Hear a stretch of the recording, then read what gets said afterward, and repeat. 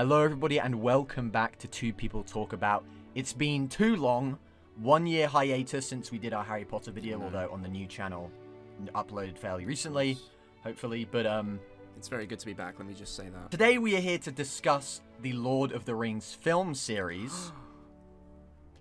Pause for applause, absolutely. And we are going to be starting off, we're going to be watching these movies in chronological order. So we're going to be doing the first three Hobbit films first, and then the Lord of the Rings films. And why have we gone for that approach? Why have we decided to go for that approach? Well, I wanted to do this because I feel like, specifically the criticisms towards the Hobbit film series, I feel like a lot of those criticisms come from comparisons to the Lord of the Rings. And I wanted to kind of see, how do the movies hold up without having watched Lord of the Rings in a long time? Yeah. And how abrupt is the switch from The Hobbit to The Lord of the Rings going to be? Are we going to, swap and immediately go, oh, these don't flow well together? Or, what's the situation I should probably start by saying that I actually have never seen properly the Lord of the Rings trilogy, but I do know that it is one of the most critically acclaimed trilogies of all time, if not the best trilogy of all time. But you have watched The Hobbit multiple times. I've watched The Hobbit in the cinema with you. That was something I wanted to point out, is that when I was a wee lad. We actually saw these movies opening week or whatever, dressed up in costumes in the cinema. Well, I didn't have to go in costume because I have a striking resemblance to Bilbo already. Well, no, it's because you had a striking resemblance to Azogad the Filer in terms of height, in terms of skin tone, in terms stature, of boldness, haircut type thing. You were sort of reflecting him. But I went dressed as Gandalf, and then Jimmy, our friend, went as Gandalf the White. I think also went as Gandalf. Someone went as Legolas. That was Felix went as Legolas. I might have to bleep these names. It was good times. But regardless of that, it was good times, and we saw all of them, I want to say, in cinemas. I believe so. And I don't remember a lot of our reaction back then, but I think we just liked them because we were like, oh, they're cool. We went in costumes and everything. Yeah, I mean, because we were fans of Lord of the Rings. At least I was. Like I said, I can't. I wasn't, to be fair. I was never really into the whole Middle-earth stuff, but you've got hobbits, you've got orcs, you've got elves. You can't really go wrong when it's like a 12-year-old watching that kind of thing. So they get it. I was enjoying it. It's pretty easy to understand. Yeah. But we obviously started off with the first chronological film in the series, Unexpected Journey, which takes place, I believe, 60 years before Fellowship of the Ring, and basically is an adaptation of the first parts of the original novel. And I guess that's something to get into, and maybe we'll expand on that a bit more, is the whole idea of this book, which is roughly the size of Fellowship of the Ring in terms of being split up into three movies. And I think a lot of people have kind of different feelings towards that. But I feel like maybe we can get into that more later on after we've gone through, and we can kind of evaluate if we think that was a good decision or whatever. But we're going to start off with Unexpected Journey first. A 3-hour film, by the way, because we watched the extended version. That's something to note as well. We will be watching all of the extended editions just to get the full experience. Just so I can watch naked dwarves in a water fountain. Yeah, that was one of the that's one of the cuts where you go, okay, I get why you did that, Pete. This could have been I get why you did that, Peter Jackson. I get why the naked dwarves were cut out. But yeah, let's just start off with. I think I enjoyed it ever so slightly less. Okay. But that's understandable. You're always going to enjoy something more in the first watch. So what was that based on, do you think? Was it things that you noticed before, or were things just slower? It was slightly too long. You think so? Yeah. But still a fun watch. Still a fun watch? A fun film. And an okay introduction to the okay introduction. I think with Unexpected Journey, I remember at the time, because when I watched Lord of the Rings, I remember Fellowship of the Ring being my favourite Lord of the Rings movie. Mm-hmm. Because it is the introduction to the world and all of those things, and I enjoyed that. And Unexpected Journey is the Fellowship of the Ring of the Hobbit series, where this is we're introducing you to all the characters. It's a bit slower, kind of things. And I think it does a good job of establishing Bilbo Baggins as a character, establishing why the dwarves are there, what their whole quest is. And the extended edition actually does add some scenes where they're actually okay, what is the purpose of this? Why is Gandalf tagging along? Or extra things as to why the reasons. Yeah, which I don't think Gandalf's motives are actually clear in the standard edition of the film. But yeah, the extended edition adds something where he's talking to Elrond and he's like, by the way, we can go to Erebor and do some shit. We can set up a base there. That was one of the few extended cuts where I was like, okay, I like this. Yeah, I think most of the extended edition stuff is good. but it's the naked CGI dwarfs. Cut that. And then I also think some of What the do you mean? That's the best scene. honestly, I think when J.R.R. That's gonna Tolkien, stick with me. I think when J.R.R. Tolkien was writing The Hobbit in like the 30s, he had that envisioned in his mind, but he could never achieve it. But thankfully, Peter Jackson has brought that vision to life. Yeah. But I think most of them are there, but there's also parts in the Goblin Town which I think drag on a bit long, and I prefer how it's a little bit faster in the because they go for a song which is accurate to the books, because if you've actually read Lord of the Rings and The Hobbit, you know there's poetry in there, there's some songs. Well, I was gonna say this film feels a bit goofy, but at the same time, isn't the Hobbit book meant to be a kid's book? That is something that is interesting. Whereas Lord of the Rings isn't. That's like a more mature thing. And it's interesting because it would almost make more sense to do The Hobbit if you wanted to adapt the Lord of the Rings world. That it would make more sense to go for The Hobbit first, because that is the much easier story to understand. It's a lot simpler, especially. And if it's appealing to younger audiences, there's more chance it's going to go down well. Yeah, box office and because like we said, kids they'll watch anything. Absolutely. I've just seen that like Despicable Me 4 is coming out, so like come on. Inside Out 2's almost made $1 billion already, and it's been out like 2 weeks. Oh wow. But we are going to explore this a bit more once we get into Lord of the Rings, but there are certain things done to kind of put this movie more in line with Lord of the Rings than the original, because I think the tonal difference between The Hobbit and Lord of the Rings is even bigger in terms of the books. But here there is a little bit of that tone from Lord of the Rings, like a lot of overarching explaining lore and things like that, and like a darker palette. Like I remember when they flash back to like that Battle of Moria or whatever, it's like completely grey. There's no colours, it's just like a grey nightmare of people smashing into each other. Yeah. And I guess it's also important to point out here the deviations that have been made from the book. So things like Azog the Defiler isn't in the book originally. What did you think of his inclusion though? As like he's definitely there. He's low-key He's definitely in a the villain story. that's there. Pretty intimidating guy, I guess, but like his hatred for the for Thorin's like bloodline is kind of weird. Unexplained. There's no real motive there. I guess he But did he lose serves his as like arm. he serves as a good like.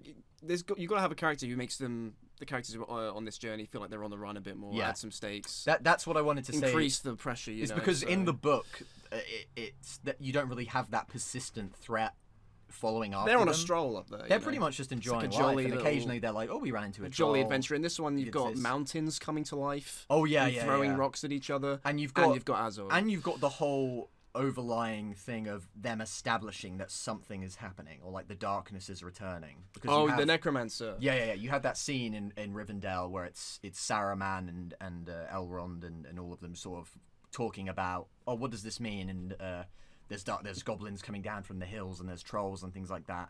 I actually quite enjoy that stuff, and I know that it's probably for most people it's pretty boring just to hear a bunch of people talk in a White Council and go, dude, maybe. I always think if you hadn't seen Lord of the Rings, if you like didn't know anything about Lord of the Rings, that scene would feel a bit weird and out of place, right? I don't know. I feel like it does a good job of saying things were bad, but we've been living in peace. good But they're now. slowly creeping in. Yeah. And I guess because we have only watched Unexpected Journey as of right now, I guess we'll have to see how over the course of this Hobbit trilogy, how does, like, implying the things that are going to happen into Lord of the Rings, how does that work out? Is it done in an organic way? Is it done in a good way? But as of right now, I feel like it works. And I like the sense that at least the people are trying to ignore the fact that something bad is going to happen. Like Elrond and Saruman are like really denying that anything bad is going to happen. That they've had 400 years of peace, so why should they worry about that? I really do enjoy. I agree stuff. with them. To be honest, I'm on their side in this whole thing. I'm also like not totally on board with the dwarves even doing this mission. Right, yeah. Let's just release a dragon that wreaked havoc. That's not the plan, Years and Edwards. years The ago. plan is to go in. And Wait, then... you're telling me those 13 dwarves are going to kill the dragon? Yeah. Okay. Although I think they think the dragon is dead, because remember they say they saw ravens flying back to the mountain, and that in the fable, legend, the fable is that when the ravens return, it's kind of like with the Tower of London.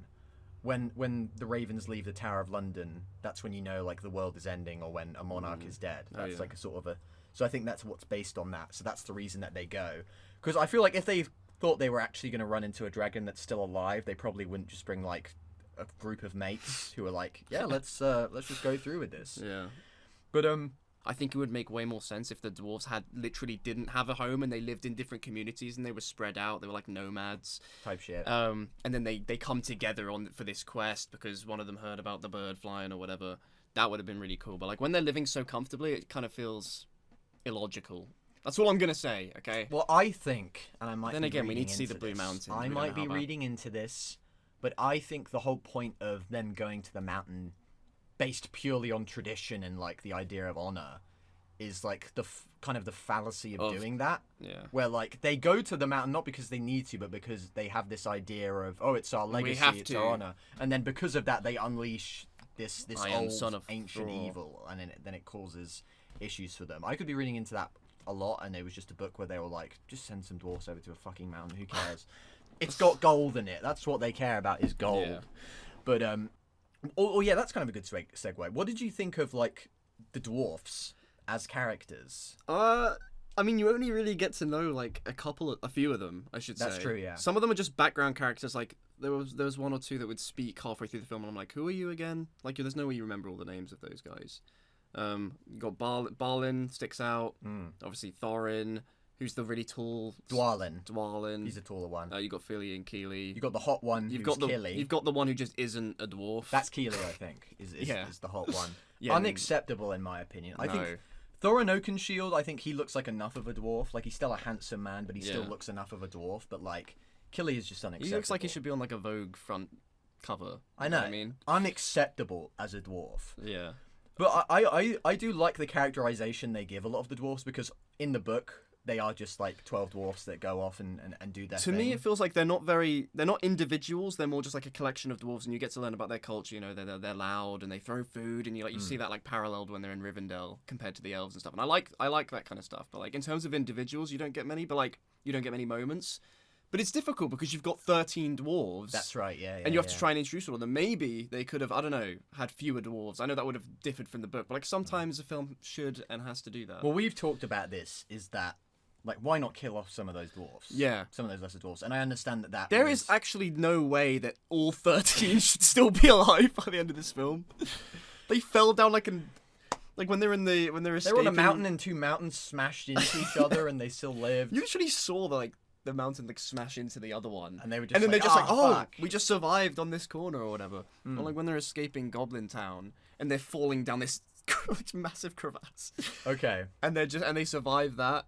Yeah, it's a bit outrageous. I'm willing to accept a certain level of, dwarfs are just stronger than what we would perceive humans to be, because they're more, broader built, Yeah. they're more stocky. I think of like Neanderthals when I think of dwarves, you know. That's that's probably the origin point of that. But sometimes, I'm like, maybe one of them, at least one of them should have been killed. I off found at this myself point. suspending my disbelief. And I quite a think lot in they this film. save a lot of like the few that a few of them getting killed until like way later on. I will say though, it is Rivendell, right? Yeah. What about Rivendell? Bilbo loves it. I don't know where I'm going with that. You want to talk about Rivendell? Let me. What the fuck were we talking about? We were talking about The dwarves, that they should have died. that more of them should have Yeah. died. That does lead me on to that Goblin Town section, which I remember when we were watching that, Edward. I saw you shaking your head. I saw you rolling your eyes at the insane action going on. I loved it. What about you? It was okay. You thought it was okay? It was just a bit over the top. There's no way 13, Over the top. 13 dwarves escape the entire Goblin Kingdom. There's like thousands of goblins. So that's your issue is with the body count and the lack of deaths from that. Do you have an issue with like the physics of it all? No, I mean the action itself is cool. You know, who wouldn't want to see a dwarf holding a massive log and then like shoveling off? Skewering people with Yeah. the log and Gandalf doing a big fart wave and blowing a bunch of them over. Yeah. And what I like about the goblins is that, for one, they're creepy little things, but they're also not like traditional looking goblins. You know, because when you think of a traditional goblin, I'm a goblin expert. I know lots about ghouls. I've played and Terraria. goblins. You've watched, you've played Terraria. And there's the Goblin Army. That's there, where so goblins actually That's came as far from. as my goblin. That's where J.R.R. Tolkien got the idea for goblins. But I like how they aren't like the typical kind of green goblins with big goblin like ears and like the look. I like that they're weird, nasty, like Pale parasite looking Yeah. people. They've almost got like yellowy, rotty skin, and they're just like skulking about, going, running about. I like that a lot. You've got the messenger goblin as well. That's the little true. I was fella. thinking of you, Edward. I was thinking of you Yeah. when that popped up. We were like, that's literally you. It's giving me. It's giving you. Do you like the Goblin King? He's funny. He is funny. I like him. His design is so cool as well. Oh yeah, Goblin His King. chin that like goes down to his chest. His nasty like chin fat. Yeah. I love that. And when he gets like sliced by Gandalf with the sword, that looks cool. it. As he falls down and dies. And lands on top of them. That's true. And I mean, they survive.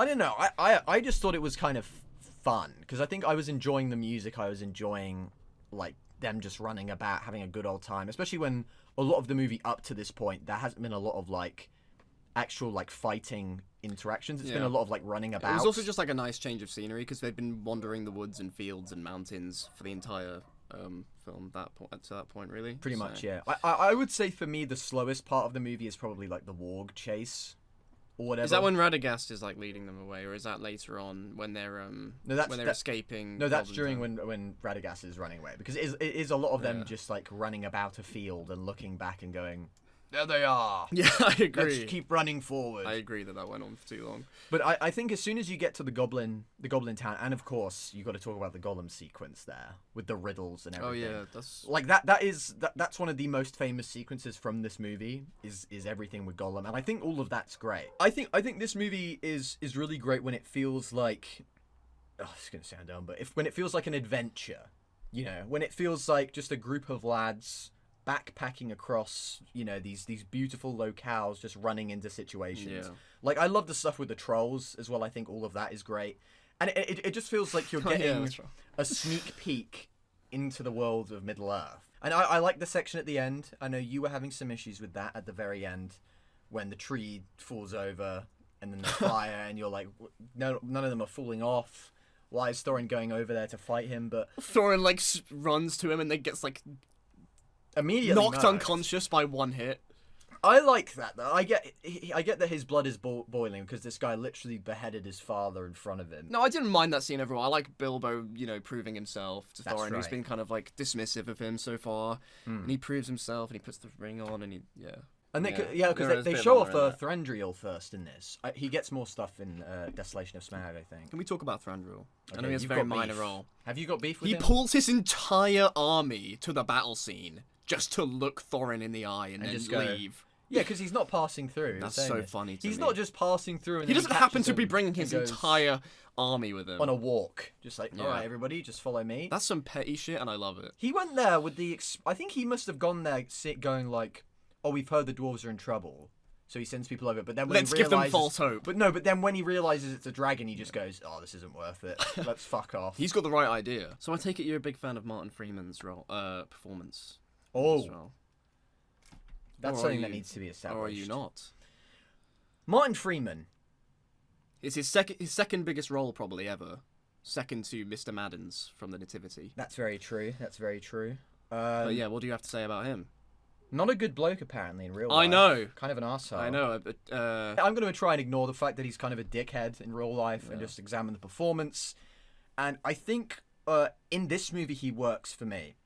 I think I remember sort of feeling in later movies when he has to kind of deliver emotional moments, I don't believe them as much from what I remember.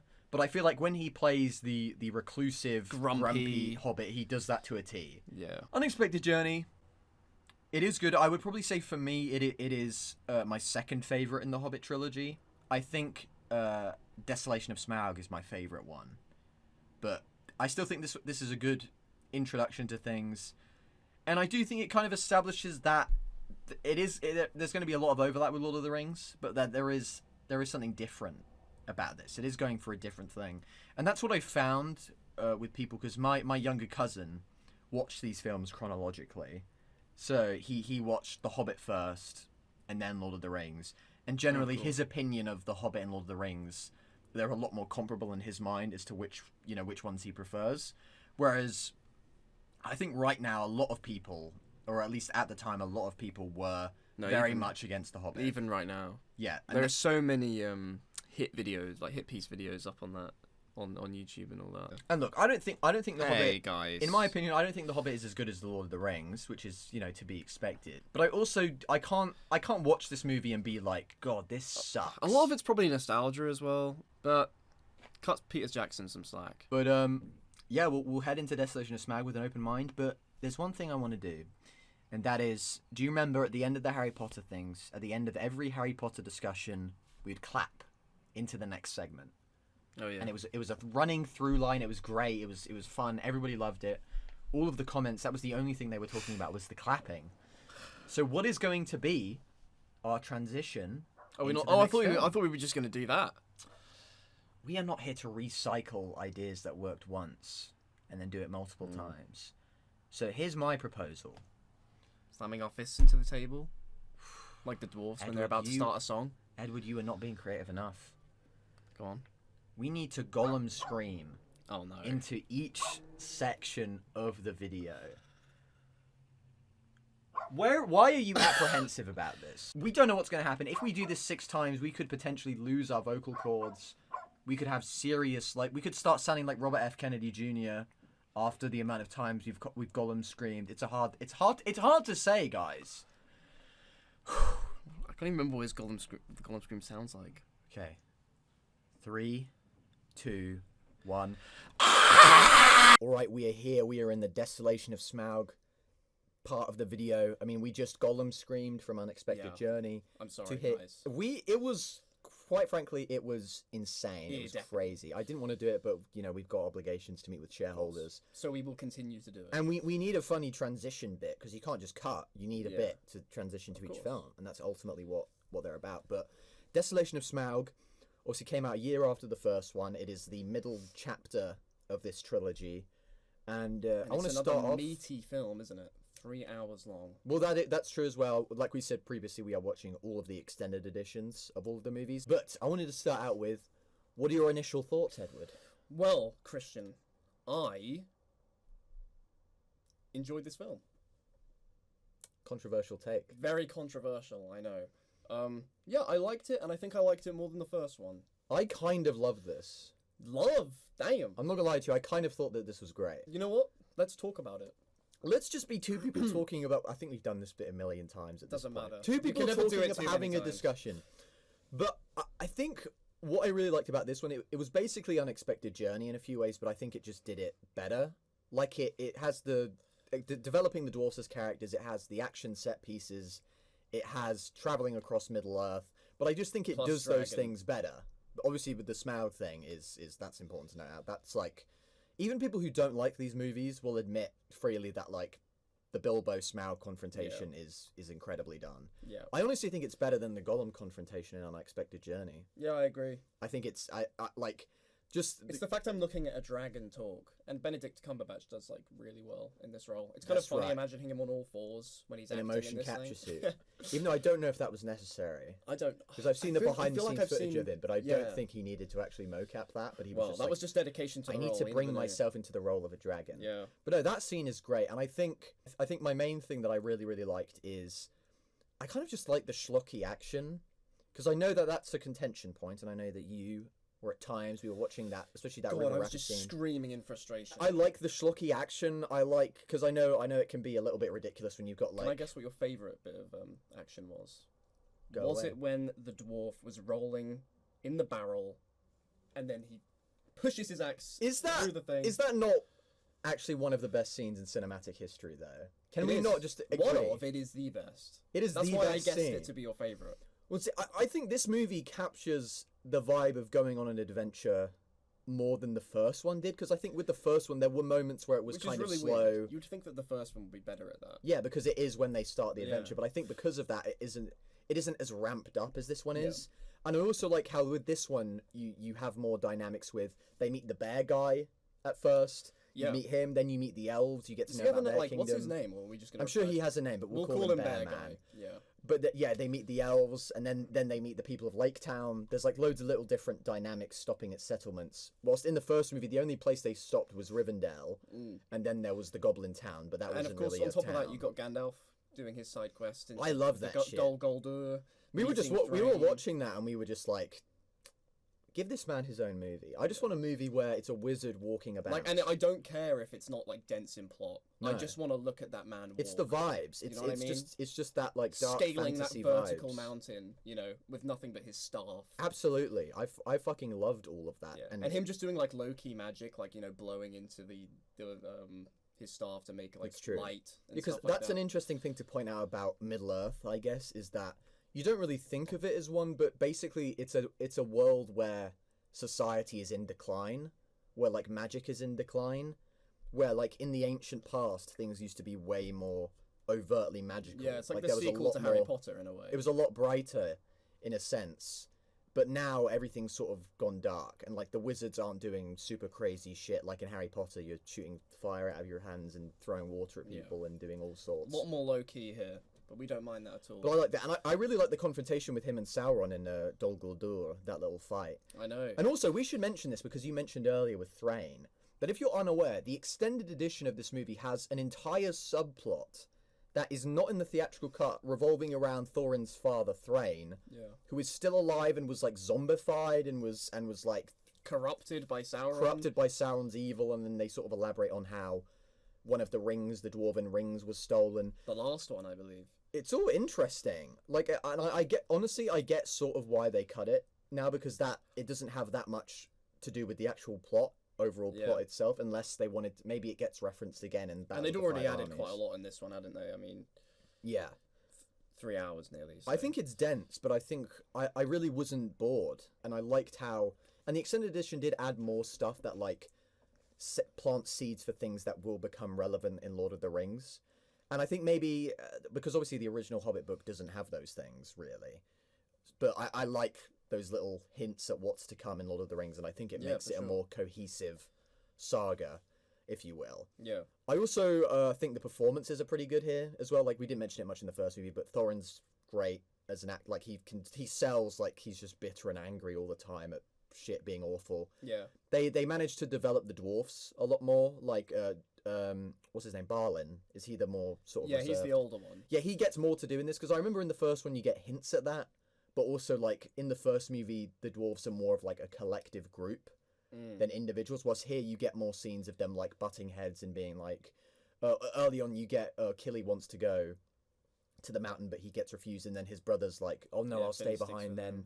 And then Balin and Dwalin are butting heads like about two how others to... stay with him as well. Yeah, and Balin and Dwalin are butting heads about how to deal with the situation with the bard. Balin has a nice line at the end when he says, Bilbo, that's his name. Yeah. Don't just think of him as nothing. And I feel like you didn't get much of that interpersonal conflict in the first movie. They were more of like a collective than individual characters. Yeah. And I like that I did like the dynamics. I thought Thorin and Bilbo had a good dynamic in this one. Like, the trust that had been built in the first film was like cemented in this. So he trusts him a lot more.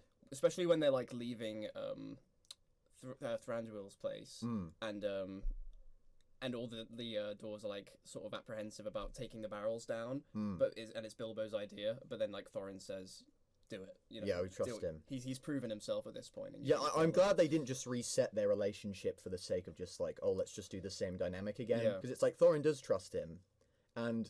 It's he only really stops trusting him when like he comes under the influence. The sickness of like the gold and the Arkenstone, which I don't mind. I think that's suitable. Yeah. Martin Freeman was good as well. He's just stay consistent. I remember having issues with his performance, but I think that comes into Battle of the Five Armies. But here he's still even though he's a dickhead in real life, he's still pretty charming. He's got a good that actor. Tenacity. He's a very good actor to act around that. And I also really like the stuff, and I can't remember if it's in the theatrical cut or not. Spider stuff? Specifically, not just the spider stuff, but when he kills the like the weird fleshy centipede thing, and then he's like gloating at it, and he's like, this is mine, because he loses the ring. And you can tell there's added motivation when he's stabbing him. Yeah, he's like angry. The ring's had its pull on him already. And then like he like has a moment of realizing himself, and he's just like, I took joy in killing something for the ring. Yeah. But then you can also see the seeds of what will happen, because he doesn't just throw the ring away immediately. He's upset and acknowledges it, but he's still just like, puts it back I've in got to his keep pocket. it. I've still got to keep it. It's still shiny. It's still gold. I honestly would have liked more. I'd like to see more of that stuff, because I can't remember how much of it gets more in Battle of the Five Armies. But I find that push and pull dynamic with the ring very interesting. Yeah, same. I think this is basically just Unexpected Journey, but done better. done It's better like in Peter my Jackson opinion. found his footing. Yeah, in and this like one. Smaug was terrific. I loved Lake Town. I loved like the little set pieces there and the look of everything. What a shithole, though. What a terrible place to live. The mayor is like one of the most disgusting people you can imagine. Elections. They'll be forming committees soon. Eating like what was it like balls of what animal? Yes, in the extended edition, he's eating testicles. And it's like he just like gets it on his chin and he's They're talking to stringing Alfred out, like and... spitting out testicle juice.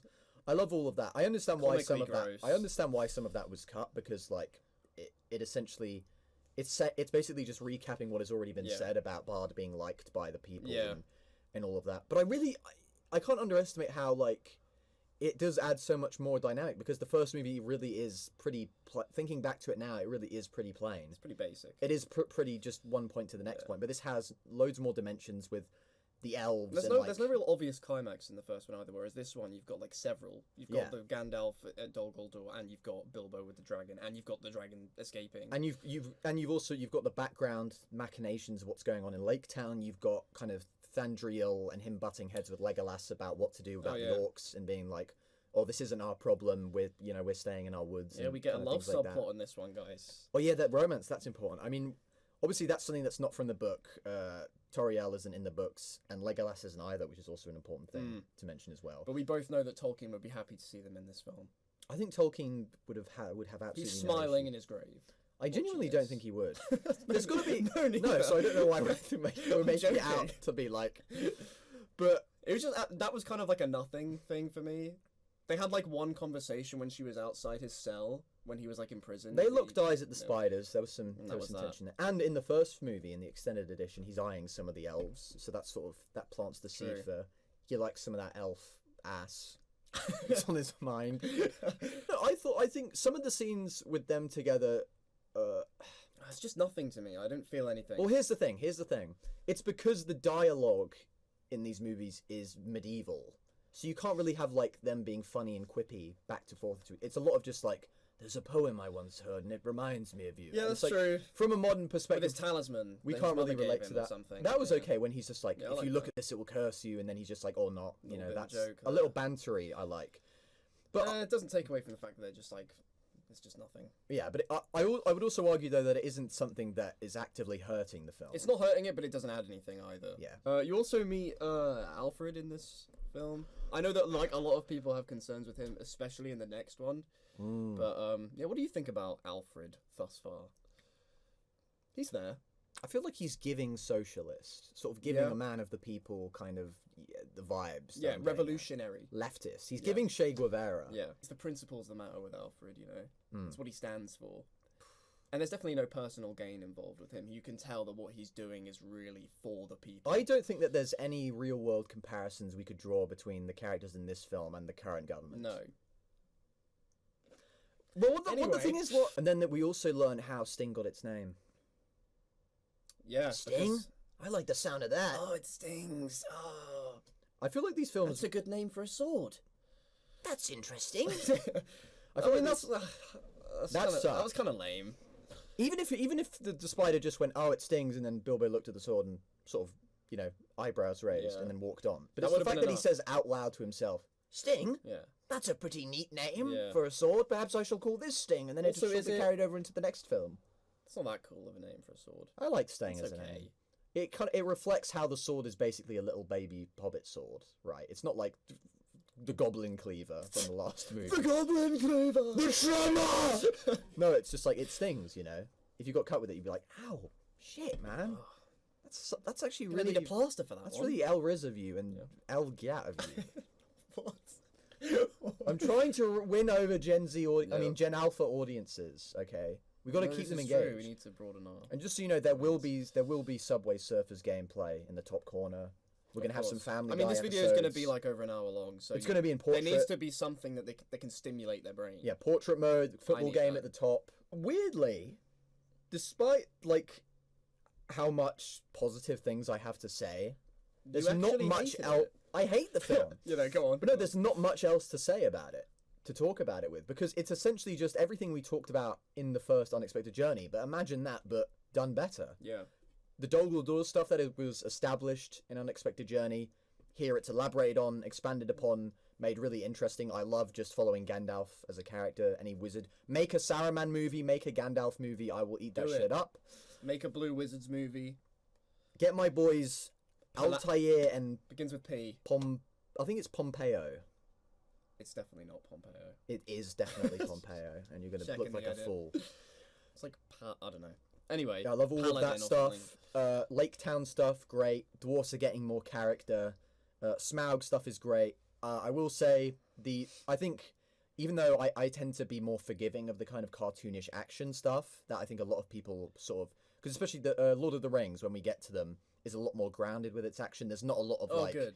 Legolas jumping on their heads and barrels and shit. You're never worried that one of these characters is gonna die when you're watching. No. With this film or the last one, it's like these guys seem indestructible. But I think I understand that, and I'm just there for the spectacle at that point. Like, I understand that, like, this isn't like a life or death situation. I'm just there to see the spectacle. Chasm in the last film and all survived. They're dwarfs. They're more rigid or whatever. Yeah, but you know, it's a fun watch. They're fun, and yeah, I enjoyed it. But like, I think the big gold statue made out of molten gold that only melted like 10 seconds after it had been removed from the as molding opposed stones. to immediately or after like an hour or so. That was a bit weird. That was weird, and I think that scene that would have worked. Did we pause the film accidentally for like 10 seconds? Yeah. And then pause it. And the thing is, I like that isn't in the book, but I like the idea of all the dwarves working together to like damage Smaug, and then them realizing that shit. Oh, like when you said that when they tricked the dragon into like breathing fire into the furnaces. Yeah, it sets fire to the furnace. I like that, and we get to see like all the dwarfs together working as a unit and efficiently, and I like that. Yeah.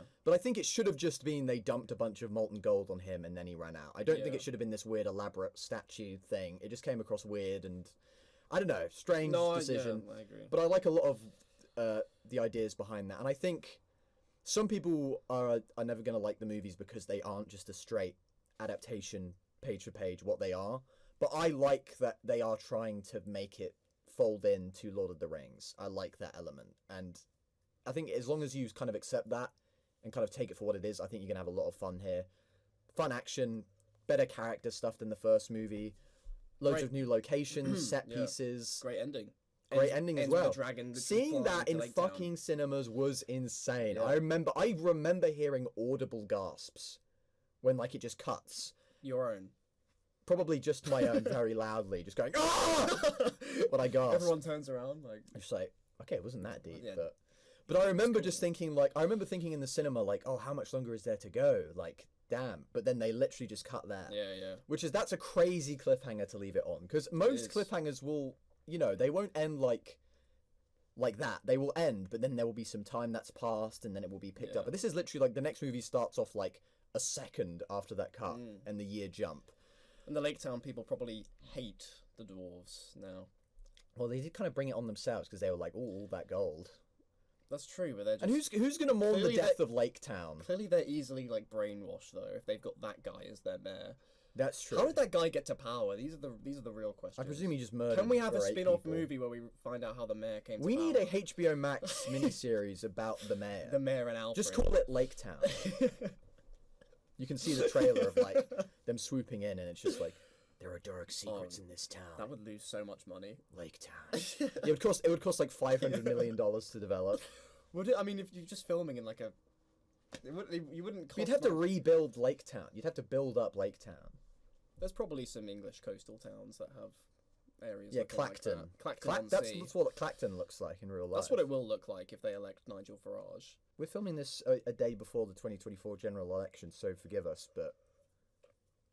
We're just hoping that Farage gets in. That's really very good movie. I really enjoyed it. I think a lot of the things that I like about The Hobbit are in this movie, which might leave me worried for Battle of the Five Armies, but I don't know. I mean, maybe when we get to it, having watched these fairly recently back to back, it will feel a lot more satisfying than it did back when there was a year-long break. I don't know. And things will pay off, and we don't know what the extended edition will add to Battle of the Five Armies, but probably more Legolas, like jumping on falling stepping stones. I guess that's a point. What do you think of Legolas's inclusion before we conclude? He was definitely in the film. He low-key had a presence. If you think about it, he did make an appearance. Do you know what? I mean, it works because I guess you've got. It ties it to Lord of the Rings. And also I didn't mind them going to like what's the name of their kingdom, the Elven kingdom led by Thranduil. Is it just called like the Wooden? I think it's just the Woodland Kingdom. Yeah, I didn't mind that like location. So like, Yeah, and I yeah. guess like if you're gonna have a character from the Lord of the Rings, It added a appear, little bit more depth to the dynamic okay. between them all. And he makes, if you're going to include a character who wasn't in The Hobbit originally and was from Lord of the Rings, Yeah. he makes the most sense because he's an elf and he's ageless or whatever. You're not going to include like baby Aragorn walking about just being like... Yeah, although you did get is it this film or the last one where you got the Gimli? It is in this... It's this one, isn't it? It's in this movie because Legolas is the Gimli one. reference. He Yes, goes, yeah. "Who is this ugly creature?" He's like, "That's my son Gimli, who will appear in the next trilogy of films." Yeah, that's all right. Anyway, time to Gollum scream. Okay, 3, 2, 1. Hello, everybody. We are back again, rounding off the Hobbit trilogy of films with Battle of the Five Armies. Now, this is a movie that initially, this was the one I was dreading to go into, right? Because I was like, I remember liking Unexpected Journey, I remember liking Desolation of Smaug, and I was like, oh, going into Battle of the Five Armies, I am dreading this. But I don't know if you're the same, Edward, but this might be the best one. I was gonna say, I think we're both on the same sort of wavelength here. Which is nuts. Why is this my favorite? Why is this the best Hobbit movie? Literally, why is this the best Middle Earth film? Okay, maybe not that. Maybe that was a bit too far, but like- You've gone too far Oh, at look, this point. This is the one that everyone clowns on. Yes. Okay? I've always been under the impression that the films get worse over time. I thought we would be with the masses. But it's the complete opposite. And I don't know if I thought I would hate it, but I definitely thought this would be a goofy, A slog. cartoonishly, over the top, Nightmare. slog. But it was actually, refreshingly a good watch. Like I didn't feel at any point that I was getting bored at all. Like I was fully engaged for most of it. Yeah, and I mean, we got to put out there that we watched the extended edition as well, so that's even longer than the theatrical cut. And I feel like still the shortest one of the three, though. yeah, that's true. Yeah, And that's including- important to say because I actually think this was like a perfect length of film. You think so? Yeah, I Didn't do. go on too long. Or... So this was 2 hours 40. 2 hours 40. Yeah. And what was the longest? What was the longest extended previous one? Was it? 3 hours 5 minutes, I think. Yeah, I liked it being a bit shorter, genuinely. Okay. Yeah. Yeah. I think the extended edition stuff seems crazy. The amount of stuff that they cut. Like we got to talk about the best scene that's ever been made, which is Saruman coming in and beating the shit out of a bunch of ring wraiths, and then also Elrond coming in, kicking ass, Galadriel going, "Go back to the fucking place you came from," and banishing Sauron with like her like crazy ass magic. This film started with a goddamn bang. That's obviously with straight Smaug's up. death. No, but like I remember thinking, okay, people probably wanted to watch this film because they we want to see the dragon more. We want to see him destroy Lake Town. The dragon's dead within about 10 minutes, 15 minutes, I want to say. Yeah, that's the opening scene. And I remember thinking, this is probably where people lost their way. But to have that scene with Elrond, with Galadriel, and all coming that, in to rescue Gandalf soon after just keeps you immediately hooked. I can't believe they cut it. I couldn't believe It's that so either good. because it was so good. And like what I remember about this movie, and this might be because I've never watched the extended edition before and I've only seen the theatrical cut, but I remember the actual battle itself kind of coming out of nowhere and just kind of being this big mess. We don't really understand how things are No, I going. felt like it was built up really well. Well, that's what I'm saying. In this extended edition, or like maybe I just forgot about a lot of this build up in the original version, there is way more. You get a sense of why everybody's going after the mountain. Yeah. You get a sense of like sort of the tactics that people have. Like You've you got see Thorin's tactics at play. sickness and Bilbo trying to persuade him to See different ways to try and and negotiate that. with the people of Lake Town and the elves. You get Yeah. all of that. I love all that negotiation stuff. And like I just remember like the actual battle itself being like just a big CGI mess of people slamming into each other, and it does get to that at the end, but that's because the fight has gone so long. But like that initial confrontation between the elves and the dwarves is legitimately awesome. Yeah.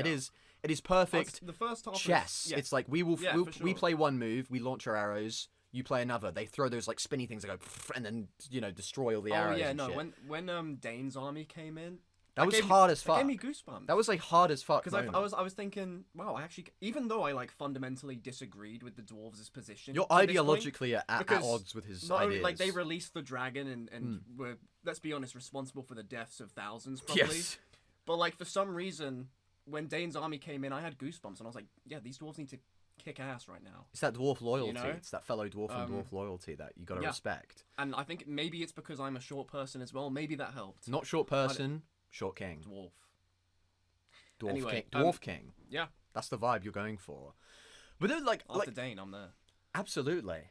And I liked all of the stuff with kind of the Bard sort of becoming the leader of the humans and leading them on, and like taking refuge in the city and being like, oh, how do I play this with the elves? How helpful are they going to be to us? He's like, what are you really here for? And Bard the Dragon Slayer, Bard the Negotiator in this film. Bard the Diplomat. That's the vibe that we're going for. Just like Bilbo in this film. Anyway, we'll continue on. Yeah. But what I was going to say is I just like, I all those moments that I don't know if I was just, because I probably have, the only times that I have seen this movie, like ever since watching it from the cinema, I think I've just seen bits and pieces on TV. Whenever it's been like an action scene, you just tune in and there's an action scene going on. But I think watching this movie through for the first time since the cinema, in over a decade, watching it, just sitting down, watching it all the way through the extended edition, it is a lot more cohesive, it is a lot more understandable than I remember it being, and there's a lot more going on but not too overwhelming than I remember it being. Yeah. And I really enjoy, and I think that this works especially well with us having recently seen the films and they're fresh in our mind. So I wonder if maybe having the year-long gap. If there had been a long time, I was just about you're to like say trying that. to catch up onto like, oh, how does the Arkenstone affect him? You know, all and then trying before to catch you up know on it, things. we're in battle mode. Yeah, but since we're all kind of keyed in on what was going on in Desolation of Smaug, it didn't feel abrupt at all. Peter, we see your vision. Okay, Peter, we get you. We understand appreciate you.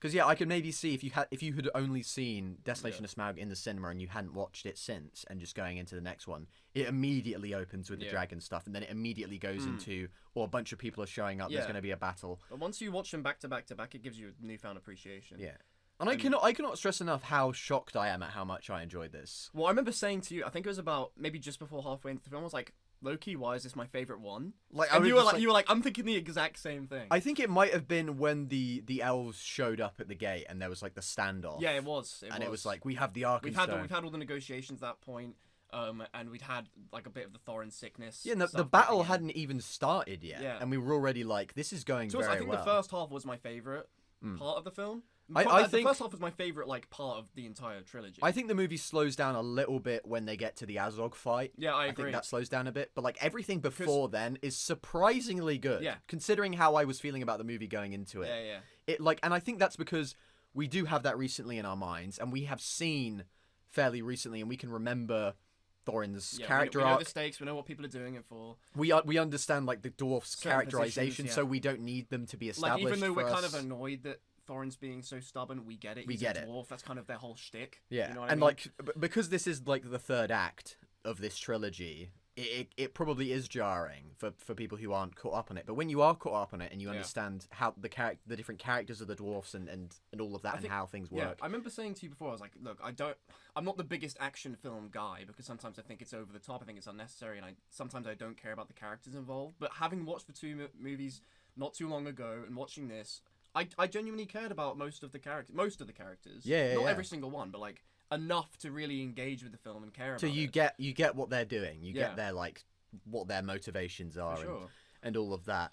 And yeah, that was it's and like the action itself for the most part is grounded. The only stuff that you could say gets a little bit out there is Legolas when he's like Mario jumping on blocks. I mean, this has been talked to death, but like what was happening when he was like jumping upon those like breaking stones? It's elven agility, okay? That scene was longer than I remember it being, like when I watched it the first time. That scene was longer than the entire trilogy combined. Because that was in the standard? Maybe that's a theatrical cut. Maybe the extended edition they added like one or two more jumps before he made it to the end. That could be the case. Pete was like, my vision is not complete until we add a few more jumps like, on there's the something stairs. missing here in this Legolas scene. There was also the scene before I remember you laughing at when it happened, when he comes in. I think this is extended edition. Yeah, is he carried on a bat or something? He's being carried by a bat upside down, and he's spinning around like a Beyblade, cutting off people's heads.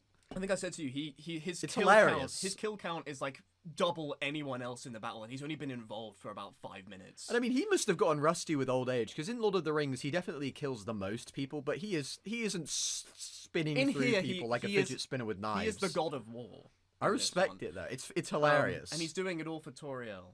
That's So, right, all for Toriel to ultimately not get anywhere with her. Love comes first. You've got to respect a nice guy who's just doing his thing. Yeah. Even if he knows And, he's not and getting to be anything. fair to Legolas, in this extended edition, you do get like an extra scene before him and Toriel enter the battle, Yeah, that is so. It's so which bizarre is just to me like how much of this is cut. mind-boggling. Why would they? Because Or like even some of Yeah. those scenes in the tent beforehand, I think, outside of the one where Bilbo gives him the stone. I think the stuff before then, when it is just when it's Gandalf, Bard, and Thranduil just talking about like their motivations and what to do and like the incoming orcs.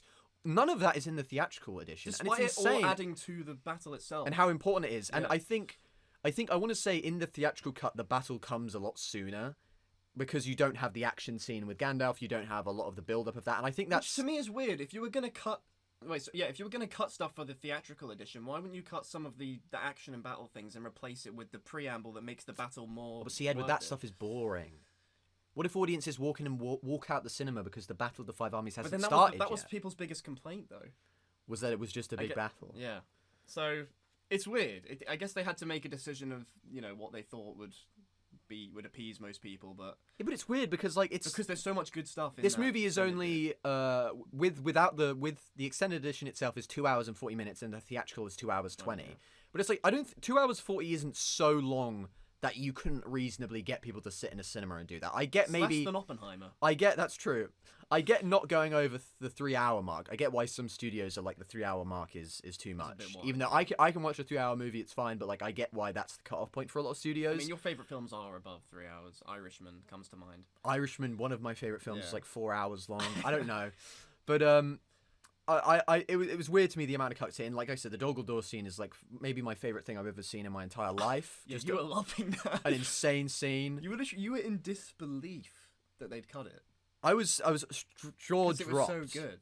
And And it also explains like what Gandalf. I like that there's the added explanation of where Gandalf is amidst all of it. Because when That's I watched right, yeah. when I watched it, he kind a of just year comes in ago, and out. he's just like, oh, I'm here now. I was away doing this and that, and I think that happens in the book, right? He goes off and he does these like side quests. But I do. That's right, yeah, But if you're yeah. gonna make a film, you add things and you bring something that the book couldn't, and I like showing all of the side quests from Gandalf. Yeah, because from what I remember from all of that side quest stuff and a lot of the extended edition cut stuff is all stuff that is building up Lord of the Rings, and I like that. I like that this isn't just one to one from the book; it is trying to weave itself into the narrative of Lord of the Rings. Yeah. But yeah, in the book, from what I remember reading it, how many ages ago, the Battle of the Five Armies is literally just Bilbo's just like watching it happen unfold on a cliff, just being like, "Oh, a big fight of five armies." Well, I guess that is a big criticism of the film is that Bilbo gets lost in it, and I understand that perspective to a certain degree, but like because I enjoyed what they did show so much, it didn't really bother me. I wasn't like, "Hey, where's Bilbo?" You know. I think I just kind of knew that.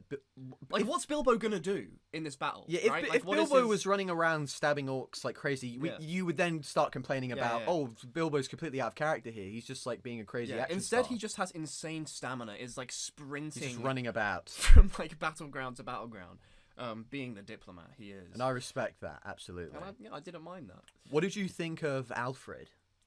The most noble character, the most brave-hearted, strong My character. favorite character. I'll just say that. In No, okay. fiction Absolutely. of all time. This is my favorite film of all time, and Alfred is my favorite character. Absolutely. No, I know people hate Alfred with like, they really despise this character. They think he really takes away from the film. Look, the stuff with him isn't my favorite. Sometimes he can be, Endearingly terrible. cartoonishly annoying, but like, I think he wasn't meant to be. I think he's meant to be this funny character who's so over the top bad that you laugh at him. Sorry, and we did. We to be did fair. laugh at that guy. He gave a bit of comic When he's relief. talking about like kicking over the crippled so that he can live. Yeah. Like, just so over the top. Yeah, and that was pretty funny. I mean, I guess it is a little bit of a suspension of disbelief that nobody just decides to cut his head off and kill him because Yeah, like he's for been some like reason profiting off of them for he's years. given like responsibilities by Bard. I think that's despite- because Bard is like, this guy's gonna die without me. If he's not by my side 24/7, someone's gonna kill put this that man guy. in a prison cell, or like you said, just cut his head Just off. kill him and murder him. Yeah.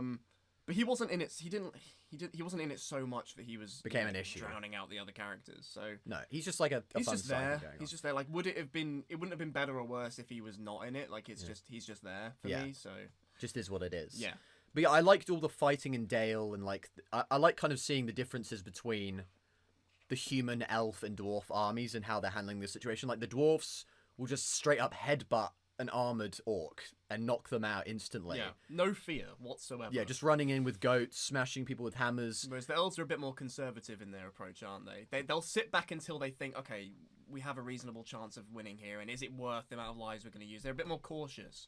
And there's a lot of like wavy sword fighting and Yeah. like when Thranduil goes in there, he's just kicking ass. Yeah. He's tearing One up of my ass. favorite like, moments. It's like he's just cutting through butter I know. when he's killing them all. It's insane. Which is, I do actually like that about these, like, from so far what I can see in these Middle Earth films is that the leaders of each, group of people or whatever does actually go straight into the front. You lines agree? and You murder agree with the people. medieval tradition of having the leader of your I'm like, country look, fight? if you're gonna engage and start a war with someone, Yeah.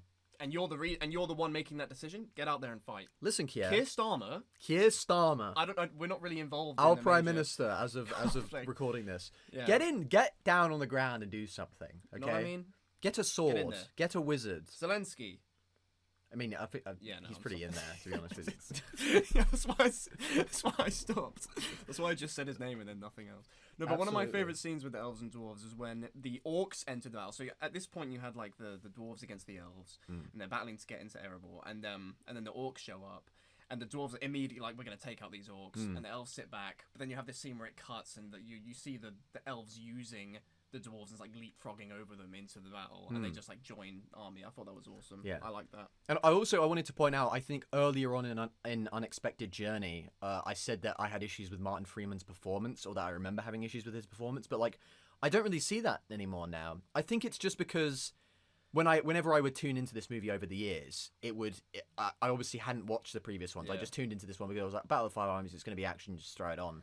And then when I saw the emotional moments, I wasn't as invested in them. And because Bilbo is a lot more of an introverted character, like when someone dies or when he's saying goodbye, he's not like crying or like putting on a big emotional Yeah. performance. He's just sort of like, I mean, he shit." tried to leave without saying goodbye. Yeah, that's the kind of character Because he's this an guy introvert, is. he doesn't want us. Like, he doesn't like goodbyes. So I think I understand why me, from the outside looking in, having not sort of been with the character for as long, Yeah. could just go, oh, he's not really selling that as well. But it's like No. he's just performing it differently than how And it's that's not usually why done, he did- because like, that's how Bilbo is. I did feel emotion when Thorin died because like throughout this film, I think my favorite dynamic was Thorin and Bilbo. Yeah, And yeah. I think you did feel Bilbo's sadness when. Yeah, like Thorin you died. you get pointed the mention at out the you end, pointed so- out how the fact that he trusted Bilbo when he's like Yeah. talking with him, he's like, one of the other dwarves has stolen the stolen from me. Arkenstone, yeah. Like that's how much he like puts his over trust this in him. because 13 months they've been on this quest, and Yeah. Bilbo's like one of his best mate, not best, but most trusted members of the company, yeah. So I do like that. I did want to point out though, I do think it is strange that like Bilbo as a character, like he goes through an arc throughout the course of the journey, right? Yeah. He learns to be more adventurous. You know, he learns to kind of get along with other people He who are learns different who from to him. spare. He learns who As to Gandalf said. the power of the sword is to spare, not to kill, Yeah. or whatever the fuck he says. He learns to make friends with these dwarves and unlikely people. But as soon as he gets home, he's basically the same hobbit he Yeah. was before he left. And maybe that's kind of the point, is that like he doesn't learn the right lessons from the journey, because I mean he carries the ring with him. He doesn't hand the ring over to Gandalf at the end. When Gandalf literally says, "You've got a ring on you, Bilbo," and he's like, I lost that. Even when Gandalf says, like you said, even when he says, "Look, I know you've got a ring," he still tries to be, "Oh yeah, I did, but I lost it." Yeah, so I want to think of that, his character regressing as soon as he gets to the Shire. I want to think of that as a subtle hint at his character being possessed by the ring, as opposed to them just going, well, we can't have him be completely different when he arrives Yeah. at the Shire, because Lord of the Rings has to happen That has continued 60 years yeah. later, so that doesn't make any sense. Continuity issues. But I enjoyed it. I mean, and it was just fun. It was a fun ending to You this reckon that- movie, and it was an emotional ending. And I think, like you were saying with Thorin's death, I think I felt emotional about that just because like his entire bloodline dies. Because in movies, if you have an older character die, usually there's like you pass it on to the next generation or whatever. But like they're all dead, Yeah. and like that was emotionally impactful. Although Dane becomes king in His a cousin. deleted scene for the extended edition, he does become king. Once again, why is that not? Don't leave unanswered questions. Heat. Um, I'm sure Peter Jackson had no control over that, and that was some studio piece of shit Probably. going, let's make it shorter Yeah. so we could fit I mean, more asses I think in another seats. one of our criticisms of the previous films was that sometimes you felt like they were too hesitant to kill characters off. Oh, but yeah, in, yeah, But in this yeah. one, there are stakes in this. You know, it's not just I know it's like most of the film is just a battle, but yeah, you actually have lives lost in this one. Although they probably should have killed even more. Invincible. Yeah, They to be should fair. There should have been like one dwarf left. So Thorin, Kili, and Philly Die. are the casualties. You needed some of those background dwarfs to die, I feel. Which ones do you reckon you wouldn't have minded seeing die? Well, I don't want to say because that's going to tie into a segment that I have later on in the video. Oh, wow. But yes, kill some of those guys off. Nobody's going to be like watching Lord of the Rings and going, "Wait a second, where is Bomber, bro? Why did they kill off Bomber, bro?" But God, I mean, maybe really the shocked by it, disparity here is I haven't seen the theatrical cut in a while. Maybe it is just like the extended edition adds so many more things. Well, I want to know, like... Maybe all of that development stuff that we're talking about having helped us connect to the action and connect to the stakes just gets cut out of the theatrical edition. I don't know. Well, you have more recently watched the theatrical cut than me, so do you... Oh, this is the extended edition of this film is so much better. Yeah. Absolutely. It's definitely worth watching. I would say that for Desolation of Smaug and for Battle of the Five Armies, in my opinion, the extended edition is whereas the first better. one... It was like you could take it or leave it. It's not necessarily necessary. Yeah. But it felt like a different movie watching it with the extended edition. I mean, I will have to watch the theatrical cut again, and maybe I would feel better about it regardless. But it felt like a new movie. When you go online, people really don't like this film, and they're making like I think before we started the film, we saw someone make a 2-hour analysis, a hit. Don't piece. Call that any YouTubers, bro. I want that beef. I don't remember what he's called. How many people have made 2 hours long videos? There's like a 2-hour piece on the first film alone. But I just want to know, like, I wonder if they were criticizing the extended cut, the theatrical edition. I want to, like, because... Did these guys put in the legwork that we did? I really like this film. We watched the extended cut of all 3 of these movies, and we came out. Please don't hate us for this. And I guess How that's... dare you like this film? Why would you ever like something? I guess that's sort of what I want to touch on now is what are your thoughts on the Hobbit trilogy overall before we head off into the Lord of the Rings? I think it got better. This is so weird because for some reason I thought it was going to be the exact opposite, where it was going to be starts off good, like pretty good, and then slowly get worse and worse. But it's the complete opposite. Where it started off okay. Yeah. It started off okay, and then each one it got better and better. Yeah. Like I think maybe Peter Jackson just got in his stride with it, and he just slowly, as he was filming them, it just improved and improved. The characters got more interesting. The dwarfs got more developed. Stakes became higher. Gandalf was doing more interesting things at Dol Guldur. There was a lot more being set up with Lord of the Rings. Bilbo became a more interesting character. Thorin became a more interesting character. Like I've really seen it in a whole new light, and I don't know if the extended editions have really just changed that much about it, but maybe it's just because tastes evolve over time, tastes mature, and I would legitimately say to someone, give it another go. I think maybe Unexpected Journey might be as slow as you remember it being, but I think that if you take the time to watch these movies and don't have super big breaks, watch them fairly regularly in between to sort of have them fresh in your mind, I think you're going to find the third film much more satisfying than you did when you had that year-long break. In regard to the third and second film especially, watching the extended edition is definitely worth it. Yeah. Anything you didn't like about this film? I will say, you said earlier that you felt it dragged a little bit towards the latter stages. The Azog fight. With the Azog fight. I didn't really care much about the Legolas against the other, like, henchman to Azog character. I don't mind that. I liked the Thorin Azog battle. Fight, I should say, but I don't know, the Legolas... I think maybe, with the Thorin and Azog fight, I think maybe the two of them could have had more of, like, a dialogue exchange in between the fighting. How are you talking to an orc, though? Well, the orc can just go, I fuck you, no, or whatever. But I think the Azog fight, maybe there should have been a little bit more back and forth between them, just being like, I took your dad or whatever, or the fuck, and then some back and forth shit. I don't know, but I thought the fight itself was interesting. I just think it drags a lot along because it's two big lumbering people on ice skating around, just going, whoa, hitting each other and things like that. Whilst I feel like with the battle on the ground, it feels weighty. Weirdly, like when you see them smash into each other, you can sort of like feel the weight and like the rebounding off each other. CGI, But and with the fight with Richard Tyson Legolas, that was just like Richard Tyson. But I didn't mind that because it didn't take up enough screen time for me to be annoyed by it. But I do understand like the physics of Legolas is hilarious. It is very strange and a little bit odd. But Yeah, we're excited to head off into Lord of the Rings, and we really enjoyed the Hobbit films. You know, we think generally speaking they're a little bit underrated, maybe overhated. Yeah, I think a better overhated term. is better. Overhated is a better term. Weirdly, our kind of opinions on them from when we were going into it completely reversed. We thought The power of a rewatch. we guys. thought Unexpected Journey was going to Give be the things best a- one, and it give would get things another worse, but it was chance. the opposite. But as we head off into Lord of the Rings, we have to do what has been established as tradition at this point, which is we have to Gollum scream into the next segment of the video. I hope I didn't like scar anyone with my scream at the end of the last one. I think you might have killed someone. I at think I home. lost. I think the theme of Gollum kind of went out of the head there. I think the 1% of people who watch these videos who are 65 have just been killed. I think all the trauma from my life just sort of like culminated in that one. Into moment. one moment. Yeah. All right, let's do this. 3, 2, 1. Hello, everybody, and welcome back. We are here to talk about Fellowship of the Ring. Obviously, we just did the Hobbit movies. We went through all 3 of them. We got connected with those characters. We were like, I want to see... And, you know, obviously, Lord of the Rings, that is a sequel to the Hobbit films. That's something people don't really know, is that the Hobbit movies were actually made first. So, like, we were like, oh, we cannot wait to see the Bard again. We can't wait to see Dale. We can't wait to see where all the dwarves ended up and Bilbo. But, like... That's why we're massively disappointed. In this movie... Balin is killed off screen. No mention of Dale or Bard. Where's Thorin? No mention of Thorin. They literally show the mithril armor and they don't mention Thorin Oakenshield. He Like, did what? die in the last movie, but Oh yeah, We no needed mention of his shots. name. No mention of his name. no name drop. This is utterly ridiculous, and this is why these films are trash, because they took Bilbo, and he's barely in the fucking movie, bro.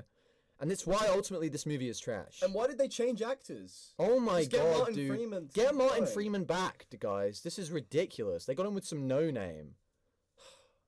Fuck.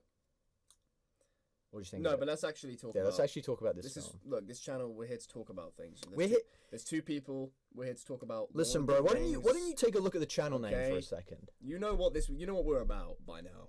Okay. Yeah, you figured it out halfway through this. Your history with the Lord of the Rings films is mixed because you've probably seen the Hobbit films more than you have, I have. the Lord of the Rings films. Because, like we said, not only did I watch The Hobbit in the cinema, but I have watched it in my own time as well. Whereas with The Lord of the Rings, this is the first time I've ever sat down and fully watched it from beginning to end. Oh okay? yeah. So So, like, my family would sometimes be watching it when I was younger, and I'd walk in and catch a scene or two, and then I'd go off and do whatever the hell. so it's I was doing. sort of similar with the Harry Potter situation where you'd seen bits and pieces, Yeah. but you had never actually you sat can't down and watched avoid. one all I the feel way like you through. you can't avoid Lord of the Rings. Yeah, it's in one of this those. It's one of the fully, you know? franchises. But okay, instantly, this film was. Well, we can. I've already sworn on this one we're talking about. This film was fucking great. Okay. Edward, we've got new sponsors. Disney bought us out. We cannot swear on the podcast anymore. You stupid cunt. Okay, let's get the immediate thing out of the way. This film was a lot darker than the Hobbit films. You think okay? so? Yes.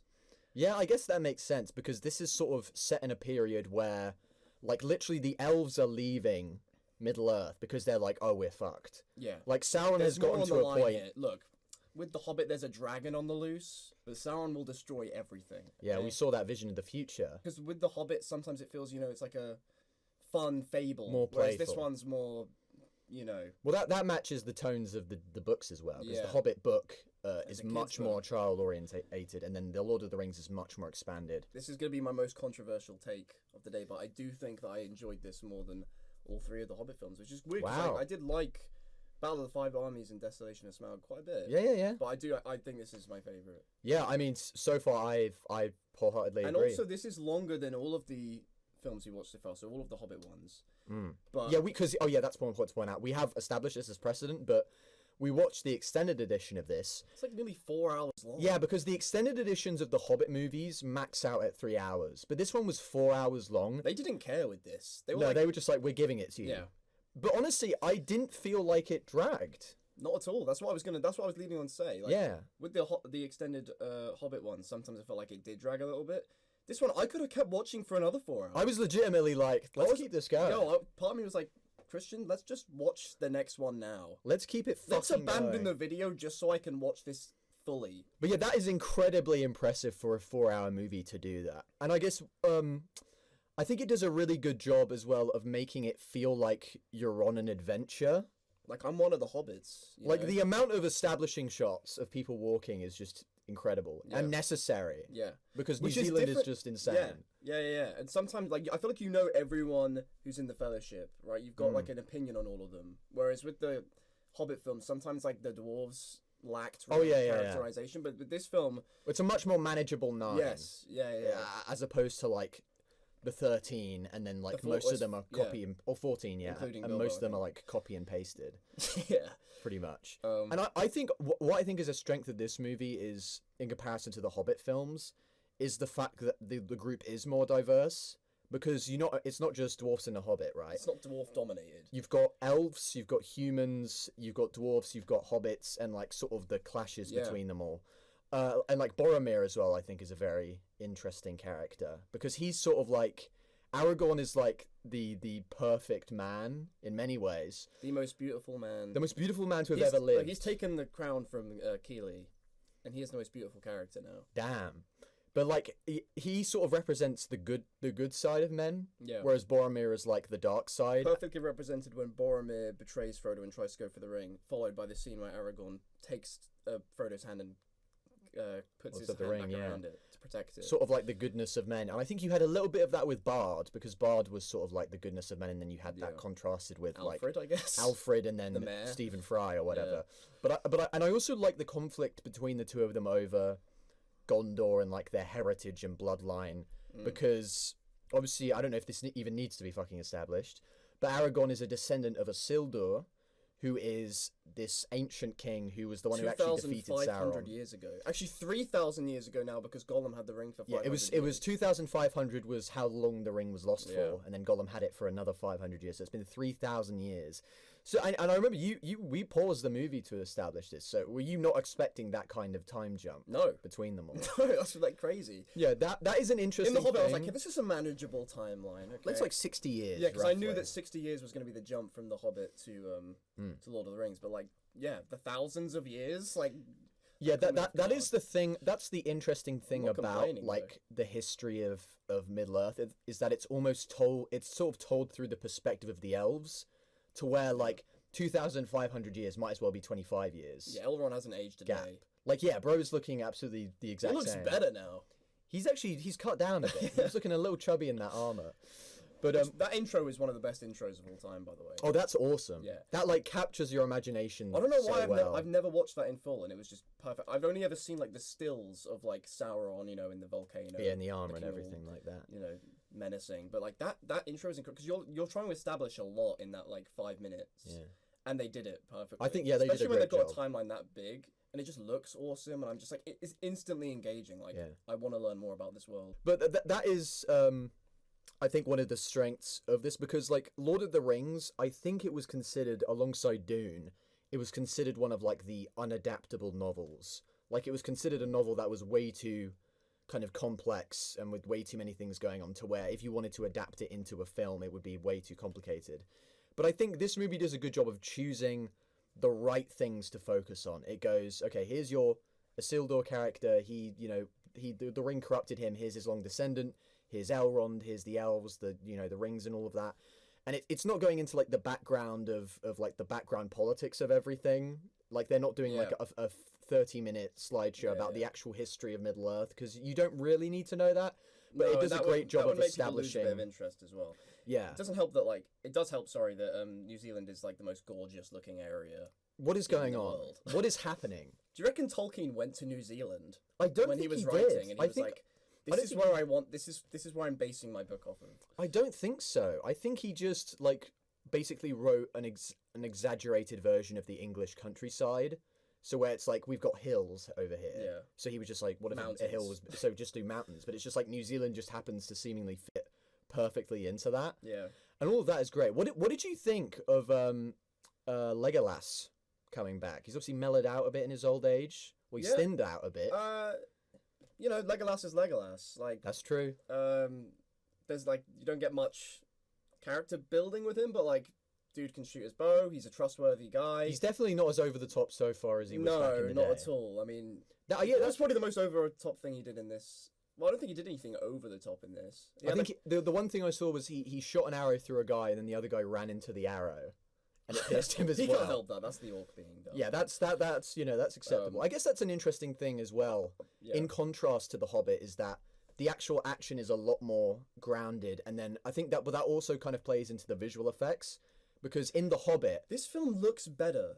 you think than it The looks Hobbit. better No, than The I think, Hobbit. I think it looks better because I think Wow. there's too much CGI in The Hobbit. Like, well, I didn't think that at the time, but seeing this it sort of me makes you think rethink it. it. Yeah, because if we haven't established this already, obviously the Hobbit movies, most of the orcs are CGI, whereas in this one it's mostly people, practical makeup, things going on, actual people Yeah. walking around in suits of armor, and you think that worked for Which you. in other stuff it doesn't work as well. But with this, I thought it worked great because it felt more like I could be there. You know. You felt more invested Yeah. in it. So there was a lot less of the kind of what you'd consider to be logic-defying stuff that was in The Yeah. Hobbit, like Yeah. riding, with the goblin town Yeah, attack like or you said, whatever, and more people jumping grounded. about, more grounded and. I hope it continues like that. I'm sure it will because this is like known as the best trilogy of all time. So Bro, you're forgetting the scene where Aragorn pulls out an AR-15 and assassinates Sauron, but just about misses him by grazing his ear. Current events? What? wait, I hope you're not comparing Donald Trump to Sauron. I wouldn't Lord dream and of it. Saviour. I wouldn't dream of it. I think what's also important to talk about is that Lord of the Rings was kind of the first fantasy movie that was actually taken seriously and seen as successful, because every other fantasy movie that you see in like before this, they look cheap, they look like TV shows, all the sets are like, you can tell that they're sets and Yeah. it's filmed weirdly. But here they take it incredibly seriously, and I think that is vitally important. Like there's one movie I'm thinking of, there's the Dungeons and Dragons movie from the 90s, which is a bad movie. But what makes that movie bad is that like they throw in like a 90s character who just goes like, what is all this stuff? This is crazy. What's going on here? And he's making like 90s jokes and pop culture references. And it's like, this movie plays all of it straight. They are saying names that you will not recognize, and they're speaking in Elvish for like decent chunks of it with a lot of exposition, but you just roll with it. Like we don't need a guy. We don't need a guy to go in and be like, this is a little bit ridiculous. You don't need a narrator. This reminds me of other films that the audience may have seen. No, like it They flows do the world perfectly building well. through like the wise characters of the world, like the Yes. Galadriels, the Gandalfs, the Elrons, so on. Yeah, all of that. Saruman. So I guess you do mention Gandalf. What were your thoughts on his There's his no way passing? this guy is dead, right? don't there's- think he's dead? No, like there's no way you kill off the most popular character in the entire franchise in the first film. What do you right? think? Do you think he's the most popular from Well, your yeah, outside perspective? I feel like if people, even people with like less Lord of the Rings knowledge than me, were asked about it, everyone would know Gandalf's name, right? Right. Um, How much but of that like- do you think is from the Hobbit movies, though? Because he is only in this one. well, look, we'll have to see. Okay, I don't want to believe that this guy's dead. Yeah, because you weren't even I was processing angry, like it I at wasn't the even time. sad. I was just like angry at the time. Yeah, I was 'cause like Boromir. halfway through the first film. Boromir did my boy. I saw in. Boromir's arm. They didn't show his face, but I noticed his arm. You could tell who that motherfucker I was like, why aren't they going to help this guy? I think it's because they didn't want to risk Frodo going over there and then dropping the ring, and then it's just down in a chasm. I don't care, man. Gandalf is Gandalf. Gandalf needs to be saved, bro. He did get his ass kicked by Saruman, though. Yeah, let's talk about that. That was a little bit Let's talk embarrassing. about that. That was a That's- little bit embarrassing for him. Yeah. Although I don't Saruman, like seeing my goat take a Saruman beating did like kick that. ass in the deleted Battle of the Five Armies scenes. So though. we knew it was what going to be a coming. tough fight. It was going to be a tough fight. Look, man. Did you know thought Gandalf would win. beforehand that Saruman was like a bad guy or whatever? Did you know about that Yeah, beforehand? I did know about that. So that's just something that you know about. Yeah. I mean, he does look fucking evil, even though he wears a what? He lives in like a giant black tower that looks identical to Sauron's tower. And I wouldn't have guessed the switch if I hadn't known about it before, but just looking at his It wouldn't have eyes, surprised you. Yeah, like looking at his eyes in the scenes building up to it, there's just something sinister Yeah. hiding behind them. And yeah, I guess that's also an important thing to talk about with Isengard and everything like that is how the Lord of the Rings trilogy kind of overall, and we'll explore it a little bit more, is just about like this ripping out and industrialization, where like the bad guys of these movies are the people who are like creating technology and creating engineering and ripping up the tree roots, deforestation type stuff. And I think that's probably why the beauty shots of New Zealand are so important, because it's like Who this wants is to what put we a could fucking lose. factory This there? is what could be. This is what's at stake. Yeah, you know? and I think all of that stuff was very much inspired by the fact that Tolkien served in the First World War, and I think he talks about in memoirs or whatever, he's like, Mordor is based off no man's land, just like Right. complete Yeah. endlessness, Nothing. Basically. nothingness, and basically just like what man's destruction can cause. Because obviously no man's land beforehand was just like a lovely green field with trees, and how when he was in World War One, he sort of witnessed man's destruction on a scale, and that's ultimately why every man who isn't Aragorn is like a horrible person. This is what I was saying to you when they were forming the Fellowship. I was like, let's not trust any of these men apart from Aragorn because he's got a beautiful, pretty face. That's so right. so we He's should too trust good him. looking to be evil. But in my head, I was like, okay, we're not trusting these dwarves. Okay, we know that they're greedy. And we're not trusting these humans because Isildur was at the fucking volcano. Isildur! Cast it into the fire! Why didn't Elrond kill this guy right there and then? Should have heard of You him. should have fucking honestly. God, He's push him push him off. He's got thousands of years Prick. of death on his hands. Because I was like, in my head, I was like, okay, I know this guy's greedy, but like they're not gonna walk up the volcano, right? He's just gonna leave like straight after the battle. But this guy was there. This guy was right there. To do it. Oh my god. 3,000 years ago. Okay. Shit, man. So Elrond, you should be killing that guy on the spot. Yeah. On the spot. Yeah. Because even if like a civil war breaks out after that, it's nothing compared to what Sauron's gonna do. Gonna have in that reign. So you are partly to blame here, although I do like you and I do think you're cool. Okay. Yeah. Okay. Like I can't Actually, get no, too mad. Wait, hang on. But this guy also didn't go on the quest. Yeah, you had beef with that. I did have beef with that. Wait, yo. I think I had to rethink my stance on Elrond. I think the reason Elrond doesn't go with the Fellowship is I because must stay in Rivendell. he's managing because a bunch of the elves are leaving. He's managing Get Rivendell while someone that's else to happening. do that, honestly. Just get someone to sub in. like Gandalf is the only one who steps up. Galadriel Out should of have the gone big, with them I too. guess it's like the big four. You know, Saruman's corrupted. Galadriel doesn't go either. Well, she's almost corrupted because like she Frodo's like, "Here, take the ring," Yeah, and then she she's took- just like, "I will fucking," and then they're just like, "Okay, Yeah. you can't have that." Mm. But yeah, I guess Elrond would be the next logical choice to be someone who would like help them along because Gandalf's dead. We were saying let's do a little substitution. Let's get Gandalf's out of the picture. Let's bring in Elrond. at Let's this take point. off whoever was taken off, and then who replaced who did Palmer replace? Foden, I think. Foden. Foden. That yeah. sounds like Phil a Lord of the Foden. Rings name. Phil Foden.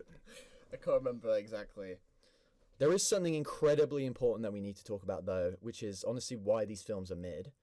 And it's because there is no Tom Bombadil in this film. Are you fucking kidding me? Oh man.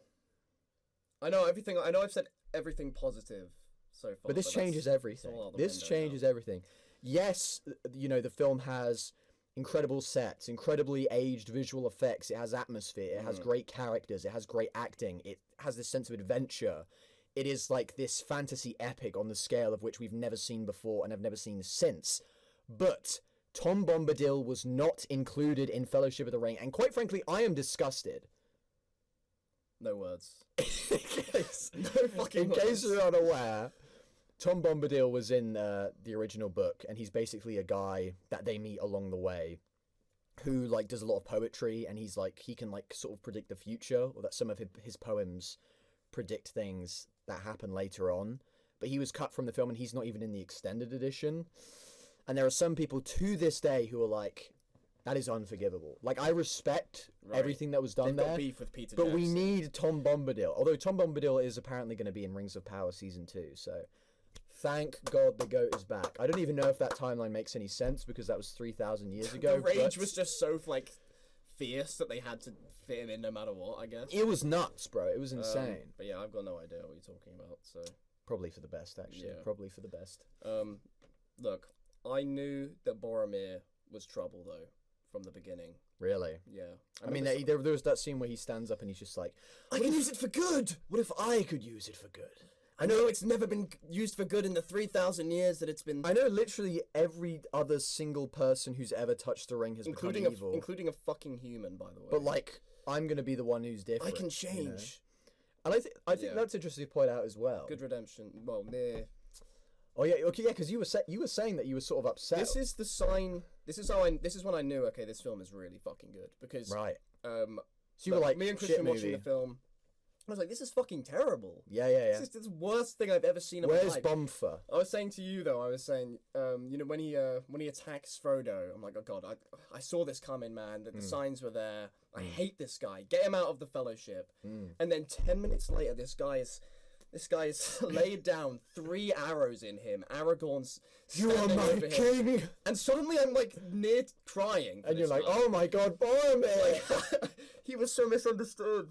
You know, like that's I was like, why do I care about this guy who I hated this guy's guts 10 minutes ago, but now I love him. I think that's just because he gets so much characterization. Like every member really does, and especially him, and like his sort of character journey. You will be my brother. My brother.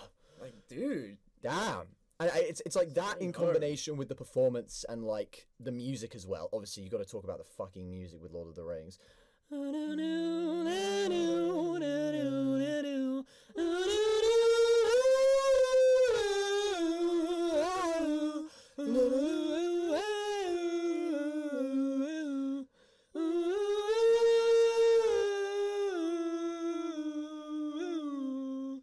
Dude. I'm there. You're welcome, Howard Shore, composer of these films, I think. I think so. I think he is. Yeah, all of those emotional moments were sold incredibly well. What did you think of Merry and Pippin? Because I could tell you were a little torn on them. You were like, why are they in the Fellowship? They're No, two I jokesters. get why they're there, right? They're like Okay. the comedic relief. They're the goofsters, the goofballs, sorry. They're the comedic relief that still fits in with the world because they're not cracking insane jokes. And It's they all do kind of add context-based. to the hobbits are pretty helpless by That's by true. themselves. Yeah. So they kind of add to that. I mean, Pippin gets destroyed by Gandalf at one point. Is it You Pippin? fool of a took!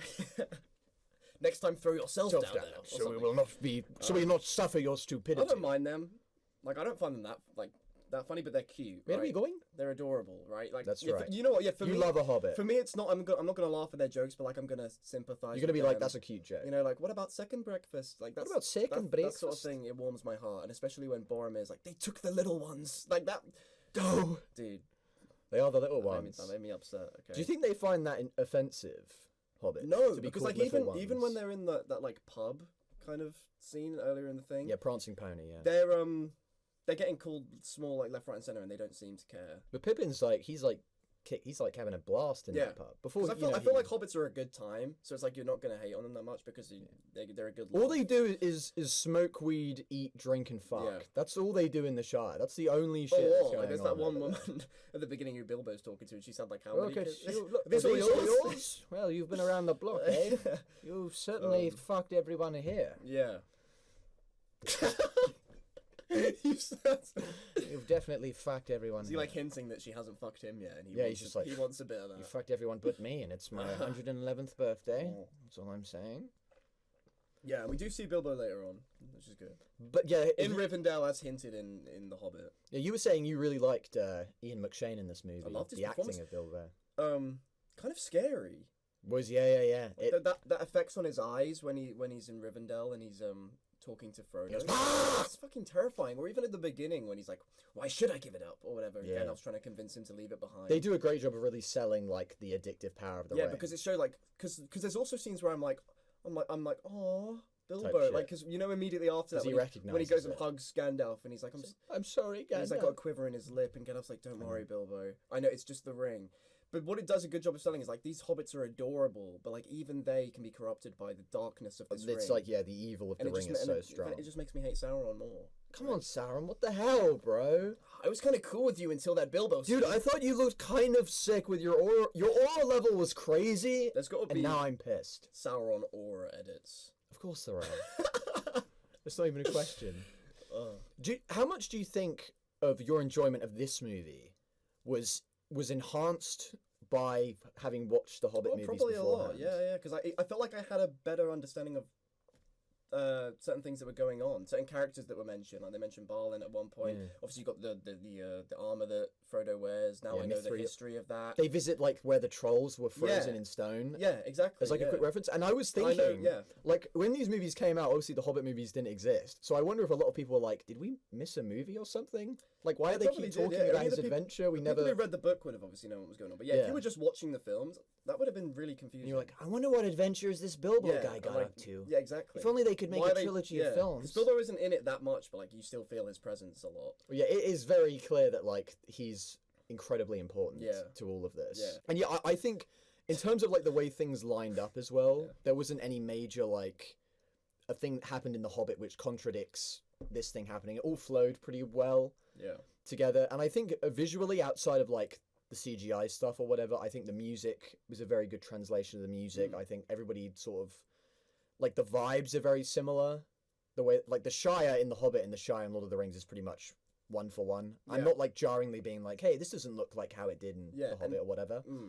And Gandalf doesn't look like obviously younger, and neither does Elrond, to be fair. No, I think Legolas is the only one who you can tell is much Legolas, younger. yeah. But I think that's literally just because And obviously Bilbo, but that's because that's a different actor. It's and a different I'm willing to man. excuse that because this Martin this, Freeman changed up because this crazy. guy did a great job. Yeah, great actor, and like all of the performances in this are great. I think Gandalf in this one shows off like his menacing side a lot more than we got to see in like in the Hobbit movies. Because in He's those Hobbit angry in movies, this film. and I think that's because like you were saying, and you made a good point with like the tonal differences, and I think the Hobbit really does work well as an introduction to the world because it's obviously establishing the things with Sauron, but it is a pretty self-contained. Yeah. It's about the dragon. It's not about Sauron. It's about this story of Erebor and the dragon. But all of those things are in the background, Yeah. and it sort of readies you for when the story's scope increases. I mean, like in Lord of half the an hour Rings. of this film, Frodo and the other hobbits are like getting chased by these like black horses with red eyes. Love and then that the shit. Nazgul. And yeah, obviously, those guys were referenced in The Hobbit. Those are the 9 guys that they fought there. Particularly funny. He's just funny. I mean, that's you can tell he's a son of Gloin Oh, because yeah, he's giving so many Gloin vibes. But yeah, so like they're separating now, especially like with the like this one of the last shots is when Aragorn, Legolas, and Gimli see across the river that Yeah, Frodo and Sam are going on their own way, Mm. and I'm like, I was lying to you. I was are we messing gonna with your Gollum mind. scream for this one? I feel like we. I don't know. The baby in the building, I be fucking look. So They edged us with them in this film. they shut the fuck up. We're being edged. Yeah. Fuck off. Speaking of edging, we will 3, 2, 1. Hello everybody, welcome back, and we have just finished watching Lord of the Rings: The Two Towers, the extended edition as always. This one runs at 3 hours and 55 minutes, as did, I think, Fellowship of the Ring was a tad longer. But coming off of the back of Fellowship of the Ring, which we were like, literally had nothing bad to say about it, loved it. What are your thoughts on Two Towers? Look. Another great film. Let's just like I'm not gonna try and dance around it. It's another good film. Look, about like I don't know, maybe just before halfway into the film, I was thinking I made a mental note and I was like, I don't know if I'm enjoying this as much as Fellowship of the Ring, but the second half pulled it back to that standard. Okay, yeah. Okay? Everything most of the things before that are obviously still good. Like, there's a lot of great moments. Like, I love the Uruk-hai and Orc confrontation. Like, Gimli is just like a goated character at this point. Yeah, he's continued with that. He's just the go. He's It's just the fun- it's as simple as that. Probably the funniest character. And we get to see the most incredible scene of all time when fucking Gandalf is fighting the Balrog single-handedly. I knew this guy didn't die. That's right. I knew it. I was trying to be like, Cheeky no, little he bitch. dies in Fellowship, but How do you feel it's the end of Gandalf? No. this knew man this motherfucker survived. would come He back. was literally fighting the Balrog on top of a mountain, and then like- a lightning bolt struck his sword as he stabbed him. It's just an average day for Gandalf. This is honestly. literally his calmest day. This is his day off, and he's doing shenanigans No, like he this. survived it in the most Gandalf way possible. That is falling down a pit, just But like, I'm not stabbing mad this at it. man. Like, I'm not mad at it. Sometimes I get mad at things that are like overly done. It's like, oh, he's too OP, but like, it's Gandalf. It is Gandalf at this point. This He's a dude, wizard, bro. Like, this it's dude is okay. literally an angel sent by the gods of Middle Earth to protect Well, people. That's the good thing about wizards. Like, they're is not they can gonna do let a anything. Balrog like neg this man out. They're not gonna let him That would be like so lame, get like, done in. You know what I mean? They're like, no, bro, you've got another. Also, I should ask, what do you think of the look, Gandalf the White? He just looks more godly now. He is giving like He the does look- Renaissance painting of He God. was a gift to Middle Earth from God, but now he looks like God has like dressed him Yeah. for the occasion. You know. But what do you prefer Gandalf the White? Do you prefer Gandalf the You've Grey? got to give me more time. Look, I've had 4 films. You've got to with adjust Gandalf to it. the Grey. That's okay? right. Yeah. He is the same person. Am I right? Well, I guess that's sort of up for interpretation. Is Is he it? the same guy with? Is he the same guy, but they've just given him a white cloak and been like, "Oh, you're back alive," or is he like a new spirit who's just had And the he's memories white because passed on? because Saruman has failed God. Yeah, And so he's they're like- sort of saying you're going to fill the role that Yeah. Saruman failed like that. to fill. I like that a lot. So I think the immediate thing that sort of splits this from Fellowship is the fact that you've got 3 diverging stories, as opposed Yeah. to the Fellowship, which was pretty much focused on the core 9 going on an adventure. So how did you feel the split stories was handled? I thought it was good. I think most, apart from maybe the Merry and Pippin one, they were given similar amount of screen time.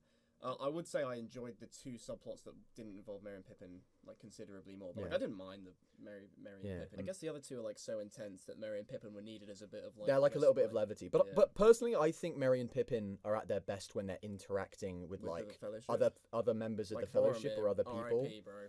Because that's sort of where their comedy stuff can shine. Whereas if it's just the 2 of them, and I like Treebeard, but they can't really play off No, Treebeard it's that true, much. It's true. But I do think it's important to establish the Ents and everything. So I'm not saying it's a bad subplot, but it's like in comparison to like the greatness that is going on with Aragorn, Legolas, the Battle of Gimli, Helm's Deep, and Rohan, The 3 Musketeers. and then you've got Samwise, Frodo, and Gollum, also the 3 Musketeers, or 4 if you count Gollum and You've got Smeagol a as separate psychological people. subplot and a war subplot. Yeah, so I guess that's what Which I are way wanted more to ask interesting. is that which of those did you prefer, or did you not have a Oh, preference gosh. between the 2? I actually don't know because I love them for different reasons. Oh yeah, they provide 2 different. I don't think I entirely. don't think I could pick one. It's like 2 different movies Yeah. that you're being given yeah. here. 2 great films. Yeah, one is this, like you were saying, a more kind of slow burn psychological thing about those, almost like an indie movie between like Sam, Frodo, and Gollum / Smeagol kind of bickering and fighting over control of the ring. And then you've got the other side, which is that bombastic adventure film. Everybody's coming together. Like the Battle of Helm's Deep is an incredible set piece. Like it is like there is so much. Oh, of course, there's a lot of special effects stuff, but so much of that is actual people in costumes fighting each other. And like there's so much. Yeah, they brought out the whole population of New Zealand for this one. They kept everybody employed in New Zealand for the shooting of these films. Let's be real. But like I love so that. good though, yeah. It's a great It looking works. fight, and the It pays atmosphere. off. The atmosphere of Helm's Deep is great. You've got tons of great banter between Gimli and Legolas and all of that. What were your thoughts on the Legolas shield slide? Look, because I've seen the Battle of the 5 Armies one, it's not that bad. in We've seen comparison. him It's fine. Beyblade on a Yeah, on a bat, exactly. cutting off. I kind of people's liked heads. his little competition he had with Gimli going as well. That's right. That's some fun, charming stuff Although between them. Legolas fell off towards the end of the fight because this guy That had is true. This guy had 17 kills before the orcs had even like got into the Helm's Deep. So And then he only got to. What happened? What happened there? What did you think of the Rohirrim in general as like a new faction that we're introduced to? Yeah, I like that. You like him, that. I think I prefer the Gondor stuff to Rohan. Okay, yeah. I'll Well, be because honest. we did have obviously in this we actually meet Boromir's brother, and you immediately, as soon as you saw him before I we know, found yeah, out, I you were did, like, yeah, this guy too. looks like he's like his cousin or some shit. Yeah. So good casting on them to get those 2 Yeah, for sure. looking together, He but just looks like a younger version of him, which is perfect. because they're younger, Yeah, yeah. imagine younger older brother. He literally goes, Boromir, my firstborn son, who I love, and this piece of shit who I hate. Yeah, I like I that. love that, but I think it's a shame that got cut from the theatrical verse because all of that is great. Seeing Boromir kind of before the corruption sets in of the ring, because even when we meet him in Rivendell, there's still a part of him which is like, we can take this and use it for Gondor, but like Runs in the family. he's like a good bloke here. Yeah. He's even like standing up for his brother. He's like, Yeah. you're treating him poorly. He was here with us or whatever. So all of that is interesting. But what do you think of Faramir in comparison to Boromir? Do you think he's going to have like this redemption arc the same as Boromir? Oh, he's definitely had, gonna have sort a of the redemption dying, arc. the dying 'cause they combat built type into thing. it. I didn't like what he did to Smeagol at the end of the film, but Well, yeah, you definitely. From seeing you were definitely like sort of on Frodo's perspective here when it came to the whole like Oh, yeah. Gollum Smeagol, Yeah, because yeah, obviously yeah. Sam is a lot more distrusting of him initially, but like because I sympathise with Gollum so much. Mm.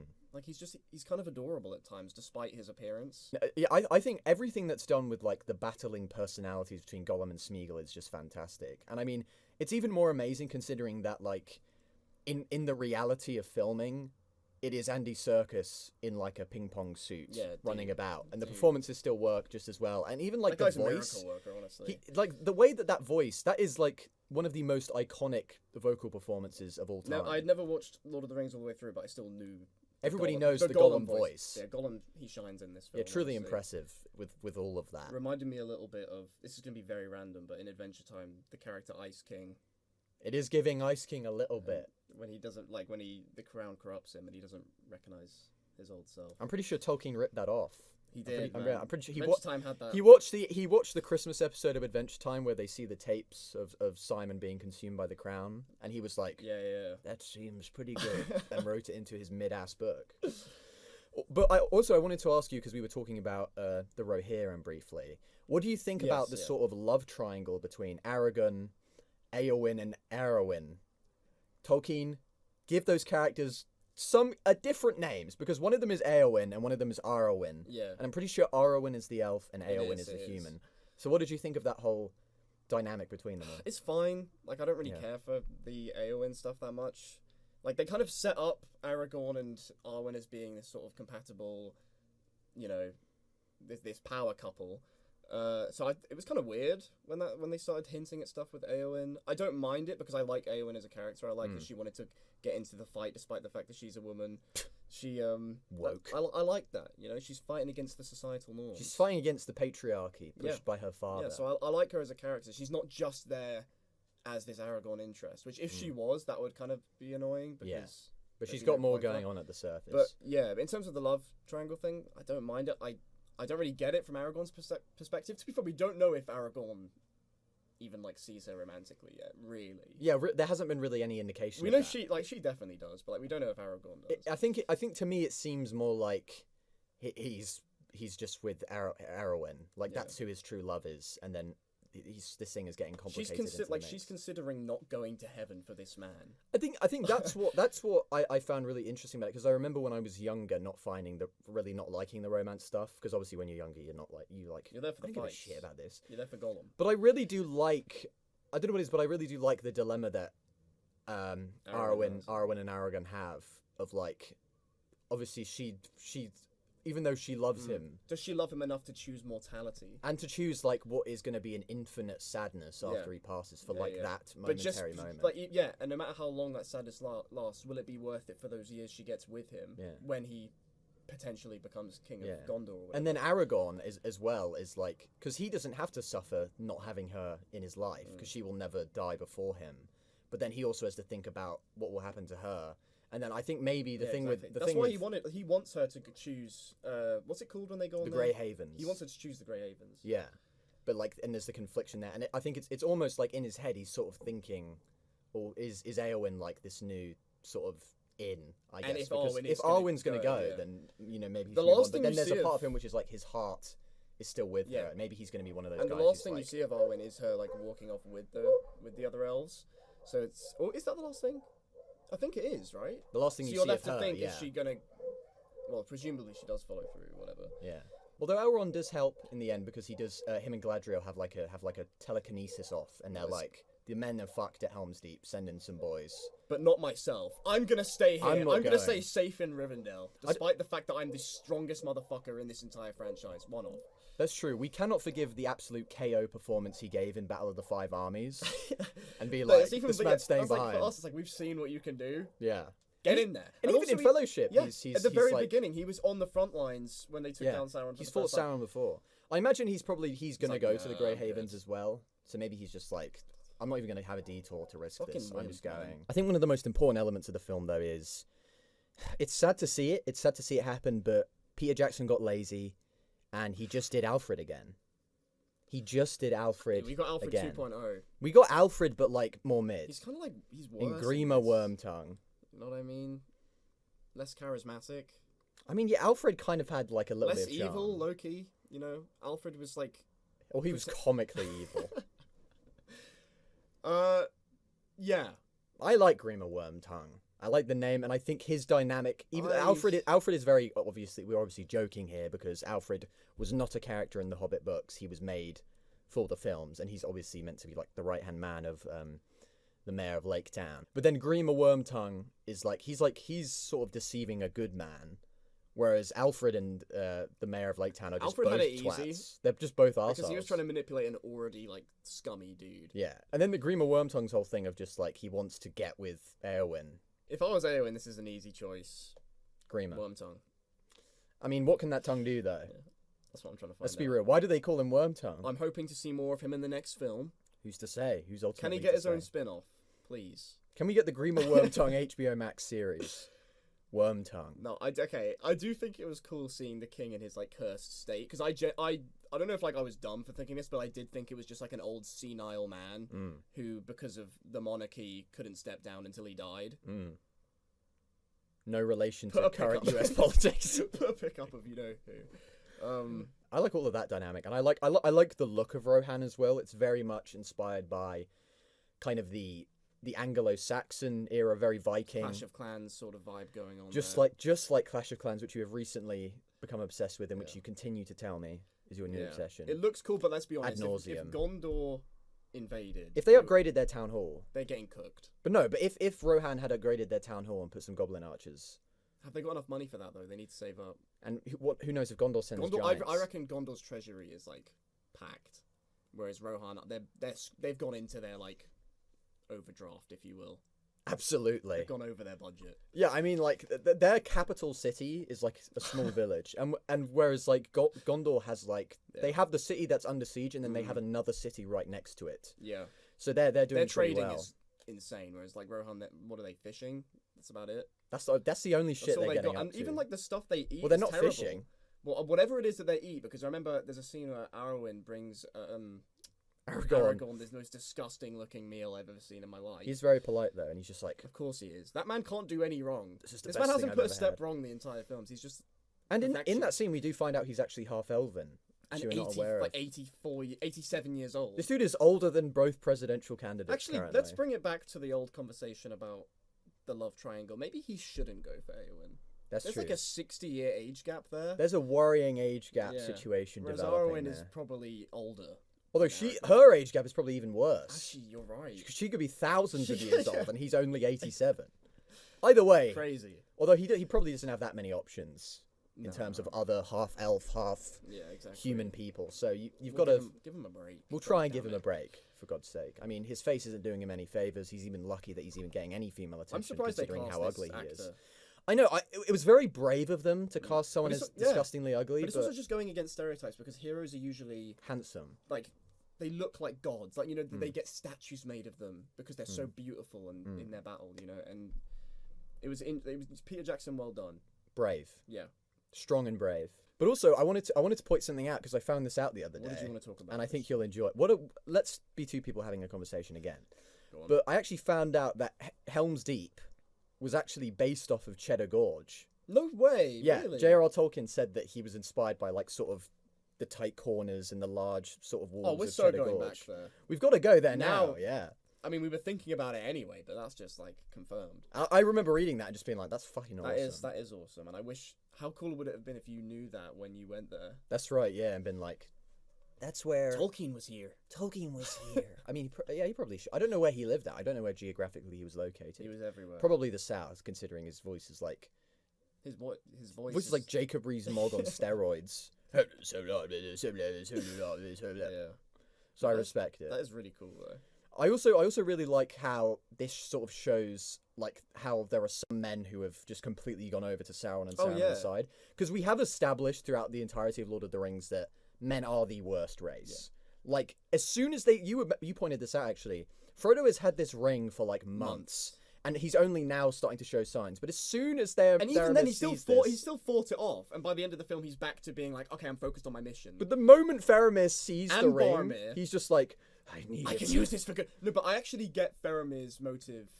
I did, okay, because at first I was annoyed with Faramir. I was like, oh, he's just like his brother. Men are so corruptible. They're so easily manipulated or whatever.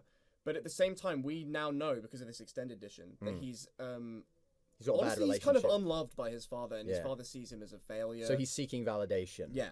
because So like of if he this, brings yeah. this, he could get that validation from his father finally. So That's that is right, like an yeah. actual motive. And he does have an arc. He eventually just says, "Go with the ring." It's in the family to have like an Yeah, because a redemption Sam arc. is like, "It drove your brother mad," Yeah, and tells him. And I shit. would listen to Sam if he was talking to me like that. Listen to. He's scary, bro. Sam's a unit. Sam uses his words very wisely in this film because not only does he manage to. Are you telling me persuade that Faramir Sam Wise is He wise? uses his words. Hey, yo. There you go. But yeah, not only is he able to persuade Faramir about their mission of destroying the ring, it's only gonna do bad for this world. But he also at the end gives that lovely speech about why they should continue on. Honestly, Sam could romance me up with the way he speaks. Bro's got charisma. There's good in this world. Absolutely. I love that message. I love it a lot. There's so much hatred in this world, and we can never imagine Because how it you could can go back apply- to things that you were can good. honestly apply it to real life. Sometimes you think the world is fucked. You're questioning decisions made by people in power every day, it feels like. Then Nigel Farage wins his seat in Clacton, and hope returns. And you're wondering, what's the point? Then Lee Anderson wins. But there are good people Then Richard like Tice. Tice, Just like Richard. Farage, Like the Trump. other two. And you think these are the people it's worth fighting for. Finally. It's worth living for these people. There is good in this world. Vote reform. I'm pretty sure Sam stopped the bullet from killing Trump. Also, please cut me saying vote reform because it actually makes me feel sick in my mouth. You can't even though, say- even yeah. though it's a joke. Like it actually You can't makes even me- say it. Yeah. But also, I really Yeah, like the Let's get back to serious talk. Let's get back to some fucking serious discussion. Like we were saying about the whole men being corrupted thing. Like, although we have seen like how men can be corrupted, we've never seen them actually jump over to the other side yet, because they've always been like, oh, we can use the ring against Sauron. But now we actually have people who are guys who are fully just like, yeah, we're evil, whatever the fuck.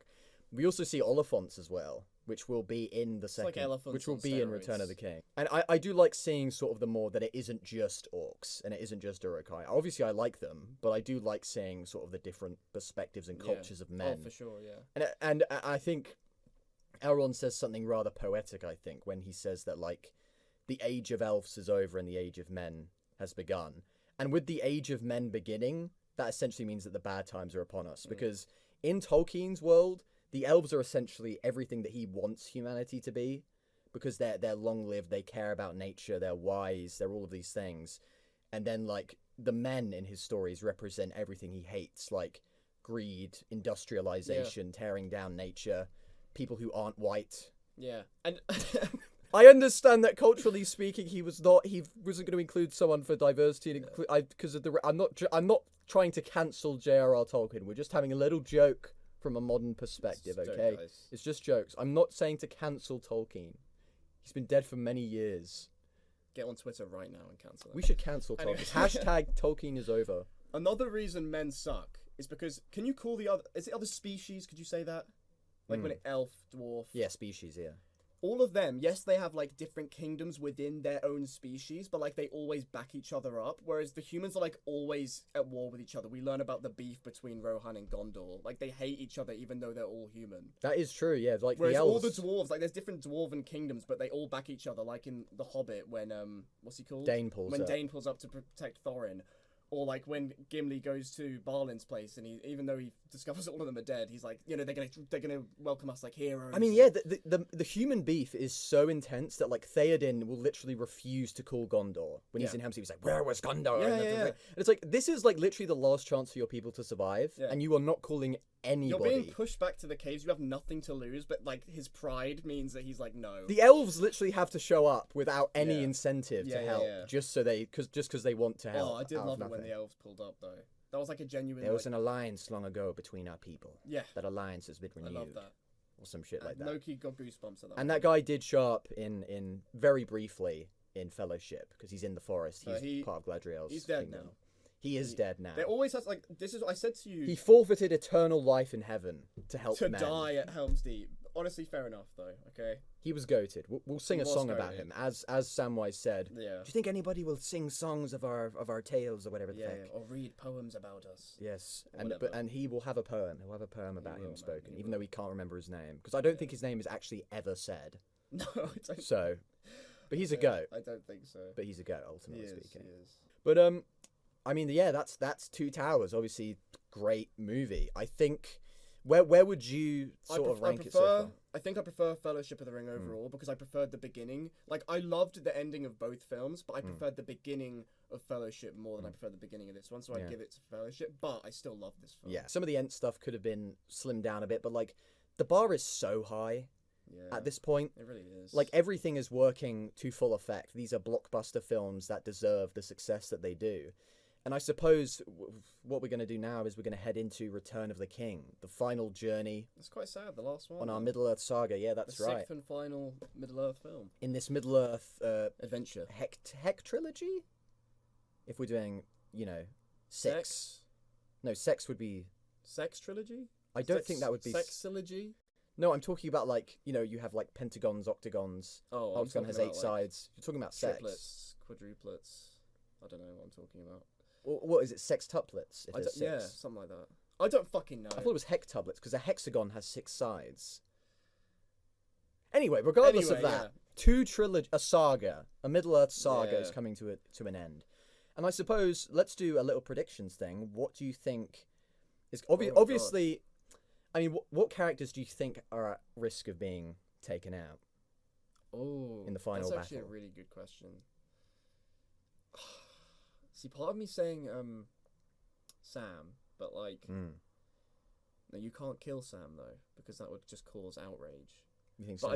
I do think Gollum. I think he's gonna die. Rest in peace. Because even if like they win, what do you do with Gollum at that point? I think the King of Gondor will die. Oh, okay. Oh, Faramir's dad. Because if Aragorn becomes King of Gondor or whatever, that guy's out of there. And plus, we know he's like a piece of shit, so I won't care if he dies. Scream will make sense, and he does Gollum scream in this one. Does. So. Caesar does great in this film. And let's actually try and Gollum scream because the previous times we've done it, we've just. I don't know if I can. It's like a type shit. That was actually kind of Gollum screaming. That was giving Gollum scream. All right. Hello, everybody. We are here. It's been a long and some would say an unexpected journey.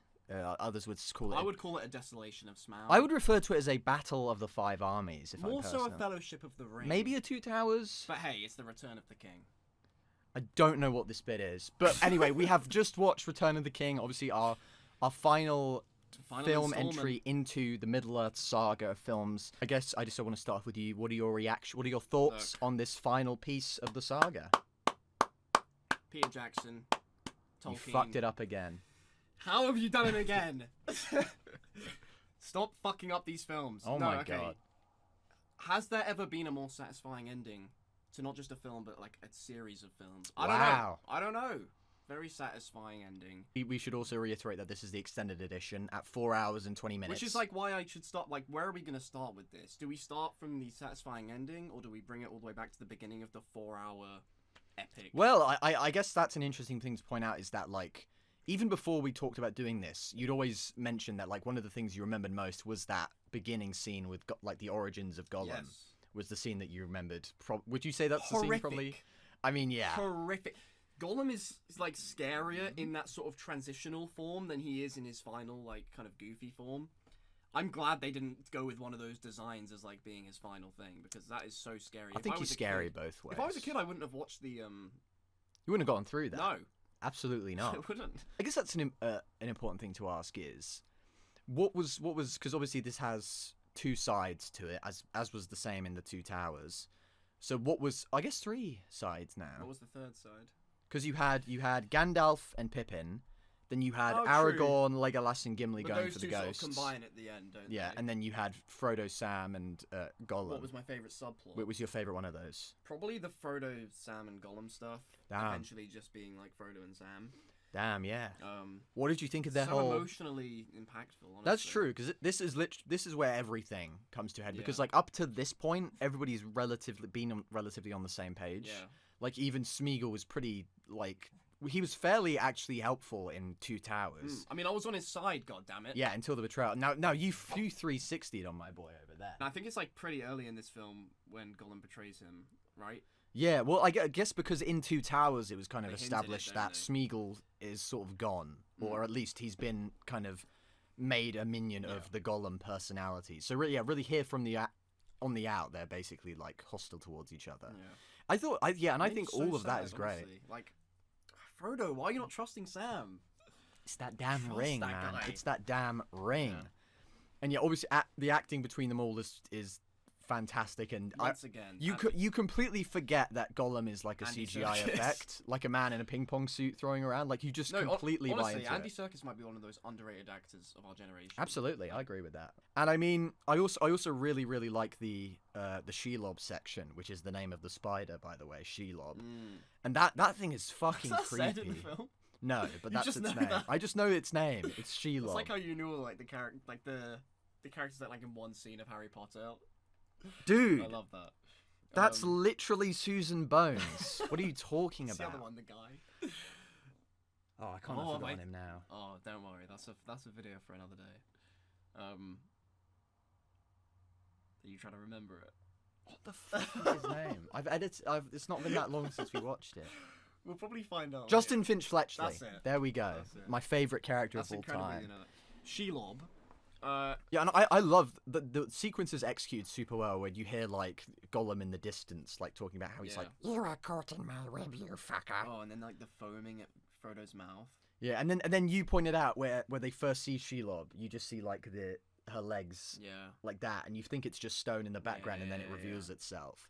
And yeah, all of that is really executed perfectly well, and I think better than in Desolation of Smaug when they had the spider fight, because I think that one was played more for sort of laughs with the spiders, because they're talking to each other and they're like sort of killing a bunch Yeah, of this them is grounded in a bit more seriousness. in a little bit more horror. And Sam you clapped when Sam showed up I had to. with I the had fucking to. light that Galadriel did, and you just kicks the shit out of that spider. Yeah. I mean, it's still technically alive somewhere. Look, I knew Sam was gonna pull up. That's right. He kills like a bunch of He was on a orcs in fucking this. rampage in this film. Yeah, and I guess that's an important thing to know as well. He's We get been to see a little bit of orc culture. We get to see what they get up to. Well, I don't know if I actually said it in a previous like recording session or whatever, but I said, well, I've been feeling, you know, I wanna learn more about these orcs. What is their way of what do life? they get up to? You know, are we like hating on them a bit too much? But Are they no. misunderstood? We now know that they will just kill each other for no reason. They won't even know what the conflict is. They're so If like there's an opportunity to fight, they will take it. they're so inherently bred for violence that it's literally like one thing, and they just immediately they're Yeah. like one thing away from immediately turning on each other and Yeah. just going cannibalistic. Just like completely embodying reform voters, if you think about it. But I think speaking of denizens of Mordor, the goat shows up in this. The mouth of Sauron. Dude, why wasn't that in any of the other films? I am the mouth of We have to talk Sauron, about you that. fuck. Why was that not in any of the other films? You wanted that guy pulling up, just talking to people. I bid thee welcome. I bid thee welcome. What the fuck? That was so. Descendant That of was so fucking cool. He 'Cause is you a don't- cool looking like, dude. Throughout the 3 films, you never get to see Sauron speak, but this guy is right. like a mouthpiece for him, literally. Well, that is something that I wanted to What point is it? out. Is it like a man who was possessed by him and he's just become like this servant? Yeah, they were just like, no more eyes, just become a giant Was mouth. he like a Nazgul guy? Like what's happening there? And please show me more. Come on. We need a HBO Max spin-off series of the Mouth of spin-off about the Sauron. Mouth of Sauron. No, what does but, he like, get up to? It honestly would have been cool to just see more stuff like that, to get more perspective of Sauron. He should talk. They should have had a scene with him and Saruman talking. Well, and I being was gonna like, say "What that you does could your argue master that like send me?" Saruman is like the mouthpiece of Sauron, but like this guy dies in the first 5 minutes of this film. That's true. He gets stabbed by Grima Wormtongue. Yeah, which was, I'll be honest, this is a fucking incredible film, but that death, I don't know how you feel. I thought it was slightly lame. What was Saruman's death? Yeah, I didn't think he'd die so early in the film. I wanted to see more of him, and Well, he did getting stabbed by like that Wormtongue guy. He did dominate the two towers, though. He did, but like, I don't know. I feel like I would have liked to see him in this one for a bit longer. It really caught me off guard. That's all I'll say. Well, I think that was the point. It was like you don't expect Saruman to be like basically bested by Grima Wormtongue. He just stabs him in the back, and then he does a cartwheel onto a spike. He got the redemption arc that Alfred never got, and I respect him for that. Okay. Redemption arc. He stabbed Saruman. I mean, he did. I think you ought to do a little bit more. No. If he went to the side and said, "Eowyn, I'm sorry, I was a creep. I was rapey around. I was breaching boundaries, Yeah. let's say." But speaking of Boundaries? Eowyn, Oh, okay.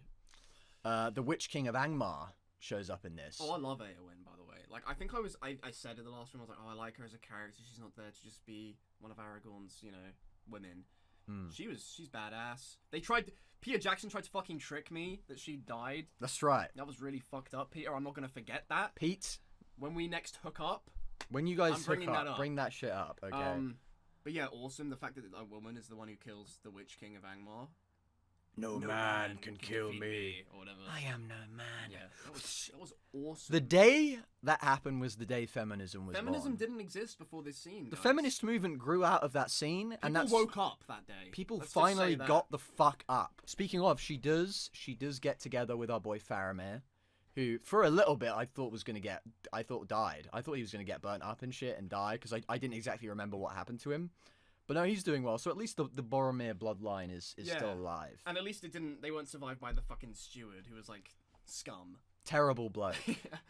Yeah. Although awesome death. That's true. So what set alight runs out of the tower and jumps off. Falls down the White City. So that was kind of fuck. cool. That's a good way to go. Do you reckon he just thought, yeah, I'm never going to be remembered unless I do something kind of cool here?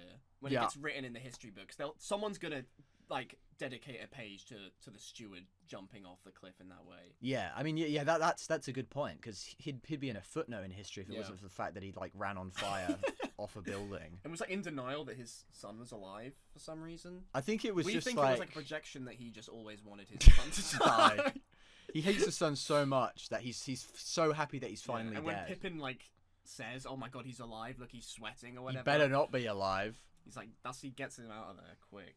And he's like, How my dare life has you." peaked, so it's time to kill myself with Yeah. my son. Like, I can't get any better than this Yeah. moment that my son has died. Well, unless Boromir was there. That's true. If Boromir turns up at the end and he's just, I just had to pull out the arrows. I think I like Boromir and Faramir like equally. They're both good people. Yeah, they're different characters, Yeah. and I like the expanded look of them, and I like the fact that he gets sort of a happy ending with Eowyn. Yeah. Because obviously our Because it would have boy, been a bit upsetting if she didn't have anyone after, that's it looked after all that shit. Yeah, exactly. Yeah, and Theoden dying, Yeah. which I guess is important to Yeah. note. I like R.I.P. Theoden. Was he on the hit list for you when you were thinking about people who could die?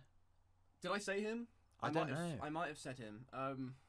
It makes sense Mm. because you have people under who can like fill his spot. in the Succeed throne that him. he He's likes, the older that he man. loves. Yeah. If there had to be a sacrifice, look, I'm sad it's you, but like, Rest in peace, my I'd boy rather it was you than Theoden. someone else. But yeah, Yeah, and I mean, speaking of that, like entire fight of like the siege of Minas Tirith, and I think it's called the Battle of Pelennor Fields, where the Oliphants come in. All of that is terrific. All of that I mean is that fantastic. takes up like an hour of the film, but like you're not Rightfully so. You don't care. You're just like, this is kind of sick, so I'm watching it. And just like those Oliphants are fucking terrifying.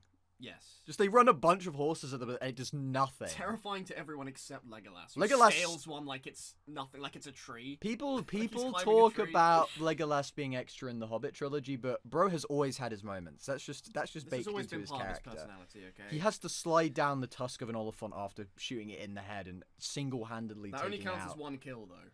That's true. Let's just get, like, for my boy That James only Nicholas. counts as one kill. Yeah, that fight sequence was, great. I mean, that's what the Lord of the Rings films have done so well. It's over all about these. and I think it's You know really me, I'm not like a battle film guy, but like these ones, the sieges. Well, they have my respect. you're invested in the characters, you're invested in the locations, You know someone could die any minute. right? And I just think all of that stuff it needed to be handled well for the final blockbuster Yeah. film or whatever, and I think they did all of that incredibly well. Sure.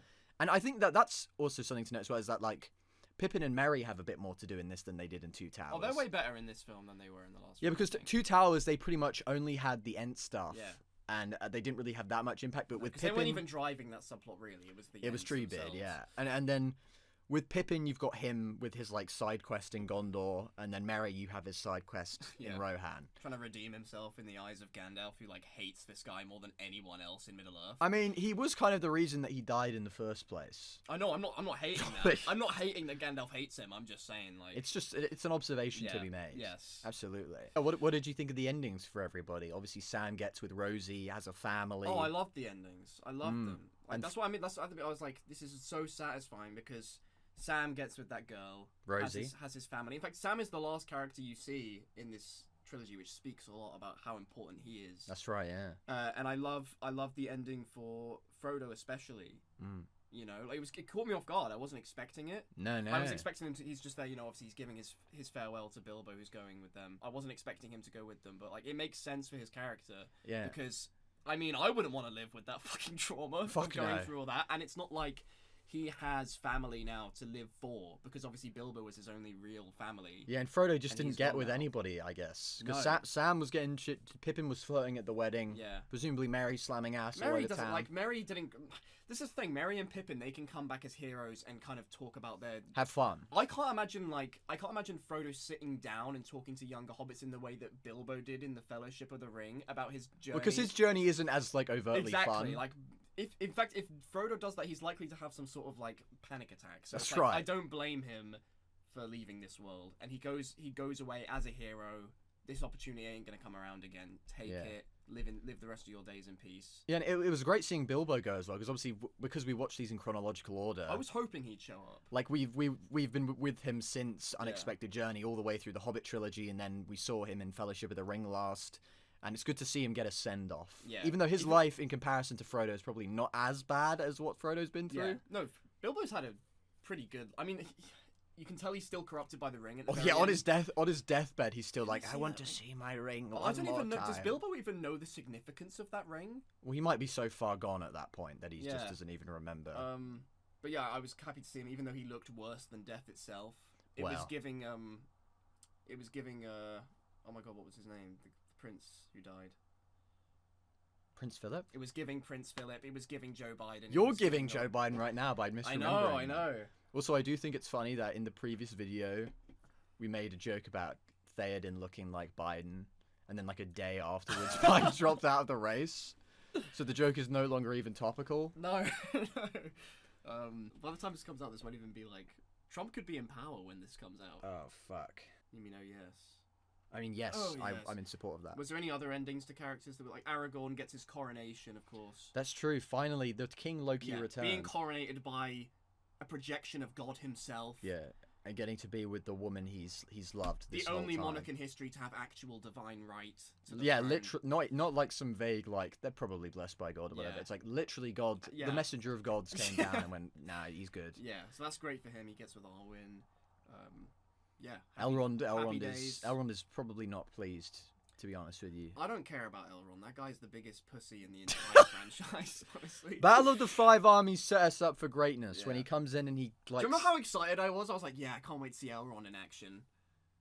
He's an older man. He's in the first 5 minutes of Fellowship of the Ring, and then he's just not in like battle mode for the rest of it. It's been 60 years since The Hobbit, dude. That guy doesn't. He's an older He man. doesn't age. He I know has no excuse. I know he literally doesn't age, but allow His it. men can summon tsunamis from nothing. Okay, get in there. But yeah, the ending was just. I can't ask for any more. You bow to no one. Coldest line in the entire. Hardest line. Best line in all 6 films. The best line of the saga. My friends. You bow to You no bow one. to no one. I love that. Everybody bowing to I this love fucking that. hobbits. Everyone putting themselves lower than the hobbits for the first time. You know, they're First looking time. over at everyone. They've always been lorded over. It's always the hobbits who've been beneath everybody Yeah. else, and now finally, It's symbolic. the time has come. Yeah. Low-key Even in that symbolism. scene, though, Frodo looks like he's not having a good time. No, and I was going to point that out as well. Is I feel like a lot of like the PTSD stuff sort of comes from actual Tolkien who fought in World War One Good type point, yeah. stuff, and like the way he's describing like you come home and you're not the same Yeah. or whatever. I feel like he probably drew from Yeah. personal experience. And just trying with to that. find peace from whatever it is Yeah. you've been through. Yeah, except Tolkien couldn't Which go he off does, but, well, yeah. to the Grey True, Havens. he couldn't. But he does find peace through writing the through books, writing the story. Frodo himself finishes the book that Bilbo started. Yeah. A Hobbit's Tale and Lord of the Rings. I wonder. I It's hope. beautiful. I hope Sam gets the royalties from that. Unless the money's just not going anywhere. Presumably he Well, is, because he gives. Do we know gives if he the book. contacted a publisher, or is this just going to be like... Is it just going to be Is read it just out? going to exist in his Hobbit hole? Is it just going to be read out to like kids at parties in Hobbiton? It might never leave the Shire. Potentially. No, I don't know. I like to think it would. I guess I guess that's another thing. Is I would have liked to have seen more of Aragorn, Gimli, and Legolas on the battlefield together. Because with Yeah. with Helm's Deep, it's all of them together. You get a little bit of it in this, don't you? Like you Yeah. still get the competition moment. Well, I guess it's sort of inverse, where instead of Gandalf going off to get reinforcements, now it's them, Aragorn, yeah. Legolas, and Gimli going off, whilst Gandalf, Gandalf kind stays of, in Gondor. Yeah, he makes his one big journey from Rohan to Gondor, but then he's just basically there. For He the stays rest of put it. there, yeah. But Finally, like, I give think that man a break and his horse. that's right. horse is Shadowfax. Tourette's. No, you do not know the name of the horse. Yes! I love that. And he I love goes, Shadowfax, show us the meaning of haste. that. Oh yeah, yeah. Runs out at full speed. Oh my god. You gotta respect it. I love that. Oh yeah, my only complaints are that I want more of certain things. More Mouth of Sauron. More Saruman. Even though, Like, the, even though the movie's 4 hours long. More stuff, please. more films. More stuff. Go Harry Potter and make 8 films. But I guess that's... Thank you That's for it. watching us, guys. But there's one more Gollum screen we have to do. We have to Gollum screen one last time. My into vocal the cords next can't seg- take this. God Oh! Oh! I am going to fuck you now. Oh! Okay, anyway, here we go. 3, 2, 1. During sex about 5 minutes, but in terms of the marriage? the marriage. Oh, you're talking about the damn. marriage. The marriage, yeah. 3 weeks. That's it. It Oh, fell apart God. very quickly. Wow. It fell apart very quickly. Well, I'm not married yet. What the fuck I'm even just is this engaged. conversation? Welcome back to this section of the video. We are doing a tier list. Well, it's kind of not a tier list, more just a ranking, and I'm using the fucking tier maker website. In Harry Potter style. In the Harry Potter video, I tried to hide it. I tried to crop around it, but you can definitely tell. So I'm just going to be honest. I'm on the fucking tier maker website. You can see the banner ads. Look, any other YouTuber uses this. Let's not hide around that. You know, let's not We're box just down. like you guys. So in that respect, this is what's going on. We're doing our final definitive Middle Earth film rankings. No opinions will change after this. We will never have any sort of change of heart from Yep. this point onward. But That's how opinions work. in terms of how we've differed in terms of our consumption of Middle Earth media, he's been watching the OC instead. So Oh, you God, know, you're gonna out me on that. I'm gonna out you for watching the fucking OC. I bet your fans love the OC. I bet my fans don't even know what the OC is. I bet I don't Check have it any out. fans. Check it out, please. Absolutely not. But just like in the Harry Potter video, we're gonna do a 3, 2, 1, then say what we think the movie is in the next position. So starting off, we've got number 6. Remember, we just got to say the film at the same time. And let's say, instead of saying the full title, let's just say like the subtitle of it. So if it was Battle of the Five Armies, we would say Battle of the Five. We wouldn't say The Hobbit, The Battle of the Five Armies. Okay, just for the sake of simplicity, for the sake of easing people in. So okay, so number 6, the worst film ever made. Yeah. At number 6, not just the worst in the Middle Earth catalog or the least good. It is the worst. Hate isn't a strong enough word. We despise these films. I disrespect this film on every single level, and quite frankly, I don't think it should exist. No. But okay, 3, 2, 1. An Unexpected Unexpected Journey. Okay, there we go. Maybe a thing. And if you had asked me if this was going to be the ranking beforehand, I would have been shocked because I Whoa. presumed it would be Battle of the Five Armies down here. But yeah, Unexpected Journey, generally considered the I one would- that people like more. I think in Yeah. general, because I think people came out of the cinema being more optimistic about where it was going, and they were like, "Oh, you know, I enjoyed that or whatever." But I mean, I do want to praise it, obviously, because I do think my opinion on it has grown a bit more positive than when I last watched it. But Just not positively enough. to Yeah. overtake the others. But I still think it is very good. Now it's time to take up my fucking pages of. Yeah, I think we agree that before we started doing this video, we would have thought this would be our favorite Hobbit film. Yes, of the Hobbit movies. Yeah, absolutely. But yeah, But no. opinions change. Look, we watched them so close together. I think that's what changed our mind. But I think an important thing to know about this movie in particular is that the production of this was an absolute nightmare. Like, I was watching some behind the scenes stuff, and this is the behind the scenes stuff that was released by Warner Brothers on the DVD. And that's stuff that they are like, that you would expect to sort of flower it a bit and sort of like underplay it. And even then, they are being pretty upfront about like how little time they had to do this, because the backstory of it is that there was a rights issue with The Hobbit, because there was somebody like owned certain elements of the story, and there was like rights issues going on, so they didn't resolve that until way later. And then they had another director attached, Guillermo del Toro, and for around 2 to 3 years he was in pre-production, being involved with it. He was like, okay, we're going to do this. So for 2 to 3 years That's such a long time. they were designing concepts, they were like pre-visualizing storyboards, all of that. But then but then there was like the risk of, oh, it's going to be in development even longer. So then Guillermo del Toro said, I can't do this any longer. It's been literally 3 years, and there's been no And no word if the movie is progress. happening. So he was like, I'm going to leave. And also at that point, I don't think they even knew if it was going to be the trilogy yet. It was meant to be the 2-film. I believe it was thing, just right? meant to be 2 movies. But then to sort of save the project, because he knew that if Guillermo del Toro was dropping out, no, it wasn't going to get made unless he came in. So Yeah. Peter Jackson at the He knew last his minute, phone would be ringing. at the last minute, he made the call and he was like, okay, I'll do it in order to make The Hobbit. But then by that time, and then the studio was like, oh, okay, cool, great, or whatever. Here's the deadline to do it. But the deadline was way too soon. Especially since they had made all of these things, they had designed all of these characters and written the script for Guillermo del Toro. So they had to redesign everything. They had to go through this entire process of It's a making it completely different vision. more in So, line, yeah, with because there are elements of the Guillermo del Toro designs that I like, but there are also elements that I don't like. And I think because it is very what he was going for was very different aesthetically from the Lord of the Rings films. Like it's a lot more exaggerated. he probably wanted to put his own stamp on it, his Yeah, own yeah. style. But because Peter Jackson's in, they were like, "Oh, we don't just want to do what Guillermo del Toro was going to do. We're going to try and blend it more Yeah. into what the Lord of the Rings established stuff." So that presented a lot of challenges. Additionally, the movie was shot in 3D, and that's kind of why when you think about Ian McKellen, for example, Mm. had to do the green screen stuff, like he was alone, he was talking to a tennis ball or whatever. And the reason for that is because they would ordinarily do perspective stuff. I don't know how much you know about this, but a lot of the shots in Lord of the Yeah, like Rings, tricky camera work to make it yes, look where they like, make somebody look smaller than somebody else, it's just somebody's further away from the camera, but the angle makes it look which like was they're like close. seamless in Lord of the Yes. Rings. But the reason they couldn't do that this time, apparently, is because they shot it on 3D. And with 3D, you could better tell the perspective. So you could see, like, the depth of the image more, and you could tell that somebody was further away. So instead of that, they opted to basically Ian McKellen shot everything he did separately from the other actors whenever he was around them.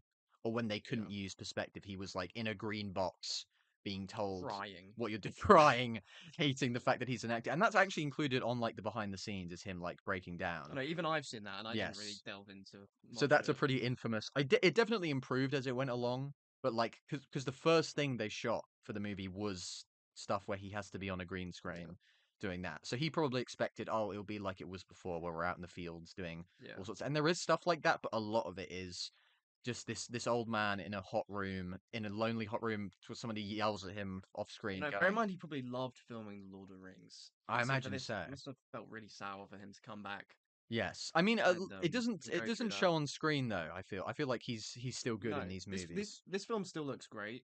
Although I would argue that The Lord of the Rings looks better, You think despite the so? fact that it's 10 years after or whatever. What would you say is the thing that sort of tips it over for you? Do you think the CGI hasn't aged as well, or like there's more use of I just CGI feel like CGI doesn't look as good.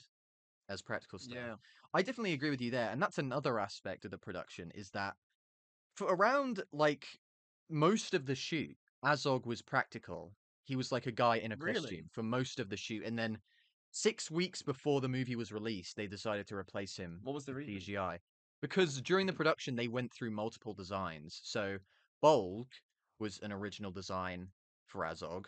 There's one guy who has like he's killed an unexpected journey. He's an orc who's killed because Azog is angry at him, and he's like on a warg, and he's got like these. You might reckon looks sort of old, and he's Yeah, like, they met in that sort My of master does a thing. those ruins or whatever at the top yeah, of and like then a he hill. gets killed. He was an Azog design at one point, and then I don't know if you remember this, but the orc who interrogates Gandalf in Battle of the Five Armies, who Galadriel like kills, whatever she goes, get out of my way, and then turns to stone or whatever. He was another Azog design. So they just kept going through designs, and they were like, we'll just do it on the day. We'll just put whoever's there. But then at the last minute, they were like, "Oh, we the design They found their differences." Azog. They were like, "We got to do this," and then they were like, "We should." And ultimately, I disagree with the decision because I I think feel like Borg looks cooler than Azog. you think so. Bolg, Yeah. Bolg is cooler than Azog, but I mean, I know they're both orcs, but Borg looks a bit more rugged. I think the Battle of the Five Armies orc is the best design because they got like a dude who was like 8 feet tall and super ripped to play the part. But for some reason, they just didn't feel like it worked, even though I feel like it really did work. But I think they were trying to push technology. You know how it is, but yeah, also Yeah. that was an issue, and that was 6 weeks before the movie was supposed to release, they were like, let's do this new Azog. And I think considering that he actually looks pretty good in terms of like the actual quality of it, even though I think I would have preferred. Let me actually show you in case you don't know what orc I'm talking about. So it's like a guy in a physical suit That looks so much better. with makeup. Yes. And you see he's got like the thing that Bolg has where he's Yeah. got like a bit of metal in his head. Yeah, So he's it's still got like, sort of like white skin, but it's not just that. yeah. Yeah, he's got like the facial part face armor. Yeah, and this is a guy who can move around in the armor and like a red chin and like with blood. dried blood. Yeah. So I really like that design, but they I don't know if maybe they thought it was too creepy or scary, or maybe they were just generally heading in the direction of CGI orcs, and they thought that Yeah. it wouldn't match well with everything. But yeah, I don't think that's yeah, I think Azog overall. Well, I if think they he only had had an like, interesting idea, I mean, yeah, if they only had 6 weeks, they pulled out the bag. So and there was issues with Smaug as well, which I'm going to get into with Desolation Mm. of Smaug in terms of his look. But I do want to say some positives as well. In terms of the CGI, I actually like the goblins as CGI. I think they are great, and I like how different they are yeah, from orcs, because the way that Tolkien described goblins and orcs was they were basically interchangeable. Like in the Mines of Moria in Fellowship of the Ring, those are goblins. You can't really tell that they're any different from No. orcs because they're basically the same thing. They've got the green skin or whatever. It's not like the difference between the Uruk-hai and the orcs. Like when you see those two standing next to each other, there are distinct differences. So I liked that in Unexpected Journey they went for, let's make the goblins their own thing. They've got like husks all over them. They're like disgustingly cut. The Goblin King is like, the whole Goblin Town in general feels like its own distinctive place. yeah, and I like that it does look different from, and I think you could only achieve their weird like, because I think they did try costumes very briefly, but it just didn't look good at all. But I like that they are these little skittering about golem-y things that I are know. short and they're You've running got, like, about the and messenger one who gets sent off yes, on that like the goat line. just like cackling to himself. I love all of that. I think all of that was done very well. And they're a lot more goofy than the orcs, aren't they? Yeah, but I like that, and but they're also kind of creepy as Yeah. well, and creepy and funny, and all of that. Goblin King is great. Disgusting. Inger's journey into May. In a good way. Yeah, perfectly disgusting and grisly. Yeah. The trolls section is really good. Like everything there is great. That's ripped straight from the book, of course, with the fires and everything. The humor works really well there. I think fuck, what was I gonna say? I mean, my favorite part of the film is like the first half when you meet all the dwarves and stuff. Oh, And you you're like still in, that part? Yeah. I enjoyed that as well. I think they should have saved the flashback stuff for when the dwarves arrive, because it's because you kind of know what it's about before the dwarves arrive anyway, so you don't have that initial shock where Bilbo literally just has dwarves showing up and he's like, what the fuck is Yeah, going that on? would have been a good idea. But Although, because where we would they have already put know. that? Would they have put that in like would they just manage to put it in mid dwarf scene? Or Well, would they do there it is a at the end? point where Bilbo asks, he's like, oh, what mountain, what dragons, and we essentially just get an abridged version of what we've already been explained to. But if you had that point in the Yeah, movie that where you would- explain the flashback, I think it would have worked. But no, I You agree could that have Balin doing the narration instead of Bilbo. absolutely, yeah, Balin would fit right into that, Yeah. you know. And I do think though that they really sell. I think the song especially really sells like the trauma from the event, like the idea of certain imagery being stuck in their mind of like the trees like torches and like hearing the pines roaring, and I think all of the imagery When that, and they you when get that yeah. they have this connection to this place and that it's like When they're singing this important song, to you them feel like they are in Erebor. that they've Yeah. been there. And I think maybe the intro The should have trance. shown, because the intro really only shows Thorin and Balin. And I think it would have been good to see some of the other dwarfs there. Like even if it was a brief shot of like, I don't know, Bofus was a guard there and he experienced it as well. Because I think that is maybe an issue that some dwarfs do get preferential treatment They over do. others. And that is because of just how many of them there are. Let's just say I'm glad we're not doing the guess the dwarf game today. Because You would I think I'd definitely get like not. I think I'd get like 3. You barely got it right when we had just come out I of know. watching them back to back. I But know. yeah, and this movie also, I think, compared to Desolation of Smaug and Battle of the Five Armies, the dwarfs have the least characterization here. Like, I think Balin hasn't really come into his own like he does. He isn't like sort of the wise sage that he is. I Yeah. think a bit more into the other ones. We don't really get a sense of Dwalin that The much. Thorin Bilbo relationship isn't really in detail at this point. You have to wait for Desolation of Smaug to get all of that good stuff. Yeah, and then obviously Battle of the Five Armies expands on it even more with his Yeah. whole like being torn between the treasure and all that. And I think that's the thing. I had a thought about this when we were watching them actually, and it's like there's the phrase, "It's not about the destination, it's about the journey." right? And it's about what you And the experience on the friends you journey. make along the way. Whereas, I think with the Hobbit trilogy, it's actually the opposite, where I think the destination was actually the most interesting thing. Like, as soon as they get to Lake Town and Erebor and Dale, and they start sort of engaging in the politics of that, I think that's when it gets really interesting. Whereas I think the journey stuff, The characters just suck. look, I don't want to be with these characters. Yeah, I mean, like them, but I think it is they're there are okay in this film though. They're not great. they're you know? serviceable. And honestly, I think on paper, Thorin is a more interesting character than a lot of the characters in Lord of the Rings because he Yeah, does have more agreed. depth than them. But I don't think you don't really learn about his depths in detail until you get to Desolation of Smaug and Battle of the Five Armies because they give you time to. Whereas this movie is a lot of just they're on the road, they're seeing a thing, they're doing a thing, and a lot of those things are interesting and they're well executed. But you don't really get the interesting character stuff that you get Yeah. until you reach Desolation of Smaug and Battle of the Five Armies. At least Bilbo's in this one quite a lot though. Like this is kind of his film. I feel like. That's true, but honestly, I don't mind his absence in the other ones because he is there. He is there for them. He's not as absent as people say, but like ultimately the scope becomes big to where it isn't really about him at this point. We're happy with our placement of The Hobbit. Yes, Unexpected sir. Journey in 6th. Okay. Number 5. 3, 2, 1. Desolation of Smaug. Wow. There we go. Okay. We're full of disagreements today, aren't we? We practically are disagreeing on everything. Fuck. But Desolation of Smaug, I think the things that it improves on from Unexpected Journey are the dwarves get a little bit more characterization.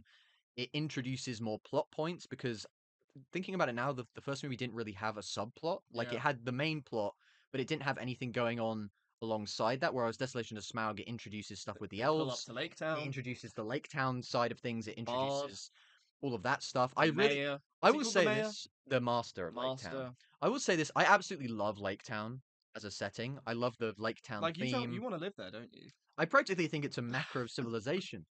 But I just love the vibe. I love the sea town Right, vibe, yeah. the underclass being oppressed Yeah. by the master and rising up. I love Bard. I have a big soft spot for Bard because I think it's a shame that he is he's like a descendant of royalty or whatever because it's like your ancestor was the Lord of Dale and he failed to kill the dragon. I would have preferred it if he was just a commoner and his father was just a guy on the guard watch who happened to almost kill Smaug. And that because it does sadden me a little bit when you have so many scenes in the movie of them being like, we must overthrow the tyranny of the master and I am not the we must be free, but then canonically he just becomes a king Yeah. afterwards, and it's like you're just doing tyranny again. Even Yeah. if you're a good king, you're just doing The anti-monarchist becomes the king. Like right. Like he should have like established the Republic of Dale. Couldn't we have had socialist Lake Town? I'm not asking for that. But I'm asking for that. you are asking for it, and I'm also wishing for it. Yeah. But it would have been interesting if he was like, there will be no kings in Lake Town or Dale. We will be ruled We by will the be a people. classless, moneyless state. Just like Karl Marx said. No, but at least him being like, we won't have any kings. I would have liked that because I like the idea of him being different from Aragorn Right, in the yeah. sense that Aragorn is a descendant of the Dunedain, the Numenoreans, Isildur. Yeah. Whereas Bard could be like your everyman. Yeah, and he sets up like committees and it's all democratic. Yes, but like, and that is mostly his character. But I do think it's a shame that because Tolkien was very much infatuated with the idea of monarchy, with kind of like bloodline successions, he found that fascinating as a Monarchy or historian. anarchy? Monarchy or anarchy are my preference. So then choose Crazy, anarchy at by that the point. way. Choose anarchy at that point. Yes, Tolkien, by the way, in case you don't know, a rare blend of anarcho-monarchism. I love Lake Town. Town I 6. love Bard. I've probably got a soft spot for it that other people have because I like the aesthetic. I like the characters. I like the Yeah. idea of what the ideas around it. I find Alfred and the Master hilarious. I was looking at some like online discourse, and there are people who hate both of them, who were just like, "Oh, they Hate ruined." is such a strong word. But like, I think they're funny. I just find them funny, and Yeah, they so are fun. such funny exaggerations of the trope to the Yeah. point where it is funny. Because if they were sort of in the in between, yeah, I I think- wouldn't have found it funny. But I because they're prefer- so I think I exaggerated, prefer the Master to Alfred. But like they are, yeah, they can be very funny. But Alfred's just a little annoying. Alfred in the Battle of the 'Cause I Five think- Armies, where he's like pushing over it's 'cause- refugees, yeah. get out of my way! I He just just- find that so It is funny. good, but he just has like one too many scenes, I'd say. Just one. You know, One Just scene could have been cut. One of them. No, I'm Show the joking. theatrical cut, baby. But yeah, shout out Bard, aka Gaston, yeah. and yeah, I mean the Smaug and Bilbo stuff is speaks for itself. It's as good as Exceptional. it is, and everybody likes that stuff. Even if Yeah. you don't like the Hobbit movies, people say this encounter is great Yeah. because it is very I've faithful got to the book. posters of Bilbo and Smaug up on my wall, type shit. You basically stand That's that the kind. scene. That's the kind of vibe I bring. to Instead of publishing. watching the OC, you've been watching that scene back and Yeah. forth, and that's really the Seen issue it all, that we've been yeah. having. But I loved it, and like I really like the Mirkwood section as well. I think it does drag on a bit long, and some of it was cut for the theatrical. Yeah. And I really like the spiders though. I think the spiders are great. I love Oh yeah, them. in the woods that makes them insane. Didn't you see we're getting spotted? And I To be love fair, I feel like if spiders talked, that is what they would sound like. they would sound like that. They wouldn't be giving like But I feel like they'd be yes, more... fat and juicy. They wouldn't They'd sound give like him Patrick posh. Warburton. Yeah. I think the elf stuff is really good. Like I love the woodland realm. I know people are obviously we know about this. People are mixed on the inclusion of Legolas and sort of on Tariel and the expansion of the woodland elf stuff because in the original story, they really just go to the Elven Kingdom, leave, and then the elves show up at the Battle of the Five Yeah. Armies. That's pretty much it. But I like the expanded role of the elves. And in retrospect though, I like Thranduil as a character for sure. Thranduil is I think super he's quite. interesting. In fact, Yeah. I probably wish he was in it more, low key. But Yeah, he's great. like Toriel, she's okay. Yeah, I They mean just felt like they had to have a love thing going on, which is cool because in Lord of the Rings it felt like that at times. But in the end, I ended up liking Arwen as a Arwen and character Aragorn. in her own right. But Toriel, she's a bit bland. Well, see I that remember. I feel is it's trying to do Aragon and Arwen again, which What was did he give? What did one of them give? well, yeah, There was Arwen something. gave Aragon like that little silver Oh yeah, yeah. I was thinking of the Eowyn Eowyn. girl. But that's what Yeah. I feel like could have worked for this relationship is that I feel like they should have gone more Bantering. more bantery, Yeah. more fun, more in combat kind of stuff because the Arwen Aragon stuff is the romantic poetry like Yeah. I see your eyes when I look in Yeah. the sky. Whereas and it's like they try to do this Keely again. isn't that. He isn't that. Yeah. He's a dwarf. He's a bit more extroverted. He's a bit more, talkative. Yeah, they shouldn't than be Aragorn. reciting poetry to each other. They should be like drinking beer. Yeah. Like there should be a scene of them Yeah, drinking and that would beer. kind of add with Toriel being a bit more rebellious within the woodland realm. Very much or so, yeah, whatever. because she gets banished in Battle of Yeah. the Five Armies and that, and sort of how she clashes with Thranduil's a Thranduil. traditionalist, okay? You can't have any of that elf and dwarf mixing going on. Absolutely not. Yeah. But so I think I like a lot of what they've done in theory, but I think in practice it does a little bit. It veers a little bit too close to what we've already seen before and done better in Lord of the Rings. Also, I really like the Dol Guldur stuff because I feel like the Dol Guldur stuff was limited in Unexpected Journey because we only saw Radagast in there. But I love all of the Dol Guldur stuff in Desolation of Smaug. Like just Gandalf like doing anything when he's on his own, going on a side quest. I love. Mm. I actually prefer the theatrical version of it to the extended edition because the extended edition, of course, adds the Thrain subplot. Oh yeah, that's this film, innit? And Because you love the necromancer Dol Guldur stuff in the next film, don't you? yes. But this one, you feel like it's a bit. Well, I like elements of it. I just like seeing a classic wizard walking around a dark kingdom, looking around, Yeah. lighting things up. Nothing but like a dim torch on his staff. And I think the Thrain stuff is executed well. Like I think a lot of those sequences are really done well. I think the acting is great, but it does slow down the pace because it has nothing to do with the main plot of the movie. What was that about, by the way? Why bring him back for nothing? So Tell my Thrain, son I love him. the idea behind Thrain in that movie in the extended edition was that Thrain was supposedly had died many years prior, and then he had showed up, and that was supposed to be like He was cursed or something, right? that was supposed to be proving that the necromancer was a real threat because somebody who was alive, who died, is now being spotted being alive, and so that was supposed to be how that links in. But Yeah. outside of that, it doesn't really play into the main plot too much. And it also plays into the Dwarven Rings things that was cut, so it does slow it down a bit, and I understand why it was cut. And I kind of prefer that the theatrical really just has Gandalf exploring Dol Guldur, trying to reveal who they are, getting into confrontations with orcs and things like that. I feel like in this case, simpler is better, Yeah. and I feel like the vibes of that, the aura of Gandalf works incredibly well in those moments. I think Azog should have been more present for the action because, like you were saying, Bolg shows up way more. Like he's at Lake Town doing the fighting Yeah. with Legolas and all of Bolg is that. what Azog wants to be. Also, I want to say that I think Smaug should have killed a dwarf during that whole sequence. Oh, he really should have. Bro's killed 0 in the Desolation of Smaug. He doesn't kill What are you talking anybody. about that? That's crazy. I feel like people's perception of this movie would have been more positive if the Smaug death was in it, if the Lake Town attack and everything, and I think it would have flowed better as well because Battle of the Five Armies starts off pretty fucking full throttle because of Yeah. it, and I feel like you could have fitted Smaug's death into there. But yeah, still, I think it's a lot more of a consistently engaging movie than Unexpected Journey. I think overall, the sequences with the barrels, the stuff in the woodland realm, the spiders, the Lake Town stuff. The I feel like, Bilbo waffle, as in like waffling to Smaug. but I feel like it is a pretty solid movie. Includes some of the Smaug stuff at the end. Any last thoughts? Yeah, I preferred this one to Unexpected Journey. I love Smaug. You're a Smaug head. I love the Bilbo and Smaug back and forth, and yeah, I think it's just a more engaging watch, and I don't think it drags as much as the first one. Yeah, and we like all of the new elements as well Yeah. for us to mostly work. All right, number 4. You ready? 3, 2, 1. Battle of the Five Armies. Bam. The Hell best of the yeah. Hobbit trilogy. Not an opinion that I expect many people will share, or many people expected, but one that we wholeheartedly share. Yeah. We are Fourth best stands film of of all Battle time. of the Five of all time. Yes, and also Peter Jackson agrees with us. He thinks that this is in the behind the scenes. He was saying that he thinks that this is the best one because he says that in the first movie he was super stressed because it was obviously a production nightmare.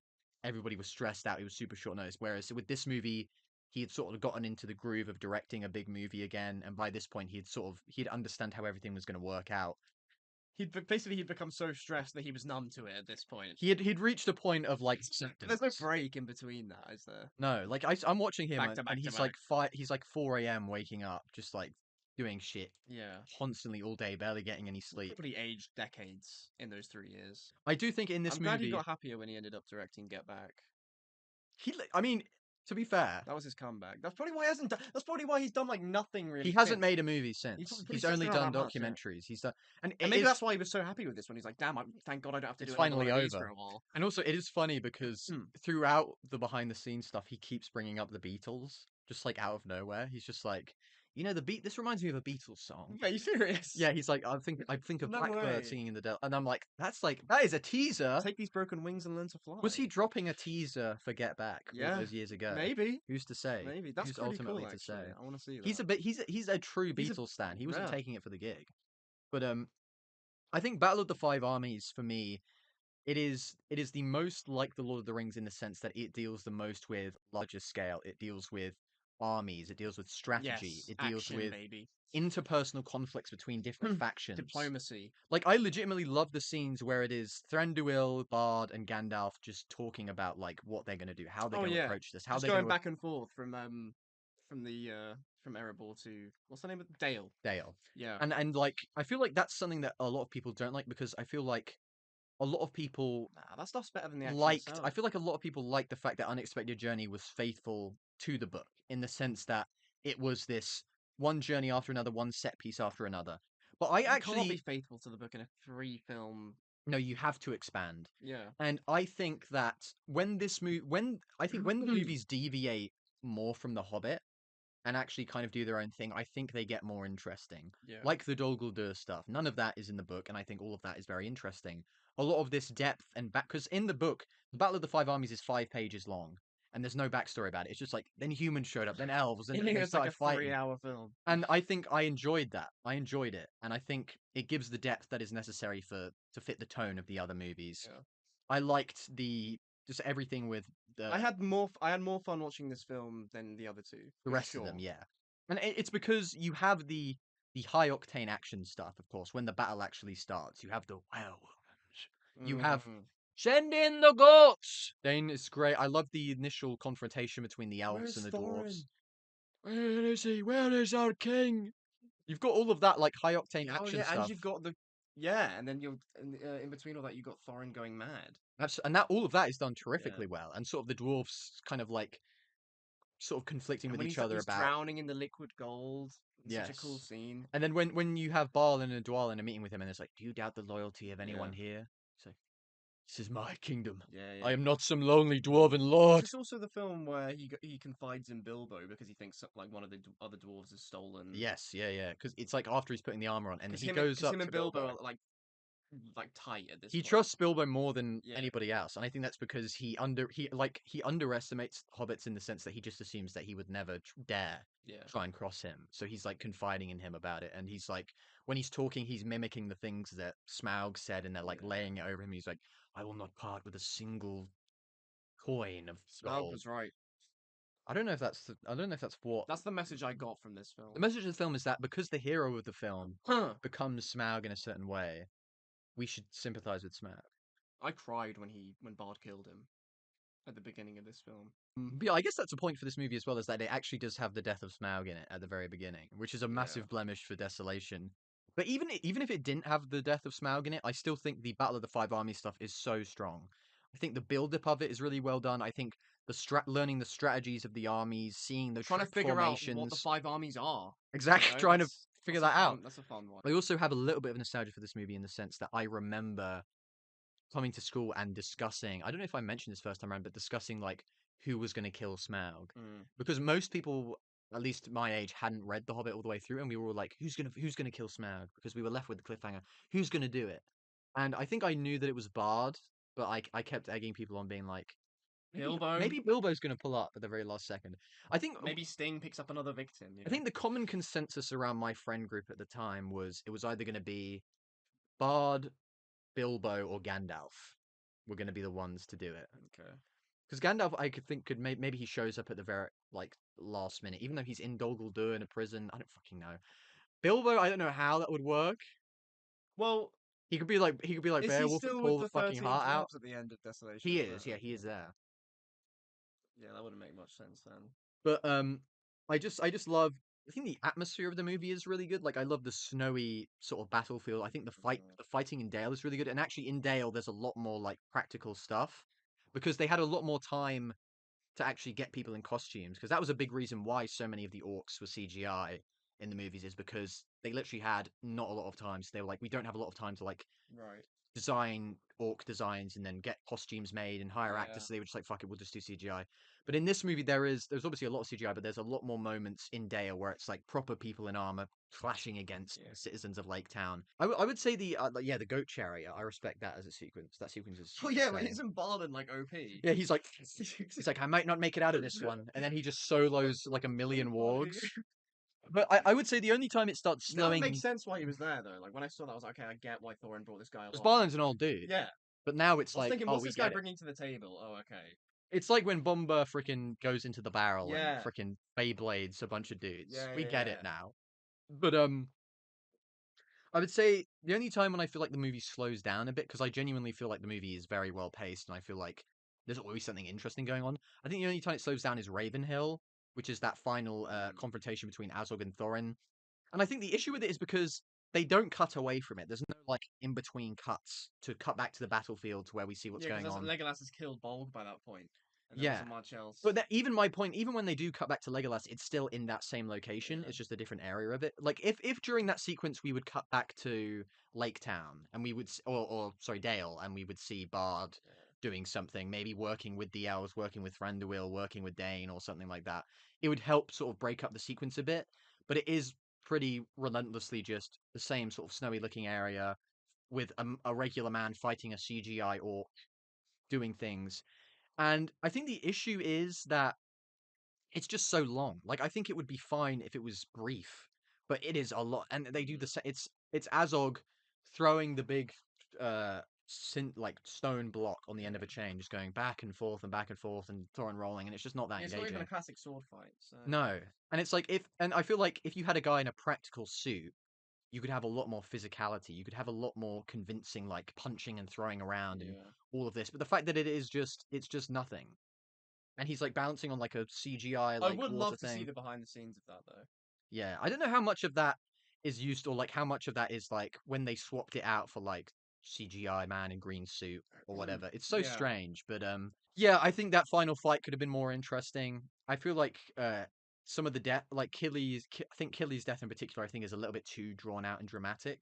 Like I feel like We because didn't it's like care about him that much. Bolg stabs him, and then for like a full like 30 seconds, they're exchanging looks, and he's like crying, and it's like Bolg would just stab this dude and then throw him off the cliff. He wouldn't care. If it was like that, I feel like it would be more tragic because it would be like, oh shit, this relationship just ends that quickly, and then Toriel's sort of sadness can sort of play into a factor there. But yeah, Ravenhill is a bit slow, but I mean there are still good emotional moments. Like I think Thorin's death is good, and how he's like he regrets what he did. I regret my deeds at Does the he gate. speak? He speaks to Bilbo. Yeah, when As he's he's dying dying, as well, yeah, and I like that. and that all of that is great. Where he sort of Wow, makes Bilbo's amends the last person that to speak Thorin to him. speaks to. Yeah. But like outside of that, like I'm being genuinely serious when I feel like most of the movie is pretty strong. Like even the build up, you have this sense of momentum. You have this sense of momentum where everything is building to this conclusion. Even when you have like the refugee camp, Legolas is talking to Bard or Toriel is Yeah. talking to them, and they're like, there are orcs in the east." I love the Gundabad orcs or just the orcs here in general because they're sort of. You probably haven't picked up on this because it's not necessarily a big thing, but their design is sort of a mix between the Uruk-hai from Isengard and the regular orcs, where they have sort of this. It's like a scrappier version of the armor that was in Battle of Helm's Deep, where it's more thrown together, but they sort of have this the viciousness of a regular orc. It's very interesting, and I think that's my favorite orc design is the Gundabad orcs, and a lot of that is behind the scenes stuff. Because when you learn behind the scenes stuff, you learn just how much effort goes into it. And obviously, when I'm watching the movie, I'm just thinking like, oh, people just smashing into each other. Who gives a fuck? But then I'm seeing like all of the unique designs they have. Like they have these super angular kind of looks to them. It looks like they're covered in like sharp pots and pans objects. Yeah. I think they're great design, and I love all of that. I love the different battles in Dale, the battles on the battlefield. All of that is great, and I think that's what really elevates it to me to something that is interesting. And what elevates it to me is something that elevates it to a genuinely really really good movie. And it is worrying to me how much I feel like it is on par in places to the Lord of the Rings trilogy. It is worrying to me. Well, funnily enough, I have just been like trying to gather some thoughts for the next 3 rankings or whatever, and yeah, this one is very close. It is worrying how close. Because I'm like, I shouldn't think this way. Nobody else I thinks feel this way. guilty. I feel guilty. I'm like, Tolkien, I'm sorry, but Yeah. this is actually fire. I Like, think- the amount that is going on, the I mean, amount of things I'm gonna being juggled. base my ranking is based on like how much I enjoyed watching each one, and I don't know. This is It's a very enjoyable movie, and the level of enjoyment is very close to the others. yeah. But I think because you have, Yeah, I'm just gonna say the top 4 are very close. yeah, surprisingly close, I think people would find. But yeah, because it has the Ravenhill section, which is a bit slow, and because there are certain problems with the Hobbit trilogy overall that carry over into this, like the dwarfs not necessarily being I developed. think in general, I prefer the Lord of the Rings characters overall. So That's fine. I um, understand that. Just and I mean that's there are why I just would put it more more. there are more developed characters in Lord Yeah, of the Rings exactly. overall. But so yeah.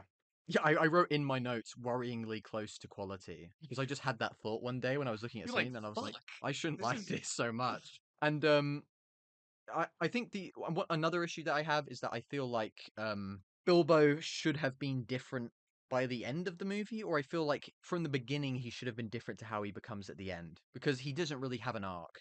Like he learns to obviously befriend the dwarves, but as soon as he gets back to the Shire, he's basically the same person. True. I don't And know how at much the time they give time, him to change though at the end. 'Cause that's it's quite a true. short thing. And at the time, I remember we justified it, or I tried to justify it as like maybe he was going to change, but the ring has sort of led to him backsliding. So Could like be. if he never found the ring, by the end of this, he would have been the talk of the town. He would have been super sociable Yeah. and likable. But because the ring has sort of stunted his There are growth, bits of that, like I know it's not this film, but like at the beginning of Lord of the Rings, you have him like retelling his tales to the kids during his like 111th birthday and whatever. yeah, So I do like little bits like that. But you're right. In this one, I just don't think he had enough time at the end. I think it ends pretty quickly after he gets back. to show Like the they're growth. auctioning off all his stuff, and then That's he gets true. back in his thing, and then it's like done really. So Yeah. it's hard to show change in that, but yeah. I do think I don't want to say that he didn't have an arc because he did have an arc over the course of the journey. Yeah. Because at He the became start, a lot more brave. at the beginning of the journey, he starts as this like germaphobe who's like barely Stuck in hanging his on, old ways. constantly You wanting know? to leave. But by the end of it, he's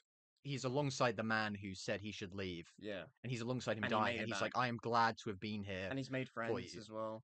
But it's a And he's shame, achieved things he probably never thought were even imaginable for right? Hobbit. And I think all of that is really well done. It's just I wish that some of that carried over Do you know more what? It's when he probably gets tough home. because none of the other hobbits know what's going on in like the wider context of the universe or whatever. And also they probably just don't care as a result of Yeah. not knowing. So even if he was to like, I don't know, not Maybe, necessarily do you know what? gloat, but tell people about his thing, would they care? Maybe they should have I had a don't scene know. where he's like, I've just been on the most Like, wonderful adventure, and just yeah, like, oh, fuck yeah, it, yeah, like we're they, off. for everything I've seen from them, like even like the Saxville Bagginses, they don't give a fuck No. about anything really. They're Stealing just his very, kitchen very cutlery. grumpy What the people. fuck? But Yeah, I don't have much worse else to say with the movie. Very good. No. And I think a lot of the issues with it have more so to do with the production behind the scenes stuff. And I feel like if the Hobbit trilogy hadn't been as sort of rushed as it was, and if it had been, and if Peter Jackson had been attached from the very beginning, if there wasn't this like pre-production nightmare, I feel like these movies could be on the level of the Lord of the Rings. Sure. Because already I think they're very, very good. And I Yeah. think Battle of the Five Armies is, as we've said before, worryingly close in quality. But I do want to mention that some things that were cut from this movie for the theatrical cut, like I've done before. So some things from the Smaug fight are cut in the theatrical version. So I think That's this. already so short. I know. So there are He's some. dead in 10 minutes.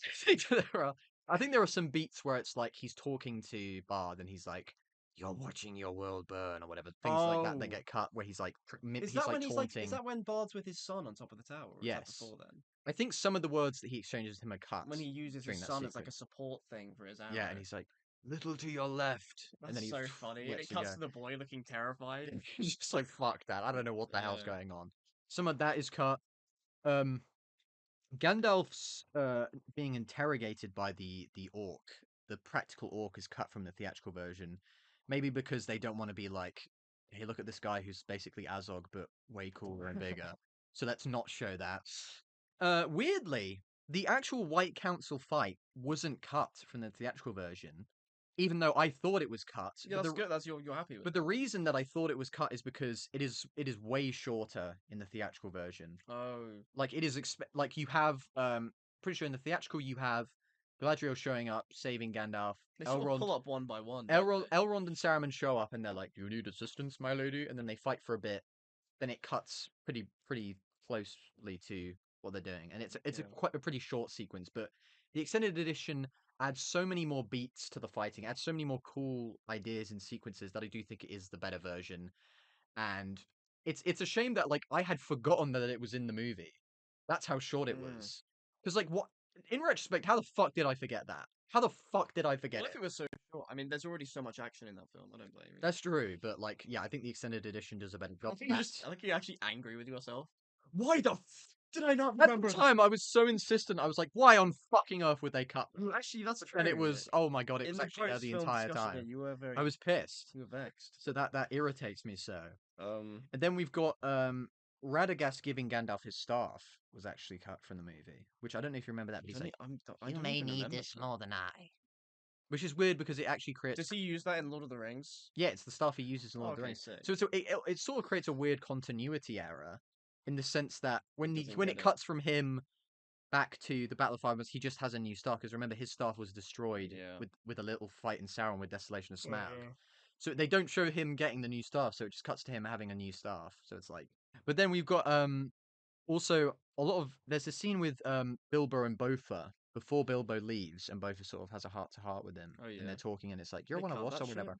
They cut that, so instead you just cut to Bilbo just leaving without that initial conversation with Bofur. Right. Okay. And then you also have some of the stuff with Thorin at the front gate. Some of that stuff is cut. Not all, most of it stays in, but there are a few exchanges that are cut between Bard, Thorin, and Thranduil at the front. Some of that stuff is cut. Uh, the initial fight between the elves and the dwarfs is also cut. There's no spinny things. Ridiculous that you would not include that in the theatrical version. And when they fire the arrows, and then it's like send in the twirly whirlies, and they Me wondering why they hadn't sent them in like every battle. and there's no goat charge. Since- They do fight. I think there's a charge, but it isn't as long, which I think is a shame to not include a lot of that. There's also a ton of battle footage which is cut, like little cutaways to dwarves fighting orcs, to things like Bofur like rides a troll. At one point he gets on a troll and he's like running around with the troll destroying things. That gets cut. Some stuff with the Lake Town villagers fighting was cut. The goat chariot race, that's cut in the movie entirely. Oh, them going up to yeah. And then you've got the death of Alfred is cut, fortunately. You know when he gets launched into the troll's mouth? That's cut. That was wait, cut. so in the theatrical, he's still alive. He just walks off. He's just like, okay, I'm gone now. Legolas doing a hanging from a bat and Beyblading a bunch of people's heads off. Cut from the film unjustly. Ridiculous. shots of Bjorn fighting. A lot more shots of him are cut. I think you do in the theatrical. You do see him jump down and turn into a bear, but a lot of the more of the cutaways to him tearing shit up with the eagles is cut. The funeral of Thorin is cut. So remember when they cut back to Erebor and they're burying him? How could they cut that? I don't know. When they say "Long live the king," all of that He's is like cut. arguably the dual main character in this entire Yes, trilogy. but they're just like, I don't think it's Nah, worth that's it. not important Not enough. worth it. That gets cut. That's crazy. And then this is something that was cut completely from the film, and it doesn't even make it into the extended edition. It was something that was shot, but they didn't make it onto the into the film. And it is a scene where Dwalin reacts to Thorin's death. So Dwalin, if you notice, Dwalin actually goes to Ravenhill with them, but we never cut back to him That's true. Yeah, in the we don't. theatrical or extended. And there's a scene where he tries to run and help Thorin during the fight, but he's being held back, Aw. and then he watches him die, and he screams and whatever. And it's like I feel that's such an important scene to have him react to Plus, I mean, I him know I've just been dying. shitting on the dwarves, but I do like Dwalin. You're a dwarf. You'd like some of the He's dwarves. a bit of a cutie pie, you know? Don't know about that, but I think so. we respect it. But I think that's a shame to have cut that completely. Not even for the extended edition is that in. But yeah, that's the Hobbit movies, and now we move on to films that are much worse. And this is actually an In opposite. reverse This is an order. opposite. This is in reverse order. I'm saying at the bottom. I'm actually saying I like this Unexpected I like Journey this number 6 one. times as much. I like this six Yeah, times as yeah, much. yeah. But okay, number 3. Right. Wait, shit. Alright, wait. Yeah, okay, yeah. Okay, you're up for it. Oh, but it's between two. Like my one is like cemented. I think my one is cemented Like as for well. sure. But yeah, I'm going back and forth with 2 and 3, but I think I know what 3 is going to be. So, are you ready? I don't know, man. I don't know. Wait, give me like 5 seconds. Ooh. Alright, go on. Okay. 3, 2, 1. Two Return of the Towers. King. Yeah, I knew you'd do that. Damn it! I knew you'd do that shit. What the fuck, man? Do you know what was that last 5 seconds? I was thinking about the opening scene of Return of the King with Gollum transitioning, and Loki. That might have put it over the edge. And you know what else? Um, the Mouth of Sauron. I like him, but you unreasonably like that guy. The Mouth of Sauron. Let's do Top 5 characters. let's do Two Towers first, just for the sake of chronology. Aight. Now, initially, I had Return of the King. I think was going to be my second one, but after rewatching, I think the Two Towers as a watch. Obviously, the ratio here is like 99% for both movies, but I think the thing that really gets me over the edge with Two Towers is I think The Helm's Deep battle. not just the Battle of Helm's Deep, even though that's incredible, but it is the amount of screen time you have with Legolas, Gimli, and Aragorn. Like that is their movie. It is them all together bantering about, journeying across Rohan, having banter around Helm's Deep, the death count thing, And it's- 43, 42, or Yeah. whatever. All of that is a ton of fun, and Return of the King doesn't really have that because they are, for most of that movie, they are going to get the army of the undead, and they're not really there until the very end for the Battle of Pelennor Fields and Minas Tirith. I think that I feel like the stuff with Frodo, Sam, and Gollum are kind of neck and neck between me and Return of the King because I think Return of the King has the better thing between Frodo and Sam, but I think I like how back and forth Gollum is in Two I Towers trusted that motherfucker. because like you said, like you were fully on Team He's Gollum, Team Gollum, for Two yeah. Towers, and then by Return of the King he has fully flipped over, but I think It didn't take long. It took like 20 minutes for me to They- be like, but they make up for that. They make up for the fact that Gollum isn't as ambiguous anymore by having more conflict between Frodo and Sam. yeah. But I really do like that stuff between all three of them, and I think it's funny as well. You've got Gollum bringing Raw Rabbit, and then Fat shaming Sam. fat shaming Sam, which is not funny. Potatoes, oil 'em, fry 'em, stick 'em in a stew. Yeah. It should be lovely with some nice golden chips. I have chips. That's terrible, That God. was good. That was I good. can usually do a Gollum, No, but that was quite good. I've been talking for like 2 hours, so my throat is not doing well. So, But yeah, I you're gonna like sound like Gollum by the end of this recording, naturally. at some point. Um, But I like all of that stuff. I think obviously the weakest part of the movie is just the Merry and Pippin I was stuff. literally about to say But I that think shit is in this film,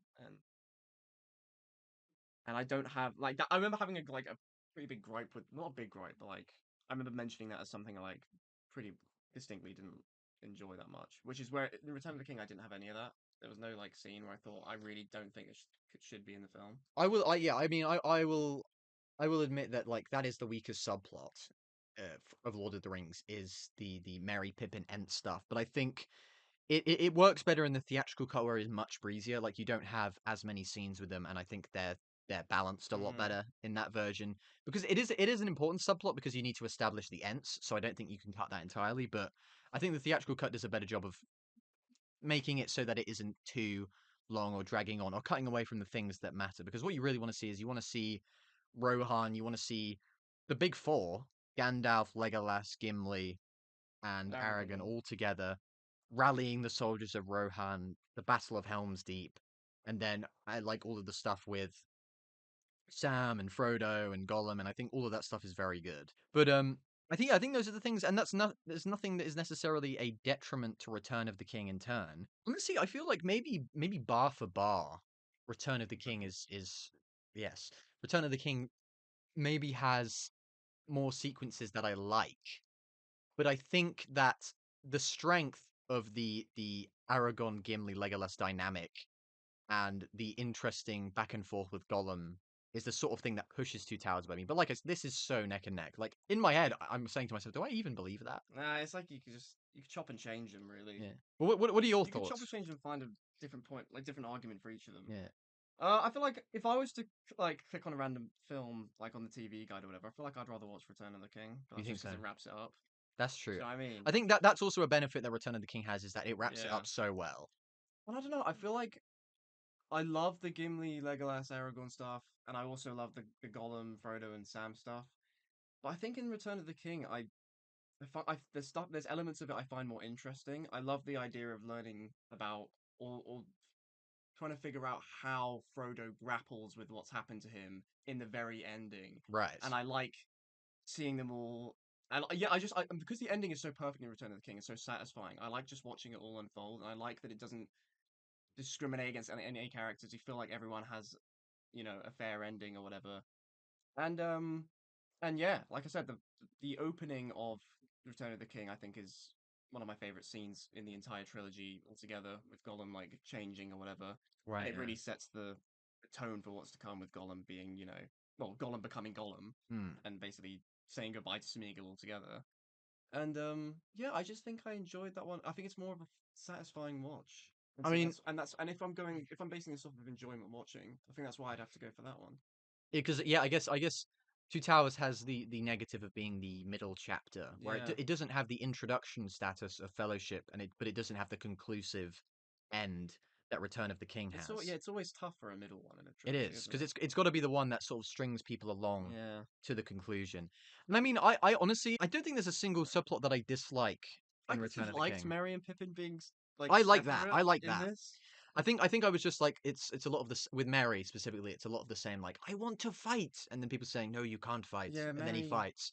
But like, But Pippin's journey in this film is different, it's though, and I very like that. interesting. Yeah, yeah. How he sort of like pledges to obey Damn it, what's he called? Denethor, Steward of Gondor. Steward of Gondor. Yeah. Um, God, now I'm and then thinking. you've got the Faramir stuff.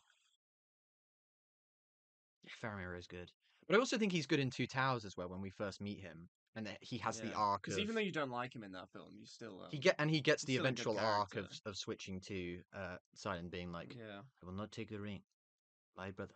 We get the flashback of Boromir in Two Towers as well, which I got to respect. Big up Boromir. But I will also say that I think Return of the King is obviously terrific. I think the Battle of Minas Tirith, although I don't think it's as good as Helm's Deep, I think it's still a terrific battle. I think the Battle of Pelennor Fields, where they're all charging I into the agree. Oliphants and there's like horses getting ripped up and everything, Yeah. all of that is terrific. Return of the King has so many iconic like lines as well, like for Frodo and You bow to no you one. bow to no one. That's yeah. The great battle of our age That's has so begun. great. Well, yeah, I mean, it's like fucking. And it's like if anything, I think the Return of the King is like it's not even just the Frodo and Sam thing. Like it's Sam just becomes this like he becomes the arguably the biggest hero in the Oh, entire absolutely, yeah. fucking franchise. Sam is, I think, in the sense that sort of Gollum takes a back seat in Return of the King in terms of his character. Sam is then the He one who steps gets up. character development, whereas in the Two Towers, Sam was a little more one So, note, like, whereas I feel Gollum like got the in the development. Middle Earth history books, you'll have heard Frodo's name, but maybe not so much Sam. But he is really the sort of beating heart of the journey. Yeah. Without him, Frodo doesn't make it. I respect it, and yeah, obviously, And like, great it's not movies. even just like when you think about satisfying endings to films, you're thinking about maybe the last 10 minutes of a film, maybe the last 15. But this is like half an hour of That's true. It is a very long ending that greatness, wraps up everything. of a coronation of the hobbits returning to the Shire. And Off to the Grey Havens, the Grey being sent to the Grey Havens, yeah. Seeing Bilbo again, you know, seeing Bilbo, because Bilbo's not even in Two Towers, is he? No. I just really love that film. In fact, the more I talk about it, the more I talk about it, the more I even think about putting that on number one. But Oh I'll my refrain God. because obviously we're yet to talk about Fellowship of the Ring. But now we're on to number one. Yes, sir. Can anybody guess what it is? Unanimous between two of us. Fellowship of the Ring. Now, Fellowship of the Ring is a perfect movie to me, in the sense that it is a movie that does everything it sets out to do. It's a movie that doesn't have a dull moment. It's a movie that essentially encapsulates the fantasy genre in a whole, and there isn't another movie like it, quite like it. There is no other movie, even like some of the Hobbit movies don't capture the same vibe of this company of adventurers on this quest together. Nothing else has captured it the way that Fellowship of the Ring Yeah. has captured it. Everything is perfect here. The acting is perfect, the sets, the characters, the writing, the music, everything is perfect. And it's the perfectness of this movie which allows for the other movies to be so good, because it sets the baseline for this and everything to come. You have stuff with the Shire. You have four hobbits together, which we don't really see again, having all of them together because they sort of separate No. ways for that. Bilbo. We have sort of the more Bilbo. We have sort of the more small scale stuff with them running away from the Nazgul and going to visit Aragon in Bree. We have all of them meeting together, the Council of Elrond, and we actually, this is the only movie where we have all 9 of the Fellowship together for like a long period of time. We have Merry and Pippin interacting with Boromir. We have characters interacting with each other here that don't ever interact with each other again. And obviously, speaking of Boromir, he's one of the best characters in the entire series. He has the moral complexity, which I feel like a lot of Tolkien characters kind of lack, which isn't to say he's a bad character or anything. No. It's just a fact that most of the characters in Lord of the Rings they are what they are. Yeah. Like Aragorn is a handsome man who's going to be king. Just the perfect human. Legolas is an archer who's an elf. Yeah. Gimli's a dwarf. But Boromir, he's sort of There's a more moral complexity there. he to feels his the character. power of the ring more than anyone else. Absolutely, yeah. And like this is just a movie that inspired so much. And obviously the original work did, but the imagery of this movie and the vibe, the music is inspired so much that has come after it. And it's a tentpole movie. It's a landmark movie in cinema. And it's a movie that I can't say I personally have any major issues with. And it's a movie that like I can't think of it being different. I feel like it is what it is, and it would always turn out this way, and it would always be as perfect as it is. But do you have any thoughts on that? I mean, there's a reason it's known as one of the best films of all time. If this is the Right. best trilogy of all time, does that not make this film the best film of all time? With the logic of that, You know? yes. Yeah. So, well, based on our opinion, I guess, Mm. but still. No, I love this film, and it had to do so much, like you said. Because if you're going to do a trilogy like this, that had never been done before on this scale. Like people had tried to animate Lord of the Rings or whatever, and they hadn't done it like this. And they got it perfectly right, yeah. And I love all the characters. In fact, I love the characters of the Fellowship so much that I was angry that They split I up. was upset that you don't get more of them across the 3 That they films. split up, yeah. Because imagine if they were all I mean, together for all of the them. film ends with them splitting up, which is really sad. But Necessary to get the plot into motion, I suppose. yeah, Yeah, but like it sort of feels anticlimactic to, at least for me, to not have that much else to say about Fellowship. But it's a movie where there isn't much to discuss because it is just as good as it is. it just has everything. It's such a warm film, but it's also so dark. Right, yeah. It's You got know the what I warmth mean? of the Shire, but the darkness of Moria. And it juxtaposes each other in such a beautiful way. It doesn't feel like it's an overwhelming contrast, you know. And it's a one And after it's- the other yeah. adventure in the way that works, unlike Unexpected Journey in places where you've Yeah. got like you've got Nazgul shit. You've got Rivendell. You've got Moria. You've got the Squid Monster. You've got the Yeah. Balrog. You've got going to Lothlorien. You've got the fight at Amon Hen. You've got mean, all of this stuff. At the end of the day, that's what makes this fantasy trilogy so impactful, is that you feel like you really do care about not just the people, the good people, like the Fellowship or whatever. You also care about the good places, like the Shire, the innocent places. You know, That's the right. music is so good in sort of taking you to this world of just innocent beings, being themselves and not being even involved in all of the conflict that's going on elsewhere. And having that warm feeling being around the Shire and in other places is what makes it so important in being invested in it enough that you want the good guys to win, because it's Yes. not just about the characters on the line, it's Right. also about the world itself. This one for me, I mean, I know I said earlier about Return of the it's to be honest, it's just talking about things. Like, it's so hard to to just pick a ranking and not Yes. delve into it. When you start talking about it, it makes you realize once again how much you love a certain thing. I remember it's the same with like all the other videos we've done on this channel or whatever. Yeah. But like talking about it just really changes your mind and makes you fall in love with it all over again. And yeah, Fellowship, man, just actually a perfect film. Yeah. And it's a movie that is. And it doesn't need the stakes of Return of the King That's true. or Two Towers, you know? Because it is a movie that is unlike any other. There is no other movie that is even close to the Fellowship of the Ring in terms of its aesthetic, its style, its mood, its kind of characters and atmosphere, its locations. It's a once in a generation kind of movie, Yeah. and it deserves all the respect in the world. And for that, and for that being said, the rest of the trilogy and the rest of even the Hobbit movies, I think, deserve a lot of respect because they are so engaging and interesting with the worlds, and the characters are interesting. The dynamics between everybody, the history, the lore, the languages, and obviously all of that is thanks to Tolkien. But I think the films communicated it in a way where a general audience can understand it and understand just how much depth there is to everything going on. Yeah. So I think all of that is terrific. I mean, yeah, that's our final rankings for Lord of the Rings, and I mean, last minute. Are you gonna stick with your final ranking, sir?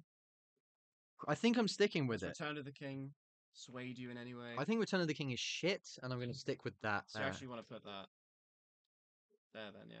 Yeah, to be honest Okay, with you, that's fine. if I'm being honest with you, that's the vibe that's being given. Right, those are our final rankings. No changes necessary. Return of the King is shit. Two Towers, negs it in pretty much And every Unexpected respect. Journey is our favorite film of the franchise. I mean, that's what the list is saying. There's nothing else to say about that. But I was going to do a Gollum scream bit, but I legitimately No, don't think I don't. can. Don't. Let's do a Gollum scream, but like just say, Well, we could like hum the tune of Lord of the Rings. "I am Gollum and I am screaming." Yep, Gollum scream, babe. That was the Sounded like an AI voice. You say that. What? I am Gollum and I am screaming. I am Gollum and I am screaming. There you go. So now we've done we've done our legally required Gollum scream, and there's no issue there. So there you go. Thank God. Yeah.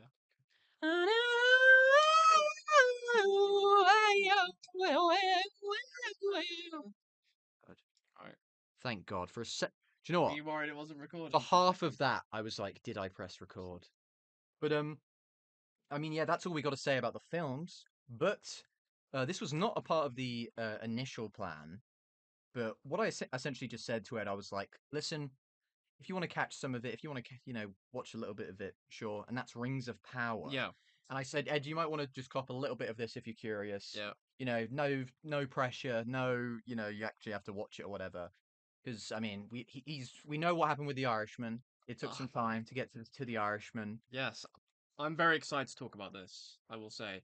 Because there was a chance I wouldn't have watched it anyway. I don't take your recommendations seriously. No. I could have just thrown this in the I, bin. I recommended that you got that prostate exam. Well, and you had like horrific piles for years. Yes, still. But you stood by it. I still have them, and my life expectancy has been reduced, but it's my decision, and I had control over that. And that's ultimately what it's all about. And isn't that what It's life free is will. about? Just making your own decisions and not listening to anyone else? Never take anybody else's I'm always advice. right. Yes. That's my motto. I wake up and I say that 3 times. I'm dug in, and I'm never going to change. Yep. There's no point in changing my ways because I am Guess literally, what? I'm God. I'm fucking God. Okay, no, right. So let's start off by saying I wasn't completely optimistic because I'd heard bad things. Right. I knew you liked them. Yes. But Yeah. not even just from you telling me that the general consensus was that this was like hit or miss. I personally had heard this was hit or miss, and Right. people were like not fucking with it. You know, I was the same though, because I definitely because I think I watched it. I didn't watch it as it came out. I watched it after everything Yeah. was out, and I had heard hit or miss stuff. So that's what I sort of went into it sort of apprehensively as Yeah. well. And I will address some of the criticisms throughout this Yeah, I as mean, well, yeah. because I think there are some that are more valid than others. But what were your thoughts Well, overall on season uh, one? Because my as we speak right now, season two, the first 3 episodes of season 2 have just dropped, and I yeah, think they're going to be coming out weekly. You haven't watched any yet, but I'm no, sure you'll get on that I'll get soon. on that. I'm actually ahead of you technically, even though I For probably know once, you're less ahead about of it, me but of the fucking I am shit. ahead in terms of because I've watched the first 3.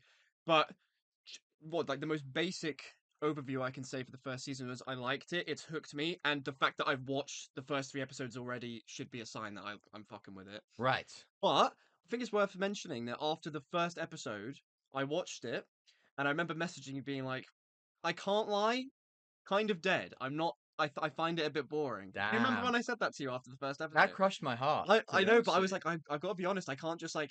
I was like, damn, Middle Earth is finally like. Dying. There's something that's just gone wrong with Middle Earth. I'm not liking it. But I powered on through, Hmm. and uh, I'll stand by. I think the first episode's slightly slow, but I powered through, and honestly, I just started liking it more and more after every episode. Right. Yeah. Yeah. I Yeah. really just thought I've got really immersed in the world, and I like it because it is like it's its own thing. It isn't just a Lord of the Rings 2.0, but the second age. It stands like when I think of the Lord of the Rings films and the Hobbit films, Hmm. I think of adventure and quests, but with Hmm. this I think it's a lot more political, and I Right. like learning about the politics of Middle Earth, and that's what hooked me. And like some people are saying, I've seen like one general criticism of the show being like, oh, the illusion of time. Like they go for like hundreds of miles and it's like the next scene. Yeah, no fucking shit. This is a series, and I'm not gonna watch a whole episode of someone walking. If I wanted that, I'd watch Lord of the Rings, and I love it, and they did it perfect. Let this be its own thing. It's not about the journey. It's about the relationships between the dwarves and the elves and whoever else. And and I fucking like it. And Numenor, and I like it. If you couldn't tell, I like it. See, I thought after you sent me that message on telling me that you were like you thought the first episode was dead, I thought that I wouldn't keep I going. would be on your side of this, where I would be like I would have to be defending the show. I would have to be like on the back foot, and then you would sort of represent the I'd be general consensus. no, because no, I just look. It's like yeah, like I said, it's a slow start, and I remember I tried to get my sister into it after I'd watched the first season. Hmm. And she said, yeah, the first I'm kind of finding she doesn't know as much about Lord of the Rings as like even me, and like God. I don't know that much. And she said it was a bit slow, so I get that general criticism, but I think if you really, I really think if you give it, if you stick it out, you will like it. I think. Yeah, I mean, even at the time when I was watching it, and I liked the first episode, I didn't think Yeah. I think because it's also important for at least for me to put it in the context of the time that it came out, was that there was no new Lord of the Rings film on TV stuff Mm. since Battle of the Five Armies. There'd been nothing. Yeah. So like to watch that first And it's not episode, another film, is it? It's a series. Like it's yeah, a completely different sort of and thing. to not have watched, and I don't think I'd watched the Lord of the Rings movies for even like 2 or 3 years Yeah. beforehand. Yeah. So like to get back into Middle Earth after all that time, and I enjoyed It's this. asking a lot, isn't it? Well, I think a lot of people would be in the same boat as you. They hadn't right, seen it for ages. They need to really hook them yeah. immediately. Maybe they sort of they did that to the best to the best they could. But yeah, you liked the first episode, yeah? Well, I think what I enjoyed about it was its slow pace. I liked the fact that I was able to sort of enjoy my time in it Yeah, and to be fair able to enough. sit in it because it had been so long. Yeah, And I imagine I do get for a lot of people they probably wanted to have something that was instantly like, yeah. okay, let's go, we're back in. This is what Which it to be is. fair, the end of episode 1 is fucking great because Yeah. you end off with like 3 different cliffhangers with the meteor landing and stuff like that.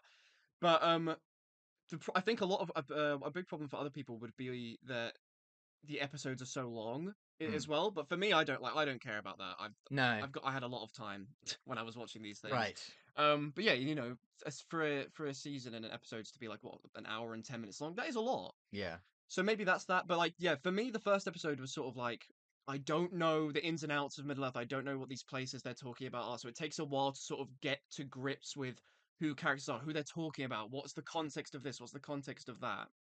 But I stuck out, and in fact, I did like little bits of like research in between this episode. So I'd like look online. I'd be like, okay, what's this? Where's that? Damn. And that really helped me sort of immerse even further with it. But yeah, and you know, I will say this is like not even just for the first episode. This is kind of like over the course of the season. Maybe one of my like small little gripes with it was that the elf scenes can be a little dull because they talk in like riddles and What the rhymes and fuck, poems. man? But I guess that's the elf thing, isn't it? We'll But, see. I wanted to get into some of the criticisms before we get into the meat Yeah. of what we liked about the show. And one of the criticisms I did have was there were people who didn't like the dialogue of the show. Yeah, they thought that the writing. Well, here's the thing, right? I think there are only really two standout bad lines for me. There's I know which one. I know what one of them is for sure. I'm good. I'm good. Terrible No, that's line. diabolical. No, Atrocious that is line. like that is one of the worst lines I've watched in television. That is a really bad line. Ever. And I can't forgive that. But then there's another line. The worst part is that, sorry, before you get to the other line, the worst part about that line was that I was so fucking hyped because this guy has been like he's been like mute the entire season, right? And he's finally got this badass line. He's just taken out these 3 like I don't know Sauron worshippers. I'm good. Are you fucking kidding me? In fairness, Nori did say it to I'm him good. beforehand. Yeah, but that's right. Yeah, well, they shouldn't have made her say that in the first place. Then She should have whispered to him, "You're fucking awesome. You're a cunt." Oh wait, sorry. I'm a cunt." What? Okay, then what's the other standout scene you're talking And about? the other one is this is just after the peak scene, where they turn the Southlands into Mordor, and it's where the orcs have arrived or whatever, and they're all like, "Hail Adar, Lord of the Southlands," and then he's like, "The Southlands. That name doesn't suit this place anymore." Then a guy goes, "What should we call it?"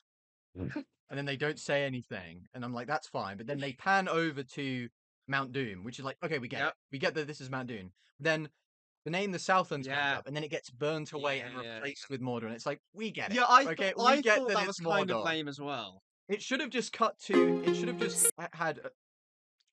Well, an ad played slightly briefly. But they should have just had It's Adar. not even a cool font, and it's tiny, and it's in the fucking corner. And it's like we get that it's Mordor. It's like a PowerPoint presentation. And it's like I think it should have just had him walking and then people saying his name Adar and then being like the Southlands have changed. And then showing, like you said, showing Mount Doom. Show the volcano. Mount Doom is enough of an iconic piece of pop culture that we know what it is. So we recognize that this place is Look, if I'm getting it, everyone's getting it. So just I agree with that. But I do think I'm good is worse than that. Yeah, it's definitely worse. But then here's the thing, right?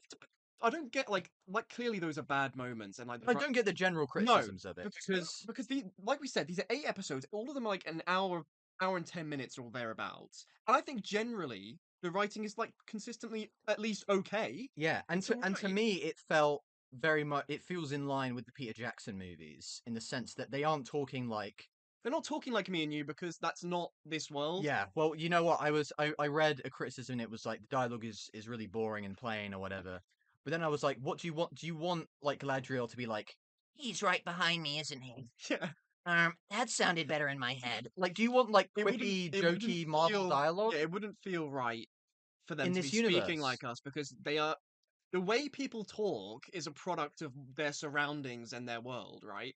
So yeah, it would literally make no sense for them to be talking like doing quips, and it's like, guys, Marvel has run the quips and to be into fair, the can, and we get a show that isn't. But I know I did say now you're like, where's the quips? Where's the jokey little? That sounded better. And to be fair, if I'd been living for hundreds or thousands of years, I too would hope I'd speak so eloquently, like the elves. But because I know I made a point earlier about the writing being sort of slow and thing. I got used to it, so it's fine for me. Yeah. But I do get for like people who are like new to Middle Earth coming in, it must be sort of overwhelming. But I think the writing is consistently at least okay, and in some points pretty fucking good. And I think especially the everything to do with Prince Durin and Elrond and like the dwarven relationship there. Well, see, so I think that's great writing. I really got on board with Prince Durin. He might be my favorite fucking character.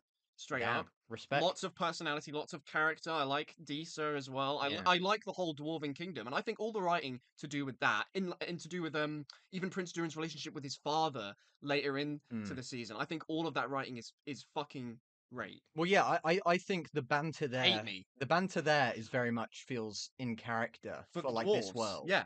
And so, because it's not like they're doing over the top jokes, it's a lot of character type stuff, situational stuff, and stuff that you could imagine someone from 100,000 years Yeah. ago could have a conversation, something along those lines. Yeah. So I liked all of that. But other than the dialogue, there are also a few criticisms that I want to bring up and address those. Oh yeah, we continuing with yeah. Because Got I ahead of think myself there.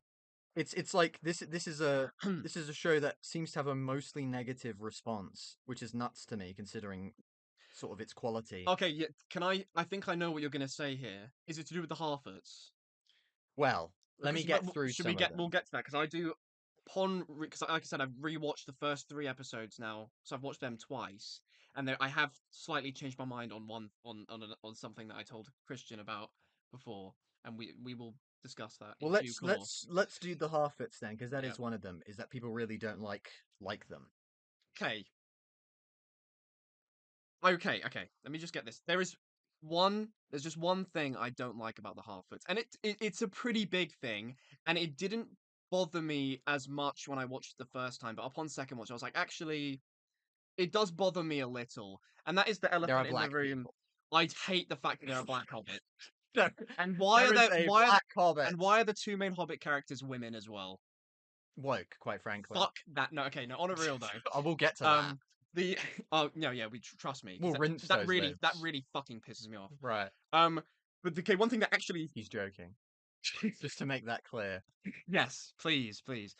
So obviously the Harfoots, they sort of brand themselves as a very community-based group of species, and they look out for each other. There's a really big feeling of togetherness, and this is sort of shown in the scene where they talk about those who they've lost before. So they talk about, I think I might know about the exact line you're thinking of. Because there's a specific line that pops to mind. yeah, I don't. Well, I hope it comes back to me, but I think I know roughly what you're talking about, and it's when they're sort of because obviously they do these like migrations, right? Yeah. Because they use all the resources in a particular area and then they leave. And yeah, they're doing this thing where let's talk about all the people that we've left behind. Do you want to bring in the line here? Because I can't remember it now off the top of my head. Well, no, we'll see. I think the line. You go ahead with what you're Okay. saying, because I don't know if it actually plays into what So- you're trying to make. They leave people behind when they're on these migrations. Hmm. And the example we're shown, although it doesn't actually happen in the end, but the example we're shown where they're about to abandon someone is Nori's dad because he like twists his ankle, I guess. That is fucked up. You can't say that you guys are very together and you're very you look out for each other. We're always gonna have each other's back, and then let that guy die so quickly. And it's not just the fact that because I get the whole point of these are little hobbits. They're in a Middle Earth where there's fucking wizards, there's wargs, there's all these things that can hurt them, and they're just little folk. I can sympathize with that a lot. But You say that like you aren't 6'5". and Jack. Get real. But I just it's the way it's this one character. It's the because you've got the main Harfoot, and then you've got this female character who's like his sidekick or something. And Sidekick. she is like she actively wants these guys to die, and that I Mm. really don't like her character. Like she on the second watch especially, she really annoyed me because if you're gonna go with the narrative, okay, we're gonna leave someone behind because we literally we can't risk slowing our migration. Cool, fair enough, I get that, but like you don't have to make them so evil about it. Yeah. Bro spat. Probably spat. Okay, so if you want to speak on that, because I also do like stuff about the Harfoots, and I don't know if you want me to get into that afterwards. Okay, I'll have my take on it. Yeah. Let me speak for once, Edward. You're on full throttle here. Sorry. I respect it. But my thing about the main criticism that seems to be around the Half-Foots is one, there's the idea that they are not lore accurate, which in my opinion is firstly I would say that these are not the same hobbits that we meet in Lord of the Rings. And I believe Tolkien says there are 3 different types of hobbits, right? Right. These And- are obviously another one. And not and I don't think a lot of that is elaborated on, so I think there is room to interpret that Yeah. any way you want to.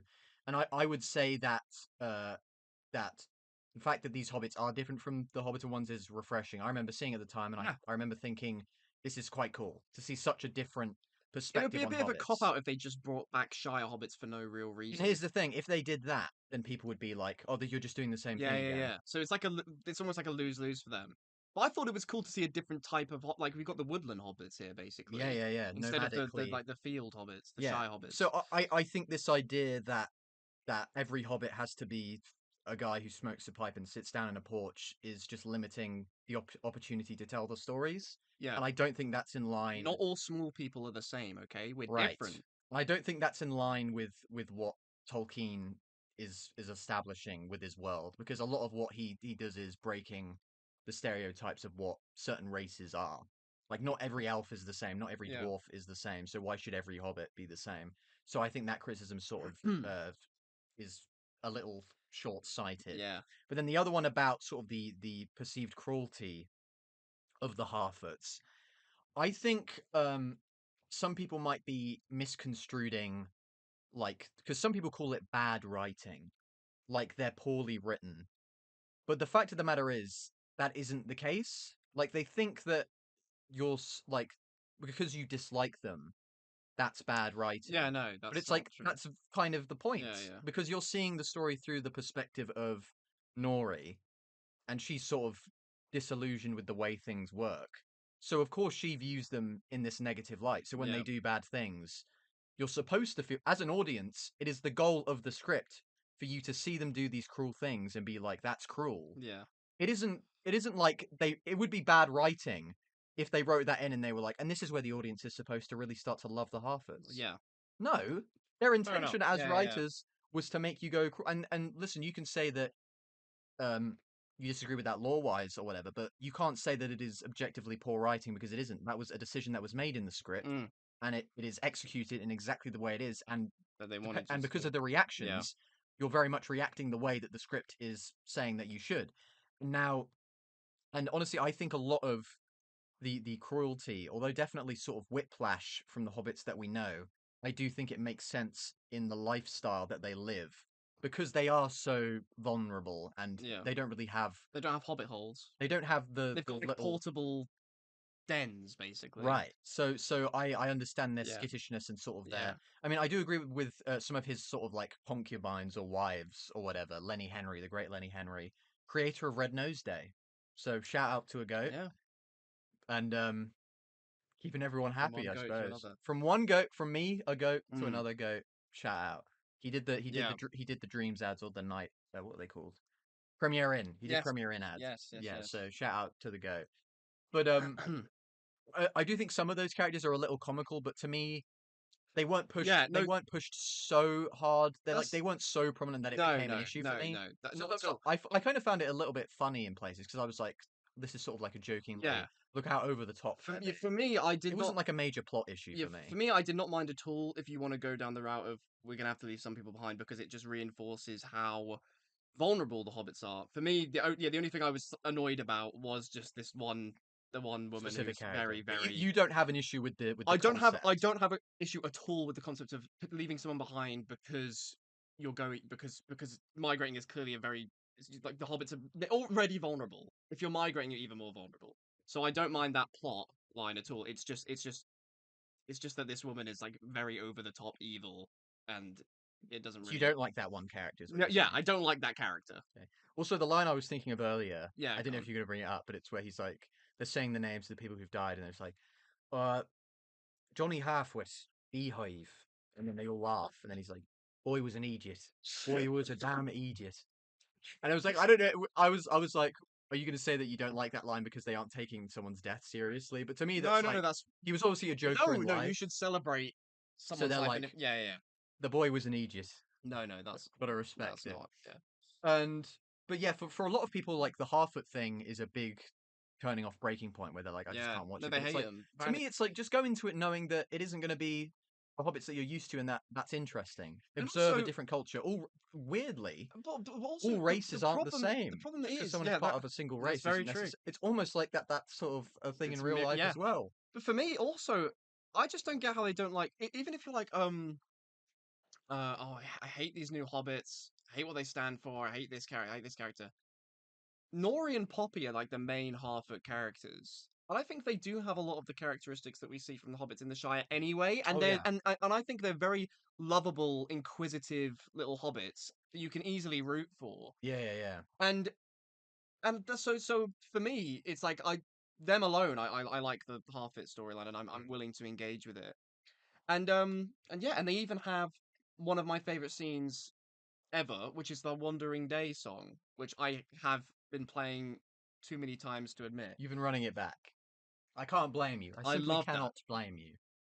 And another thing I want to get to, another criticism, is timeline changes. Now, this one is a little bit more meta of See, a thing I'll because have you don't no, notice it in the I'll show. have no clue with this. Right, because from my understanding of the lore of Lord of the Rings, is that the stuff with the Númenóreans that we see happening, it happens thousands of years after the rings are first forged. Really? Because what essentially, Thousands. it still happens within the Second Age and sort of Yeah. within that scope. But here's what happens from what I remember.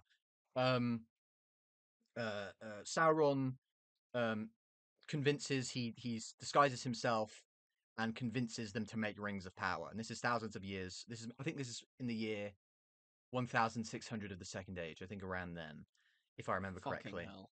I have the date in my head. Jesus. But so yeah, he disguises himself as an elf, and that's sort of why when I Anatar. Anatar, Anatar. that's the name, and then he sort of for The Lord of Gifts. for hundreds of years, he stays in London and Aragon and Rivendell, goes back and forth, Yep. essentially Just building up this learning all their reputation as a secrets, regular building elf, trust. and then that lasts hundreds of years, and then he makes the Rings of Power, and then after he gets the ring, or after he's discovered, there's a war called the War. It's called like the Sauron and Elf War, and that war lasts a couple hundred years, and then Sauron disappears again, and then in the year I want to say in the 3000s, maybe 3300, 3200, Sauron comes back, and then that's when the Númenóreans come into play. Right. Okay. So there was like a 1,000-year gap. So the between rings then. were made a lot earlier than what's depicted in the Or series more then. accurately, like everything in the series, sort of up to that point, is sort of like with the elves and stuff is fairly accurate. It's just like the Númenóreans arriving Yeah. before the ring is made is sort of inaccurate. But here's my sort of counter to that is that I think that it makes for a much more interesting story having the Númenórean stuff intertwined, and I don't think there is enough of a holes that you can poke in this by having such a long time gap that completely breaks the story, because they do a very good job of interweaving those things to where it feels completely natural. I mean, yeah, felt natural to me. Yeah, you weren't like, has there been a 1,000-year gap between these things? Yeah. I think it's done in a very, because here's the thing about I think I might have said this before, but here's the thing about the history of Middle-earth is that it's told from the perspective of the elves. And because of that, that means that everything happens hundreds of years, at least 100 years. So it's like, it took him 100 years to walk here.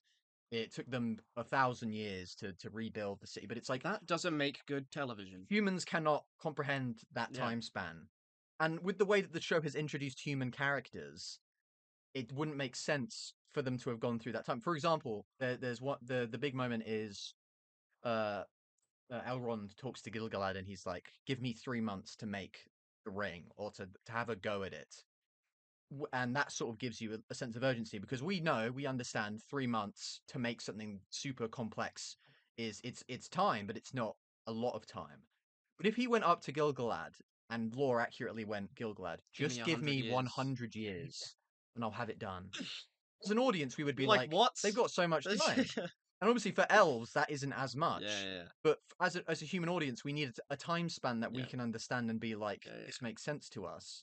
And then, I mean, trying to understand the whole Middle-earth lore and everything is difficult enough as it is. So, like, I'm very glad. And the thing, all these writers will have known all of these lore things. Absolutely. They've studied these books and they've come to a decision. Experienced writers probably have read all of this and they've come to the agreement that this is the best way to tell the story that we've read, and I'm gonna trust that because they're clearly. And here's the thing. I think a lot of people have very unfairly gone, like, because of these changes, they think that, like, the writers are saying that they're better than Tolkien. That they're like, oh, they've taken what he's done and they've shredded it apart because they think they're better than him. And it's like, it couldn't be further from the truth. If you watch this show, and I mean really watch it, pay attention to the dialogue, look at the background stuff, you know that these are people who know their shit. Yeah. They have read the Silmarillion. There's tons of little references to people from the past. Arendil. You've got references to former kingdoms and things like that. And it's so clear that these people understand the lore and they understand Tolkien, and I think it's really unfair to essentially just say that the hundreds of people that worked on this all disrespected Tolkien because Yeah. they said maybe we should change the timeline ever so slightly for the purposes of telling story. I mean, Peter Jackson did Yeah. that. Peter Jackson changed certain things from the story to make it more To make it- palatable. That's just a natural part to of make it adapting a watchable. story.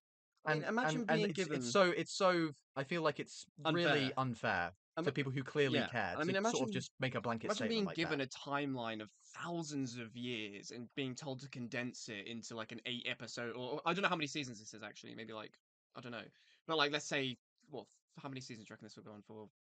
I think maybe 5 seasons. Condensing that into 5 seasons, like that's such a huge task and such a difficult task. And I think that I think so far they've done it. They've coped with that very well. And also, like, just to call this like objectively shit is just so wrong. Like, I've watched so many god awful series. You haven't watched Bad if you think that this is shit. Yeah. You haven't watched true you shit. like you must have watched peak television all your life, because I've seen some fucking. Have you only ever watched OC? Yeah. Is that the only thing you've ever watched? Because that Yeah. if you compared this And to the the thing- OC, then sure. Yeah, get it. I like the OC, okay, but I admit that it's fucking garbage, and I watch it for the comfort watch and how petty everything is. But that's like there are very clear signs of bad writing in that show. Yeah. This is nothing. Like this is a very good series. This is a prestige television show of an incredibly high quality. With a tougher task than almost any other series will have. And yeah, I think considering that task and considering the timeline things and the things, I think all of the changes that were made were necessary to tell the story. And I think I said this at when we were talking about the Harry Potter movies. Changes were made from the books, but I think when you adapt something to a format, even if it's to a TV show where you do have more time, I think changes are just necessary to make it adaptable. And I think in order to deliver, I think they did an incredible job delivering things that are incredibly complicated in book form to a general audience that somebody could understand. Yeah. Like you were somebody who's never read the backstory, but you roughly understood. I've never read a word of Tolkien, but I'm here. But you understood it. You understood the plot of it, and I feel Yes. like that's a monumental task, and I think they did a very good job of that. Another criticism as well. People don't like Galadriel. I was literally in the show. I was thinking you'd bring this up. And I remember at the time you told me that you didn't like Galadriel because you thought that she was too plain. She's a bit of a dry main character, main protagonist. But apparently the criticisms that people had were that people didn't think that she was plain enough. People assumed that they were like, she's not enough like she was in Lord of the Rings, where she was this sort of ethereal, disconnected. That's thousands of years in the future, right? And that's the thing. Right? Why isn't she the same person she was thousands of years in the? You know, I mean, I was saying when I was in the womb, dude. We all like the same shit. That's man. like kind of wow, that kind of shocks me, because I thought that if there was one criticism of her, it was that she was quite bland as a character, and that obviously it's a big thing, she's trying to avenge her brother or whatever. But like for an audience who only really saw her brother in one scene, I found that quite tough to like rally behind her from the first episode. But she grows on me throughout the season. I do think overall she's a bit bland, but like she's got some highlight moments. Like I remember when she's teaching the soldiers of Numenor how to fight and stuff. She's just like kicking their ass. I like that stuff. And well, I like. I think you said that she was sort of bland, but I like how driven she is, and I understand that can be seen as bland, is because she's so one track on her goal. But I liked that about her, and I think, specifically, I think about when she's about to head into Valinor. Because think about it, she's heading into heaven, essentially the perfect place. There is no suffering, there is no pain. It is heaven. But despite that, she goes with her instinct, and she's so committed that she gives up on that chance. Because, like I said, nobody gets a second shot at this. She's like the only person in history who does get that second shot when Return of the King rolls around. But nobody else has gotten that second shot before. And she gives that up to pursue her goal. And I think I admired how driven she was. And I think I could definitely see how an audience could sort of see that as, well, she's not super interesting. She's got a lot going on. But I find that aspect of her to be why she's so interesting, is because she is so driven, and she's got because she hasn't just had this going for like a year. She's had thousands of years of being this concentrated on everything she's done, and I like the dilemma there of like her commitment to her brother and everything. I do think Elrond is probably more interesting than her. Yeah, because I think Elrond has a bit more humor to him, Yeah, and that's he has a true. bit more banter with Durin and all that. I like what I like about Elrond is I like the It's very soft spoken and and I like how he sort of has to sort of stride between his politician side, yeah, as Galadriel says, and sort of his personal connections with people. Yeah. Because obviously he's friends with Durin, and he likes seeing him, but there's also a part of him that knows that he has to close the deal. And I remember at the Yeah. time when I was watching some of those scenes where he's being friendly with Durin, I think there's a scene where he's sort of like playing around with, oh, I must leave or whatever to go, and then he smiles yes, with his back to him. and then you don't know at the time. I When he wasn't says, sure if "Sit that was down." I'm glad my friend is inviting me back, or if Yeah. it's I'm glad I'm going to get the Yeah, deal yeah. closed now. And it's finding out what his Finding stance out in is. the between, yes. And towards the end, I do think he is very because he keeps Durin's word until well, Yes. he would have kept it if he didn't already know that they'd that Celebrimbor and that knew or whatever. I think all of that, to me, that just proves that this is a well-written show to me. Yeah. You can't say that the show is poorly written when there are so many elements going on in terms of dynamics of characters and double because that's what I really love, a character where that they can have two motivations at the same time. So Elrond can think, oh, it's nice to visit my friend, but he can also think at the end of the day, I'm only here I for need to one get reason. a deal done. Yeah. Yeah. He can have both of those thoughts at the same time. So I Yeah. think that's a sign of good writing to balance Yeah. those two things very Give well. characters dilemmas, give them Absolutely. tough decisions. And I think it would have been boring if Elrond was just we knew exactly what his thoughts were straight up, Yeah. or if Galadriel was just the exact same as she was in Lord of the Rings. I'm sure it would have been very nice to see her that way, but would we have kept with it? And I'm sure I think it's if more that was the case, interesting. people would have gone It's more interesting to see how she becomes right. what she is in Lord Because of the characters Rings can than have just an to arc. be the fucking same. Characters can have an arc. That's so dead. And I think it would be boring if she didn't have an arc, because Yeah. I imagine the show is going to lead up to the point where we see her where she is in Lord of the Rings, where she is that ethereal, godlike, goddess-like character. But here now we're seeing her at like her most human and her most vulnerable. She's like short-tempered. She's like driven, but she isn't necessarily. She's pretty messy with her execution. She is like even in like the first episode when she's in that like the ice cave or whatever. Forderwaith. And she... South of Angmar, bro. And like her company is like, God, we're sick of this. We've been doing this for ages. We're just gonna leave. And she like doesn't care or whatever. And she doesn't. Well, like she immediately she doesn't read the room, and she's immediately like, yeah. I require a fresh company. Yeah. And then Elrond has to spell it out. And Elrond and Gil-galad like look at each other and they're like, this fucking bitch. This bitch is crazy. Demanding more. Dear Lord. But yeah, no.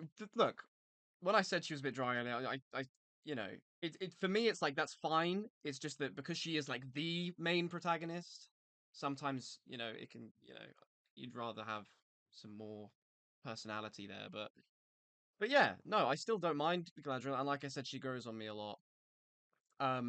And especially towards the end, regarding Galadriel, you have this whole thing where she's clocking on to Halbrand, and I find all of that stuff really interesting. Where it's like, okay, yo, can you go and do some research on me on the Southlands, find out about this kingdom or whatever? And I love that her thinking, God, have I been deceived this whole time or whatever? Which I think could segue us into Halbrand.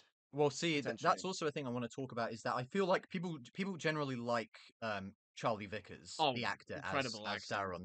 They think he's a great choice. Or whatever. Him in that last episode is fucking incredible. Yes, but I think there are two main issues that people kind of see with that side of the story, and one is there are people who just fundamentally sort of, you could say, conservative Tolkienists who are like, you've got to stick with how it is. That's so boring. Which is, it would have been, because if you did that, it would literally just be hundreds of seasons of Halbrand slowly, as an elf, slowly just being friendly with sitting people. in an office with Celebrimbor. Yeah, not interesting in the slightest. I actually genuinely prefer him, this version of it, where he sweeps in. He comes in on this wave of, oh, we got to get the Southlands ready. There's this threat.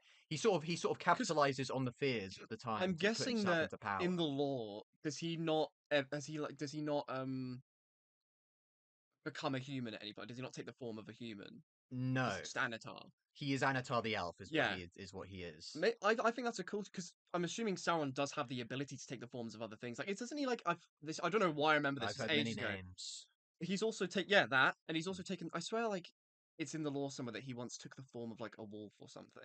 I believe so. That could So be a like, thing. and I think it's cool to have him as a human because it goes for this. They go for like the shock. Well, yeah, because that was the thing. When I was value watching thing. it at the time, I You probably assumed yeah that Sauron was going to be an elf. Yeah, Because yeah. that's how I've always known him as, was that he was an elf for like Yeah, a long, long time. Halbrand and is just going to be this like human then- representative. Of the Originally, sword. I thought that Halbrand was going to be like a descendant of Aragorn or Isildur. Oh, right, I thought yeah. that was good. Before we meet Isildur, I Yeah, was like, yeah, this yeah. guy looks a lot like Isildur. Mm. He's got like the Aragorn look.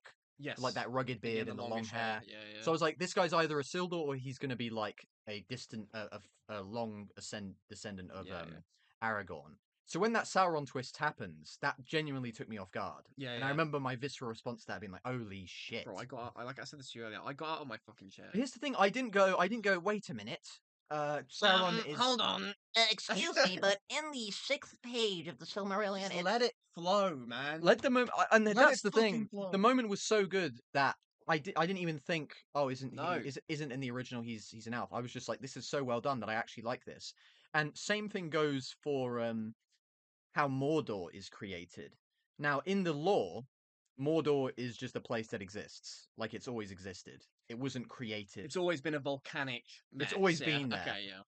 And or I think maybe it was made by Morgoth during the Silmarillion, but there was no like, it wasn't like a surprise when it came Yeah. about. He made it and then it was just there and nobody did anything Alright, about got it. you. It just sat there. Yeah. But yeah, obviously in the show you have the sword Yeah. which is used, and I saw someone in the comment section was having an argument, and they were like, the sword is unrealistic that you could fit a sword into a lock and then turn it and then it would do things. Why? I'm like, what the What fuck are you you talking talking about? about? Are you telling me it's impossible that a magic sword So it's could just fit like a lock yeah, and you could turn the lock and then it could open a dam? Yeah. What are you talking about? Mm. Ridiculous. Also, isn't that just like a common like historical mythical like thing where sword the in, sword yes, in the sword rock, in the stone, like sword in the Arthur thing. and shit. And the idea that somebody was watching the show and then they were like, you're telling me there's a lock that fits a sword? What the fuck? In this fantasy universe? Absolutely. Yeah, That actually genuinely made me angry because I was like, that's are you dumb. serious? Yeah. Dear Lord. But Plus, it's not even like a full. It's like a half sword. and then like it broken morphs into a bits. sword with the blood of Yeah. like it's like the blood of men or something like that Yeah. forms it. And that's the thing, is I really like the idea that Mordor was essentially like a backup for Morgoth, because as I said, Angbad is the original home of Morgoth. That was like his domain, but then that sank with was his crew. Balarand. Yeah. So I like the idea that he made a backup, because he was like, listen, if things go south, we go south, and we have this plan where there's volcanic activity underneath the Southlands. We simply create a hidden key that will essentially erupt the volcanoes and turn this into a land for the orcs. Can't live.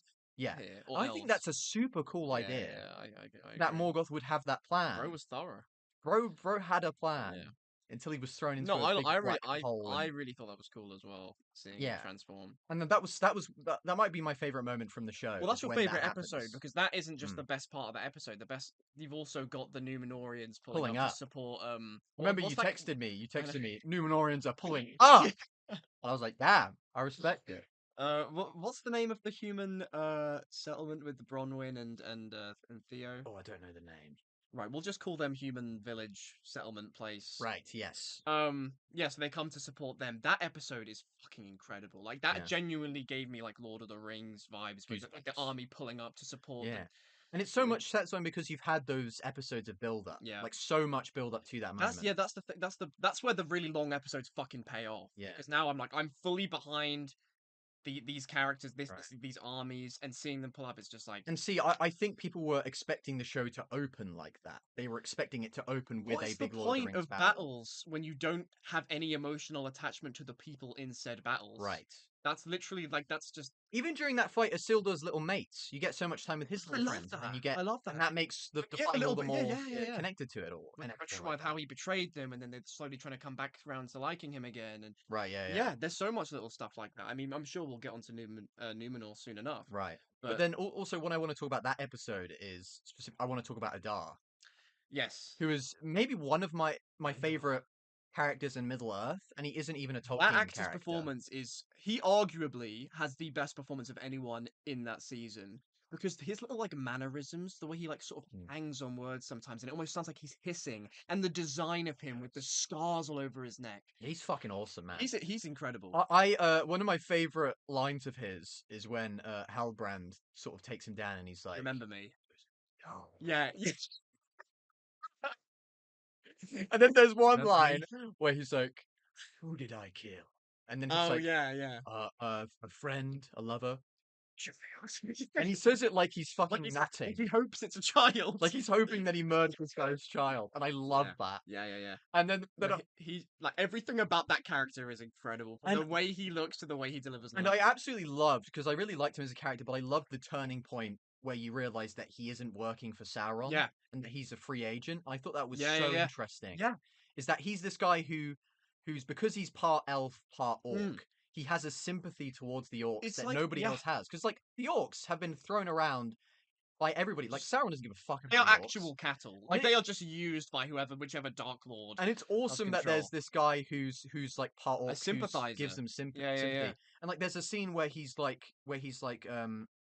seeing the sun, he's feeling the sun on him, and then he gets an orc and he's like, "I wish you could feel Yeah. the sun, brother, Yeah, but you won't have to yeah, worry yeah. anymore." And he has this tenderness and intimacy know, with them, which is But like how cool! How fascinating. cool to finally get some like complex narratives within the evil side. right. Yes, Because in the I Lord of agree, the Rings, yeah. all it is just it's good versus evil, and we're gonna learn the good side. You're either But with or against yeah, Sauron. it's just Sauron and orcs. But like, I love learning about these. There's a different leader here and there, and like they don't get on because of why don't they get on or whatever. And I think, regarding that sort of Adar sympathy with the orcs, you're gonna love a scene in particular in season 2. I think. Right. But yeah, unfortunately, the actor of Adar in season 1 isn't the same actor as in season 2, That's which true, is a yeah. big loss. That guy just has the perfect face. He to play does, any- he like, does. he's got the super high cheekbones Yeah. and like sort of See, like, he menacing genuinely look. looks like an elf gone bad. Yes. Like he literally looks Perfect look. Yeah, and I'll have yeah. to because I haven't seen season 2. I'll have to judge the new guy is fine. Like to be honest, you can tell he's trying to like honor the previous actor's work because he like tries to use some of the same Mannerisms and inflictions and things. stuff. So that's good, but obviously it's never going to be the same. Yeah. But yeah, Adar, incredible character. I How many guess times am I going to say incredible? Fucking hell. incredible. Expand your vocabulary, Ed. But I guess there were some. When I saw Adar for the first time, I think a lot of people assumed that he would be Sauron. But Yes, to yeah, me, yeah, that I was was- too obvious to me. I had no idea. I was like, because people was. You must.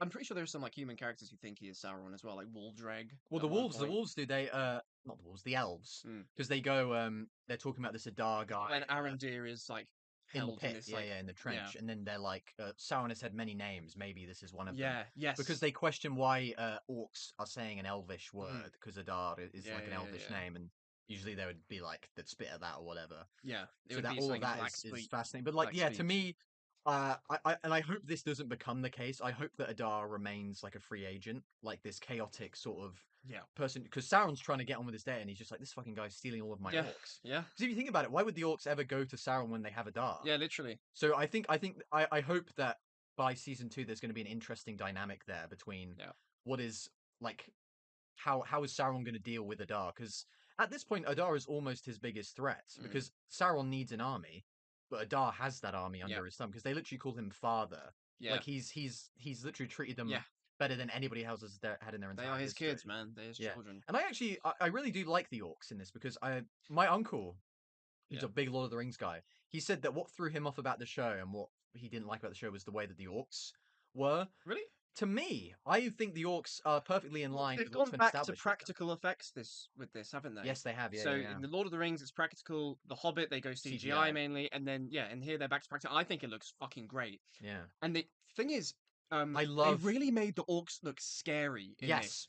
There's what Bronwyn I love. and Theo scene. That first scene. That is scary. That is an awesome It's like, scene. That would perfectly fit in a horror film. Absolutely. Like he looks huge. He's hunched. He's His got like the face claws, is so and like there's a shot of his claws like. Oh yeah, breaking out or yes, whatever. yeah, and you can hear the clicking. Yeah. And yeah, they look so good. And I actually think this is the best orcs have ever looked. Absolutely. In my opinion. I mean, in my opinion, I think the show brought back like why orcs are scary, because I think in Lord of the Rings and The Hobbit you get to a point where orcs are cannon fodder, and and you're heroes are just and cutting you're their sort heads of off. normalized to them. Yeah, But like in this, it's this show brings back yeah. that these things are fucking scary. And they all look sort of unique in their own way as well. Yeah. Whereas in The Hobbit, they are literally just copy and pasted. And Mm. even Azog, the big bad orc, looks so Generic, unimaginative. yeah.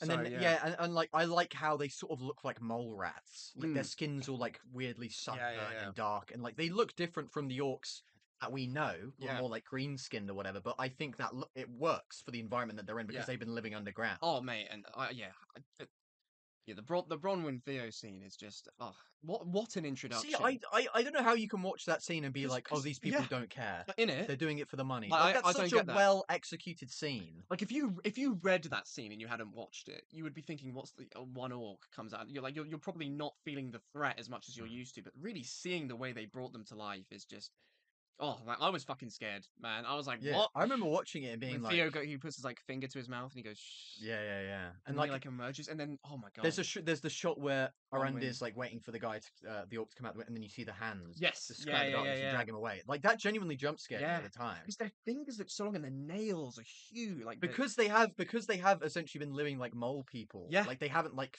They've- trimmed their nails. yeah. They're like They've the got most those- feral yeah. orcs have ever been. They're not even Mhm. wearing armor. They're wearing like rags and Yeah, bones yeah. all over them. And In I The think that's Hobbit, so sometimes they cool. looked a bit too clean. Right, Whereas, yeah. in this one, you do get the impression they are living in dirt. Like, Right. do you know what I mean? I think all of that is fucking awesome. Yeah. So shout out those orcs. Yeah, Shout shout out the the dark. design team, honestly, on that. Yeah, well, here's another criticism that that I wanted to bring up is that some people don't like certain design decisions, and specifically there are people who fundamentally, and I mean, Is this the Tolkien conservative group again? a little bit, Okay. but it's not what you're thinking Okay. yet. But it's the fact that the elves don't all have long hair. Quite frankly, I was watching the show and I wanted to kill myself any time. Guys, you gotta be such a downer to be watching a show and think about that. Like, how lame do you have to be? Listen, Actually, they should have. So boring. I didn't even Quite know. boring, I sorry. didn't even notice that until I read people getting upset about that. Like that's I not just something. watched the That's show. not something you think of when you're watching the show. Surely. Sure, I like It elves seems having like long hair, but when you have that- so many elven characters, if they all had it's just, identical long brown hair, that it could to get me. confusing. That to me sounds like someone who doesn't like the series for potentially reasons that we're going to come on to later, Mm. and they're fucking nitpicking the Yeah, that is a smallest thing. nitpick, Like you're guys. looking for that, and also you looked for that and you failed to find something that would be an actual critique. So fuck yourself. I mean, some people, I can see certain issues with people have with Celebrimbor's look, because some people say that he looks too old.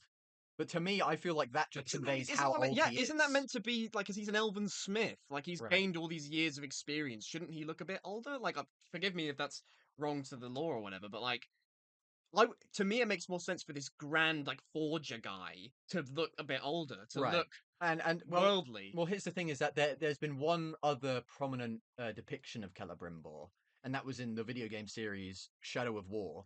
And I still think that is my preferred prediction of Celebrimbor, because in that he is like he's what you'd expect. He's got like long Right. black hair, and he's like this force of nature. He's calling himself Black hair. long black hair. Yes, Okay. he's calling himself the Bright Lord.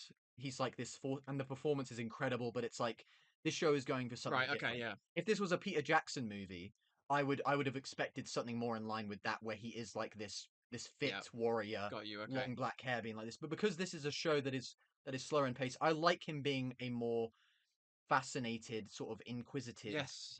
crafter. Like when you hear this guy talk, you can tell he's got a hard on for it. Yeah. Like when he's talking about the rings, he's like licking Well, his like lips, going, when we could create when something yeah, of when real Halbrand power." when Halbrand suggests like merging the mithril with other like materials or whatever, you can see like the sparkle in his eyes Right. and like his eyebrows raise and he's like Yeah. actually like really fucking See, interested. if in the what he's performance learning about it. wasn't as good, maybe I would have a problem and be like, I would have liked to have seen something. Yeah. But I like the performance Yeah, I enough think that to where guy's I doing think he fine, works. yeah. I think he's good. So that isn't an issue for me. And yet, things like long hair. Like, sure, I guess you could have more elves with long hair, but it isn't enough of a deal breaker for me to go, because there are people being so vitriolic and over the top, where they're like, the fact that the elves don't have long hair shows you just how much they disrespect Tolkien. No. Like, they couldn't even be fucking bothered to give them long hair. And it's like, Christ. guys, chill out. No, I want these people to make. I want them to do their own adaptation of the Second Age, and let's see how that turns out. Holy Let's have a shit! look. And there's like Gilgalad has long hair. All the elven ladies have long Yep. hair. It's just like some of the guys have Elrond short and hair. Celebrimbor are the only ones I can think of that don't. Right, and I think there are some of Galadriel's company has short hair, but to me that's sort of that almost Well, is like they're young, isn't it? Like, I was going to say that's almost indicative of an age thing. Yeah. Because the Gilgalad, who is the king, he's a first age elf. He's got the long you hair can tell. to almost represent like he's this higher Like this level worldly, of elf. wise We have all being. these grubby soldiers, like the ones on the watch, Yeah. all have the shorter Yeah, hair. yeah. So I sort of I don't know if that's Arendir, of intentional or course, not, but I yeah. kind of like that idea. I mean, you can still fucking tell it's an elf. They've got the big ass ears, like And then, pointy well, ears, or whatever. we got to get to probably like the shitstorm around this, around the fact that there are black elves and there are black hobbits. What are we doing, guys? How is this an actual criticism? Honestly, I mean, this is part of a larger reactionary online mob who sort of claims to be rooting for the original author or the original vision, yeah. but in reality, they simply want to get past the fact that they don't like that there are people who Will use don't look like them on anything. television. People will use anything as an excuse to vent their fucking racism, man. Genuinely, just say you're fucking racist. Why are you pissed off about a black hobbit? Why can there not be a black hobbit? What? Oh man. Did Tolkien write down no black hobbits in By the the way, Silmarillion? I've read it and it's an that didn't asterisk. show up. No black hobbits in fucking full capitals. Just to make it clear, there is nothing inherent Yeah. about the characteristics or appearances as Yeah. described by Tolkien of elves or hobbits or whatever. Yeah. That means they have to inherently be white. And if you are saying, well, the elves are described as beautiful, so then how can they not be Wait, white? what? I think that says a little bit more about you. Yeah. They got the most beautiful man on earth to Yeah. play Arondir. And if you look at that man and say, he's not good looking enough to be an elf, you have some deep issues. That's the bro. hottest man I've ever seen. He's Second giving to Aragorn. He's giving the fucking dude in fucking Detroit Become Human. Marcus. He's giving that level of like you stare into this man's eyes and you get lost in Yeah. them. Like I can't believe you could look at that guy and be like, nah, not good enough But for an also, elf. like, are you not watching his performance? Are you just watching their skin color? Because some of these performances are great. I mean, Lenny Henry is terrific. He's so good as a Hobbit. He's Yeah, a yeah, great yeah. Hobbit, and it's so annoying to I me totally buy him as the Hobbit leader. that the only reason people have an issue with that character or like certain things about the Harfoots is that I'm almost positively certain because the Harfoots in general are a little bit more diverse. Yeah. In general, is that I can imagine obviously because here's the thing, right? I don't want to group in all criticisms with that because that would be unfair to group in people who legitimately have criticisms or things that they don't like to group them in with people who are just being fucking racist. Yes, like we said, there are like we've literally talked about some of our criticisms of the show, and like you said, it's like it seems to be there's two groups of people, you know, people who want to like the show, but perhaps there are certain things that they need to get over first, like certain hurdles, and then there are people who will just dislike anything. When they're just looking for anything they can, and sometimes looking for, quite frankly, racist and sexist things. Because another thing that people don't like potentially, or that I think, is that there's the female leads. Right. Tolkien, famously a guy who never empowered women ever. Arwen. Never had an empowered woman in his story before. Galadriel. God forbid. Galadriel literally is original in stuff. Lord of the Rings. Yeah. Yeah. If you're one of these guys who's like feminist woke Mary Sue, why don't you actually read some fucking Tolkien? Yeah. Jesus Christ. Yeah. And I mean, I feel sorry for those people because they probably weren't raised right. And well, here you can imagine if they had watched Return of the King, if Return of the King seen Return of the King, if Tolkien hadn't written, did they not? Yeah, what the fuck? Yes, and you just know that if Tolkien hadn't written Eowyn that way and that was in the movie, it would be a fucking shitstorm. Yeah. What is that? What is that line? What is this? They're just pushing the woman, but because Tolkien actually read it, they can't make up a complaint because they would just have to say they're sexist at that point. They would just have to say, I don't like the fact that there's a woman. Oh, they never will though, will they? No, they still like to be like, no, I'm all for they equal hide rights. behind it. I just want women to. They hide behind it with the most like baseless arguments.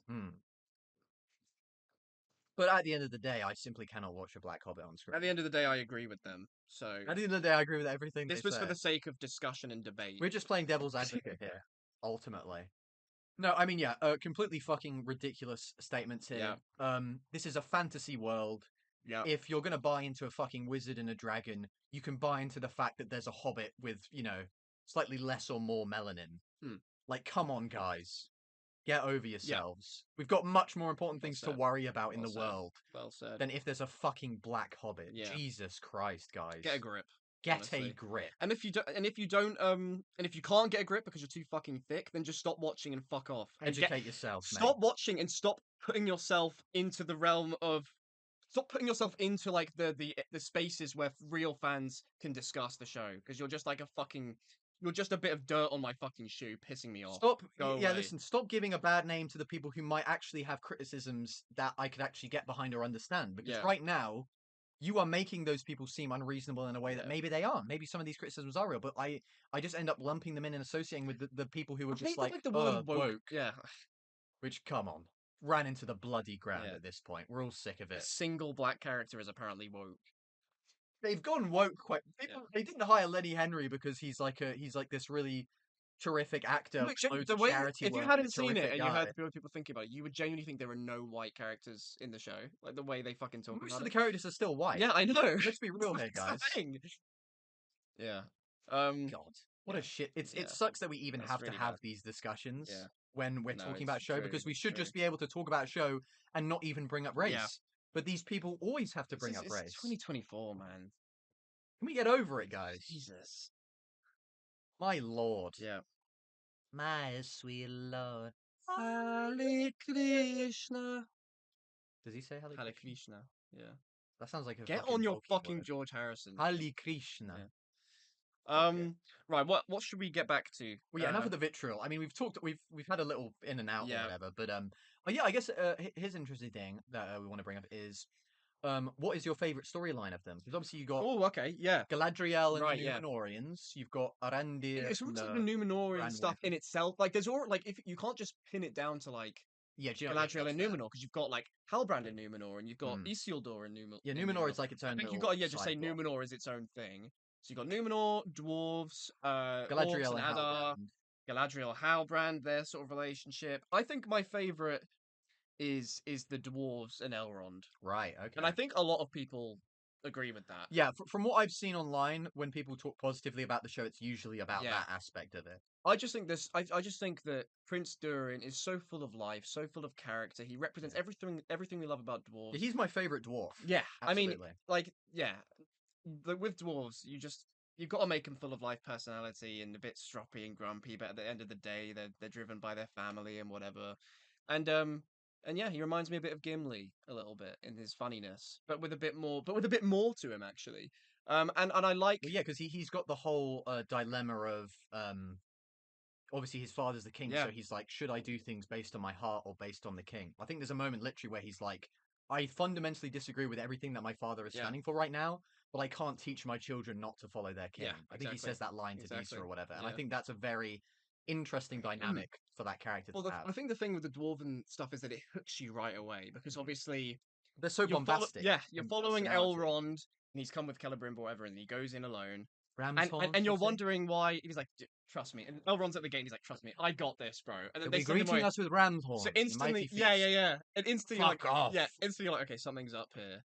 And then he sees Durin, and then they do that like the rock breaking contest or whatever, and you're thinking, okay, something's a bit off here. And then you find, and then Durin has this like great breakdown where he's like, it's been 20 fucking years. You missed my wedding. You're both to of my my child. Yeah, like I fucking And I really like the idea that 20 years to you may be the blink of an eye. But yeah, because like Elrond's the whole life in that Elrond's time. talking to him like they met last week. Yeah. He's just like, oh, my Because friend. he even says at one point, he's like, 2 years. He says something like, has it been that? Has it 20 years. No, Has it only been that? Yeah. He says like, has it only been that long? Feels like yesterday.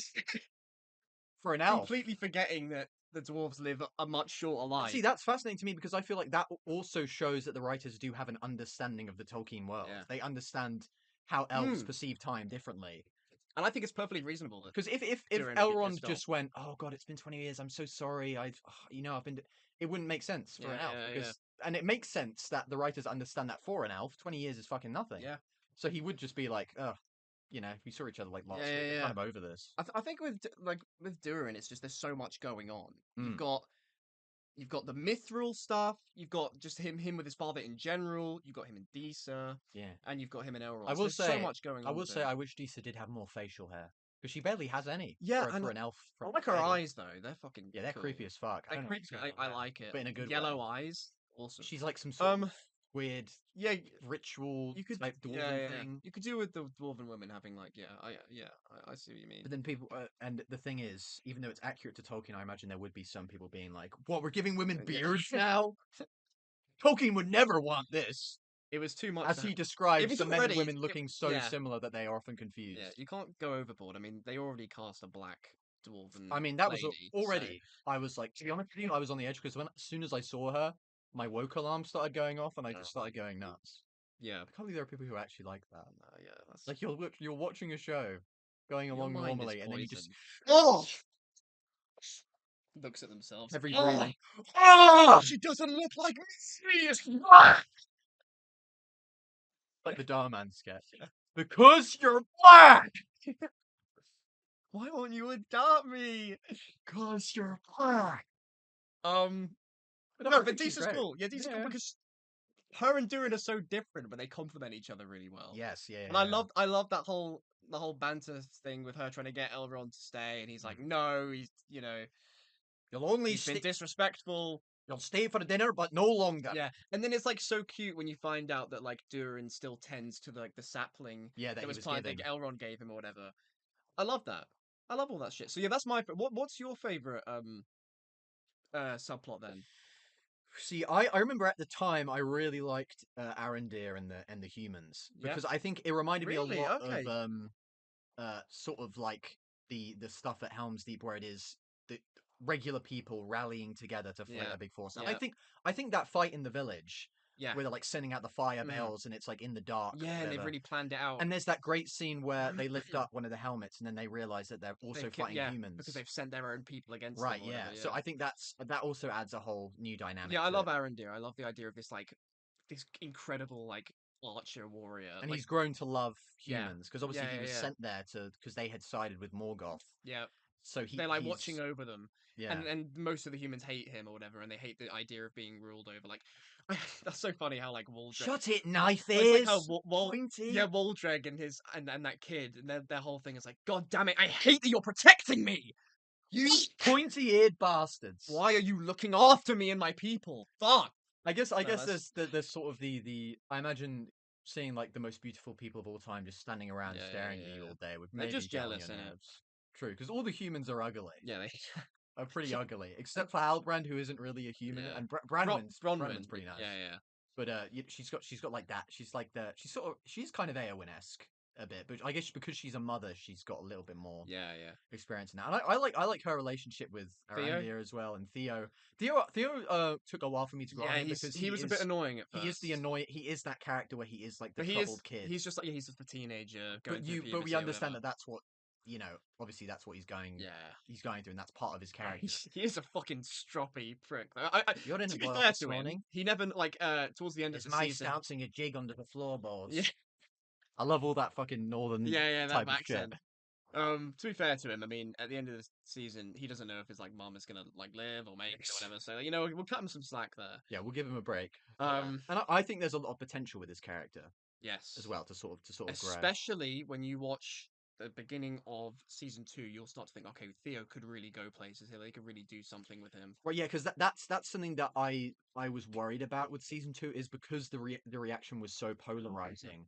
I was worried that they were going to completely course shift. And obviously, I don't know, but from what you've told me, it seems like they've mostly stuck to the path, and it doesn't seem like there's too much of a shakeup.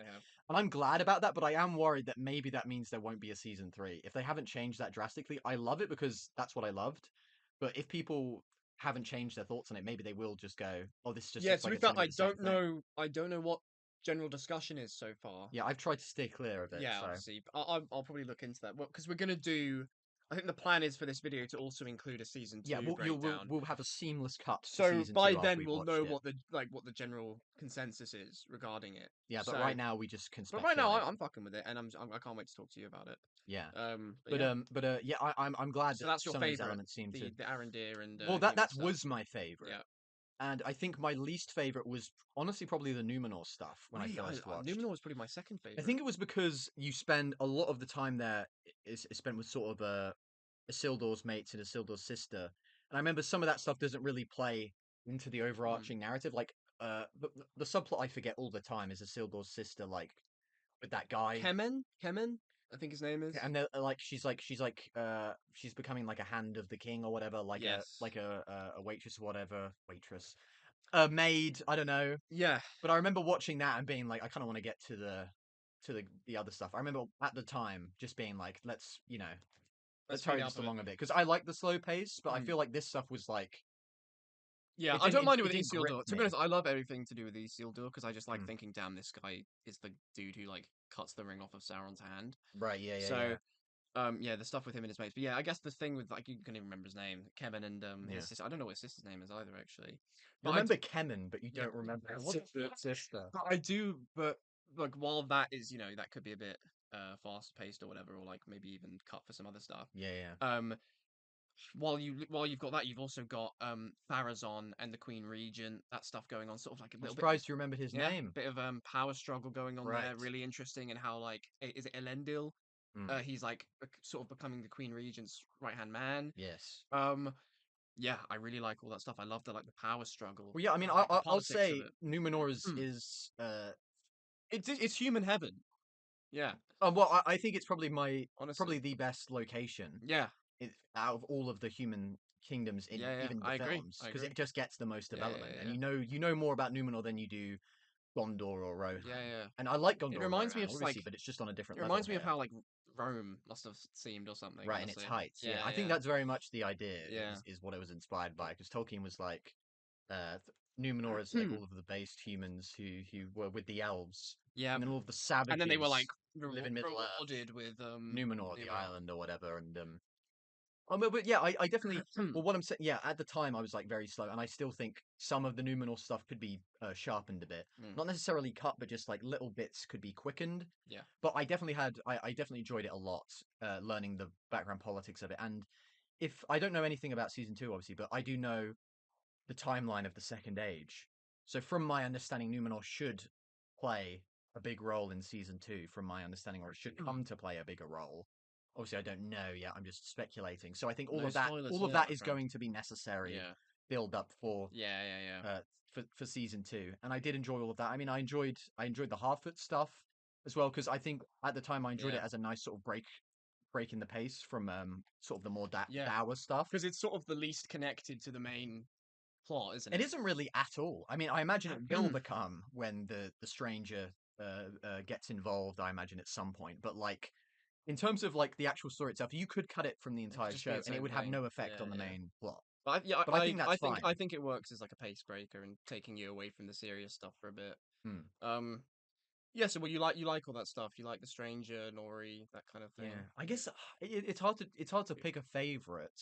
Do you just assume that the stranger is Gandalf then? Well, at the time, I thought for a second he was going to be Sauron. That was my first thought. Sauron. Oh god, that would be Because cool. there's the shot of him lying in the meteor. Yeah. And when you look at it from above, it sort of looks like the eye. Right. Because there's fire. Oh, and right. there's a I figure didn't in the even middle. clock So I that was like, bit. wait, is that Sauron? Maybe they did that to make people. And then when the think people that. show up, the Sauron worshippers, they call him Sauron at first. Yeah. Remember, they Yes, bow to do. him and Yeah, they call him yeah. Sauron. So it's like, is he Sauron, but he doesn't know he is, or whatever. And I wasn't as sort of. I knew. I had a feeling that maybe they were going to switch things up a bit. Because I was like, I'm not noticing an elf who's an obvious. I'm not noticing Anar or whatever. Who What's could his be name?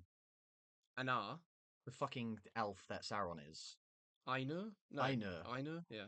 I know, whatever the hell. I Yeah. get fucking named, but It's tough. I wasn't noticing him among the elf Yeah. cast, so I was like, okay, maybe they're doing something different. Yeah. So then when he lands from the sky, I was like, oh, is this like Morgoth sending Yeah. his You know, disciple or fireball, whatever yeah, that would kind of. in a ball of fire or whatever? But then as it progressed, I was like, oh, this could be Gandalf. But then by the end of it, I believe, and I don't know, don't tell me if anything is hinted at in season 2, but I think he's Saruman. And my reason for thinking that is because if he was Gandalf, I feel like they would just say he's Gandalf by the end of the first season. Why are they going on with and the he sort of looks, thing? he looks a lot like, I mean, he looks like both of them, but the actor does look a lot like Christopher Lee Saruman when you see him, because he's got sort of the more scrunched up face and a longer beard.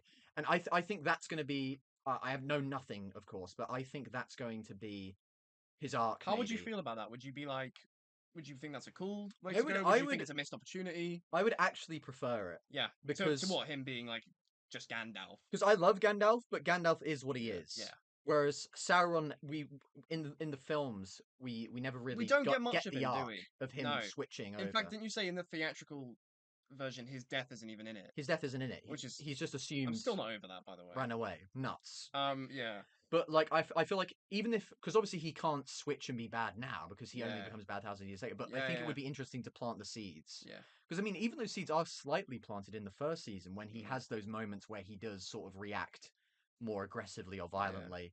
He has like that little falling out with Nori. Yeah, because he's still trying to figure out what his powers are, and he can't control and who he them. is.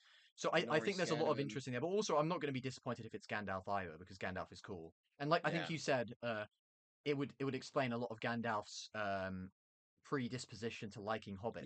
Yeah. If the hobbits were the first The people first he met. people to introduce him to Middle Earth. So yeah, I like it either way. I mean, it would be a real. I can't wait to talk to you about. It would be a left shit, turn man. if it's Radagast. It won't. Sure. I mean, actually, would it though? Because the hobbits are like woodland creatures. That's right. and that's where he learns his and love of nature. Yeah, he lives in the woods, doesn't he? So during that. So yeah, that's the Radagast. I mean, that would be really fucking weird.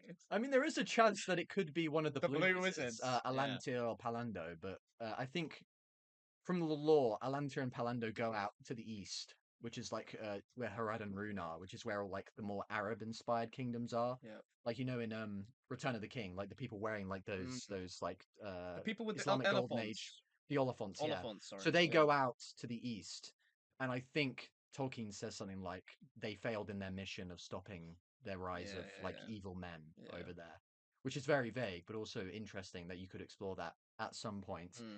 But yeah, I think it's either Gandalf or Saruman. For some reason, I'm going to lock in Saruman because I feel like Gandalf, they would have said earlier that it's Gandalf, but I don't know. Obviously, we'll have to see how it goes.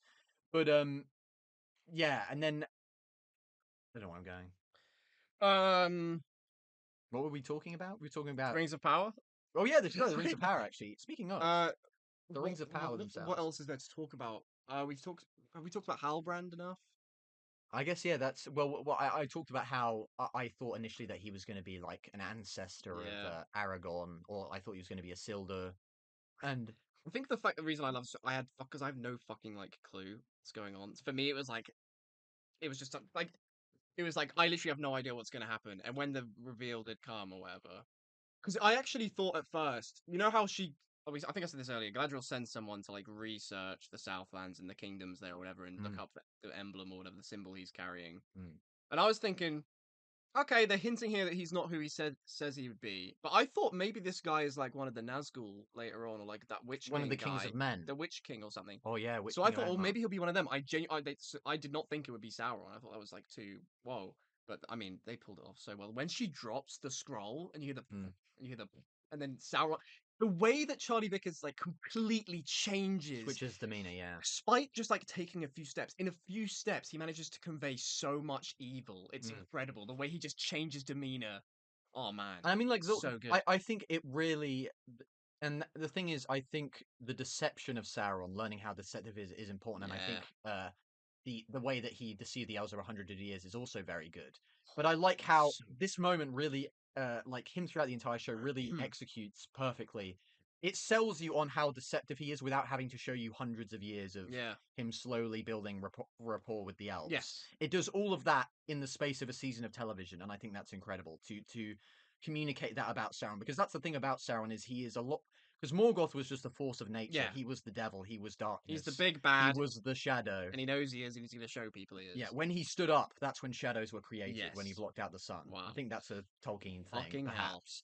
But Sauron was his lieutenant. He was his trusted man. Yeah. He's a little like bit a more spy deceptive. in a way, isn't he? Yeah, he was his spy master in that way. So I like how the show sold his deceptiveness, because in many ways Galadriel was going to be the person who was the hardest to deceive, because she is the most suspicious. Yeah. And her goal is to literally find Sauron. Kill the man she's been partnered with the whole time. Even she was deceived by which him. really shows how deceptive he is, which is great. And I think all of that was great. And I really like the idea of that almost implied romance between Sauron and Galadriel. Like when he goes to Paul, because we do see bits of that where Galadriel is sort of tempted. But also, by do you know what it makes me darkness. feel? It makes me, because when you watch Lord of the Rings, I remember saying to you, I was like, why isn't Elrond fighting? Why isn't Galadriel fighting? Like she's like this. She's arguably the most powerful being I've seen. Hmm. If she did have feelings for Halbrand, I kind of like the idea of maybe she doesn't go on the front lines because she's so impacted by the fact that she was betrayed Betrayal, yeah. that she can't even like. Or maybe be she near doesn't him. like trust herself to go back. And it recontextualizes even the scene in the Hobbit Battle of the Five Armies when she's like sending his spirit Casting away, her and she's away. like so viscerally. She's finally getting over the breakup trauma. Yeah, it just adds like a bit of Yes, adds I a think bit of it adds an emotional element yeah. to it, which I think is really, really great. and yeah. And I can imagine some people are hating because they're like, "Oh, it's just people. It's like making Nah, I romance love where it. it doesn't need to." I But I love think it. it works enough to I where like I'm it, absolutely yeah. fine with it. Told you I Yeah. found it on a dead man. He wasn't lying. Oh my god! I've had many names. I've been awake since before the breaking of the first silence. Oh, In that time, I've had many names. dear Lord, bro. That is Get Charlie Vickers and M. bad writing! Bad fucking writing! Terrible writing. How can you say that is bad? That's like one of the best. I can't. That's one of the best fucking scenes. And then, oh my god! And then he gets in her head, and he like comes To brother. Finrod. Yeah. And then when cuts back to the raft, and they look at the reflection in the water, and it's fucking Sauron in like all his armor that we know from like Lord of the Rings. That's. Did you not make it that far? Like, did you give up on the show before then? Did you not stick it out to see that fucking incredible scene? Yeah, and him when he's walking up to Mount Doom and he's got like the Oh cloak yeah, on, and he's cloaked up. and he's like, oh my god. "Yes, Yes, yeah. or whatever." Like it's not, and even when even like before that, when she's like, tell me your name, and like she goes to stab him, and he just instant like, you don't know who the fuck I am, bitch. Yeah. Oh Like, my no, god. there's no effort there. Yeah, Like yeah. Galadriel is His senses are like so like fine tuned, just instantly. like Galadriel is the strongest person in the show. Yeah, She solos literally. anybody. Yeah. But then he can just like with no effort stop her. Yeah. Like yeah, that. Yeah, like That completely sells effortless. his threat. That sells his threat in a just- way. And that's what I like about Can the we show. watch that scene as soon as this recording's done? I need to watch that. Let it be. Again. Let it be done. Let it be. Let it be. Let it be. Oh, let it be. Sung by the middest member of the Beatles, for real, man. The shit band. Ringo Cliffs. Full mid-Cartney. Anyway, yeah, what were you gonna say? I like seeing the show that's showing us Sauron in sort of prime. Yeah. Because obviously Lord of the Rings, he is in whispers, he's in shadow, we don't see him. But I like seeing him just like basically just laughing. We are seeing why him being in spirit form in Lord of the Rings is so scary enough as it is. Why he's such a threat. Because we get the sense that he was a bad bloke, but we like it's good to see like the actual he actions deceived of this guy. the fucking elves, man. He deceived everybody. Yeah, like I love I think this show is so good at like recontextualizing things in a way that are going to make me enjoy Lord of the Rings on rewatches even more than I already did. Right, yeah, because obviously, like I when we were rewatching them, I had all of the context of Rings of Power in my mind, and it didn't hurt the movies at all, and if anything, it improved them. Having the understanding of those little character moments, interpersonal moments, and sort of and even like if it's not like the same characters appearing again, it's like, oh, this guy's from a species I learned more about in this show or whatever. Right, yeah.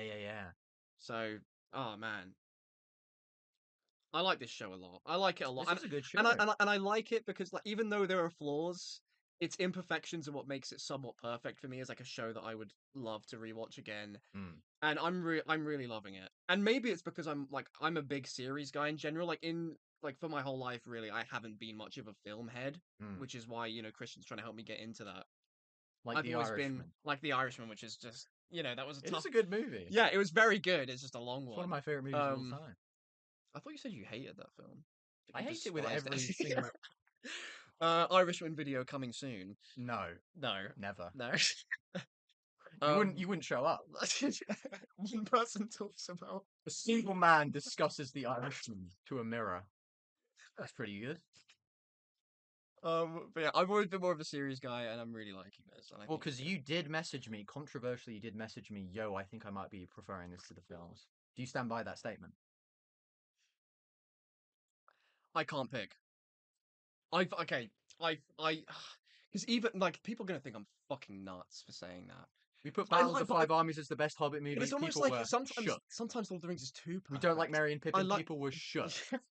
Now this is the breaking point. It's the imperfections that make something perfect for me. It's the little flaws that mean that it adds like I would prefer sitting down and discussing this show with someone than I would sitting down and discussing Lord of the Rings, because little flaws, while still being part of a series definitely, I love, make it more fun to talk about and more fun to engage with, more fun to discuss, debate. Well, yeah, for me it was the same with the Hobbit movies. I think the Hobbit movies are more interesting to talk about Yeah, than the Lord of 'cause the they're Rings more ones. Because split. with Lord of the Rings, you just go, damn, that Yeah, was good. that was good. Whereas with the Hobbit, you go, And it's like here are talks. the things I like, Yeah, here are the things I don't and it's like, almost here's like what could have been Lord of the done. Rings can be talked to death about how much people love it. Yeah, everybody knows. This is like a fucking debate, and I'm not including the fickle-minded twats yeah, in let's this not. debate. Yeah, But like the debate between real fans or whatever, it's Mm. just I feel like when it's with something that has clear flaws, it just makes it all the more. It just makes it but better. even for me, I feel like the flaws have been majorly exaggerated Yeah. by No, online literally, yeah, conversation. yeah. This is nowhere near as flawed as shows that I even really like. I Yeah. think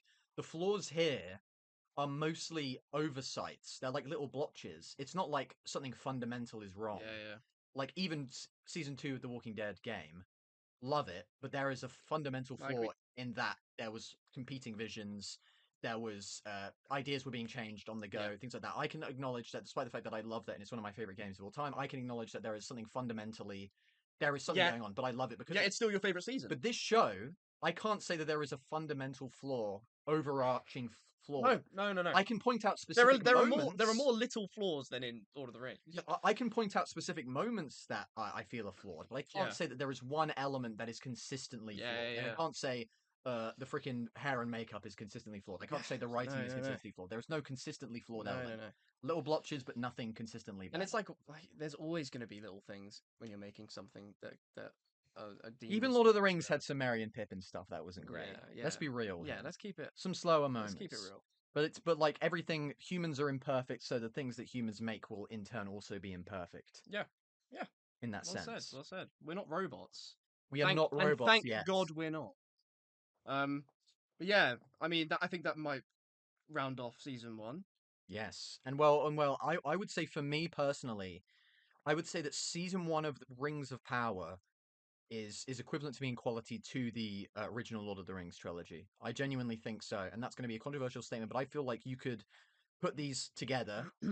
Somebody Yeah. completely blind looking in it and going like that, and I don't think they would notice much of a quality difference Yeah, no. between the two of them. And I know that's going to be, for a lot of people, that's going to be fucking blasphemous. Yeah, I was going to say blasphemous. But I mean, yeah. we are everything. If Tolkien could hear you, actually, Tolkien never saw any of them, so Tolkien, you can shut His up. son for said this that one. he would hate anything that was adapted from his books. Oh, and I can believe that. Yeah. The small things I know. I mean, about Tolkien said that he didn't like his work being interpreted. Yeah. So it's like, so that he would just hate Yeah. everything that anybody else says. Yeah. But that's fine. That's his opinion. But it's Yeah. like, he loves everything created by him, basically. And everything that I did is great. Even my son, everything Yeah. he made was shit.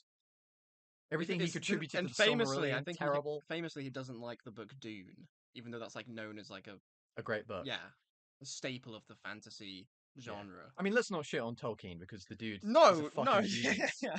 But you But know, yeah, we're talking about adaptations here. let focus on, instead of being like what would Tolkien think, focus on what do I think. What do I legitimately think? Removed from outside, removed from all the fucking anti-woke mob nonsense, removed from internet discourse, and I think that's what is going to be fascinating. I think for Rings of Power, because it is still somewhat in the zeitgeist. Is that I'm wondering in 10 years' time, how are people going to look back on it? Removed from all of the, it's been so long since Lord of the Rings, no Peter Jackson, all of the. How are people going to look at it? And I do think it's going to be perceived more favorably. And I think a lot of the criticisms here are rushed and just ill-judged and based upon this reactionary clicks for views. They just destroyed Tolkien. Tolkien would roll in his grave. There's too much good here for people to dismiss it as much as as much as people have done. And for somebody who did watch it maybe the first time or watched a little bit of it and didn't like it, I would say give it a go again. I mean, I'm so glad I watched it. Absolutely. There was like the criticism that I'd heard was so strong that I nearly didn't watch it, and I thought, well, do I really want to dedicate this much time to something that is supposedly shit? But it's so good, and I really recommend it, and I think you'll love it. If you're like, especially like if you're like me, if you've watched this far and haven't clicked off the video and disliked, I'm sure you'll at least be like, I'll give it another go. Yeah. If you've heard us trash the Merry and Pippin subplot in Two Towers, then I'm sure you can put up with maybe give it another go. So Nori and what's her name? Brandy? Is it Brandy or Poppy? Poppy. Poppy. Yeah, Nori and Poppy better than Merry and Pippin. Facts. I'm not gonna lie to you. I'm not gonna fucking. Oh my lie to fucking you god! Preach, bro. That is so true. Right. That's so true. Let's be real They're here. so much more lovable, and they're less annoying because they're just curious. And they're actually two different characters. Merry and Pippin are like curious as well, like inquisitive, but they're quite annoying. Obnoxious. Yeah. Whereas Poppy and Nori are a lot more sort of mellowed They seem out, younger as well. yeah. I feel like they feel younger in terms of their age. More little bits going on. Like even like the first time you introduce them, they're like taking the kids to like get some like Steal berries. yeah. Farm, whatever. And clearly they're like Merry and they're Pippin like just go off young. and do it on their own. They're like young, but they're still responsible, and the adults clearly trust them enough to take these kids out. And as soon as they see the sign of a war, they're like, "Guys, let's get out of here." Yep. But they remain calm. They're fucking brave as shit. Hmm. Yeah, man. Also, Nori looks exactly like Elijah Wood. Very fucking the female similar. version. Yeah. I feel like that's the casting for. Yeah. And I love the Irish accents as well. I love that too. Yes. I did notice that about the show is that the dwarfs are Scottish, hobbits, halfoots are Irish. Yeah. Regular like men are like Northern English. Yeah. And then all the elves are Southern English twats, stuckos like us. Yeah. With all of their fucking fancy talk or whatever. But no, I love all of that stuff. Yeah. We need to get the Welsh in though. We need to get some of that in because I think Season the only guy with a Welsh accent in all of Middle Earth is Bard. He's the only guy who's ever had a Welsh accent. Everybody else has We been need more one Welsh of those. representation. But then orcs are Cockney. I don't know. Just, What are we fucking they are just Clacton. they are Clacton. Alone. They are the average Clacton residents. Actually, that's what happened. When Farage was elected, the sword was put into the Southlands and Mordor was created. That's what it was like on day one. I was gonna try and make an edit of that where it's like, we won't call these lands Clacton anymore. They need a new name. Mordor. Or it was going to be What would be Mordor is or it would be Clacton Southlands. worse than Mordor? No, I was mixing it up. It was going to be the Southlands. The Southlands need a new name, and then Southlands would burn away, and it would just say Clacton. This is Clacton. God.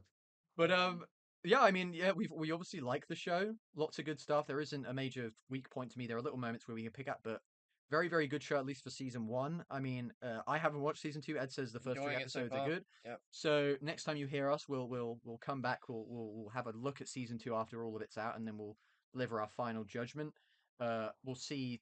Have they continued the path that they did on season 1? Have there been deviations? We will elaborate on that at the time. Yes, But thank you very much for listening to this part, and we can Gollum scream. Although I respect you for listening this far. If you have, well, you've got a little bit more listening to do, but keep going. Keep it up. Keep it up, man. Keep it up, man. You're doing well, Yeah. bro. And you're looking jacked, by the way. You're looking jacked. Forget about your GCSEs. Stop revising. Have you Actually, I'm just thinking about that guy. That guy. Yeah. If you've got an important exam coming up, just listen to us instead. Listen, give This us is a more listen. important. And you are looking jacked, by the Yeah, way. We've got to yeah. point it out. You're making me a bit jealous. Have you been working out? Let's be real. Be honest. You Be can't even. honest. Let's come on. Come Don't be on. modest. You've been bro. eating well. Your calves are looking fucking incredible, Yeah. dude. You kind of look like Aragorn a little bit.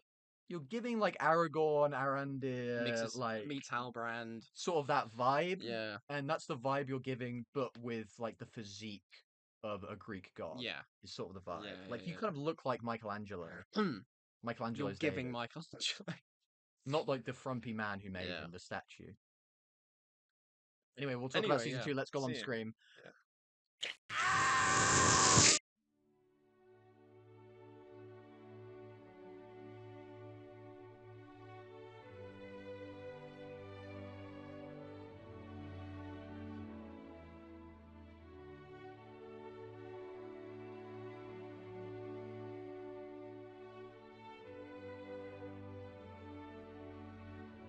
So, unexpectedly, You thought this video was over?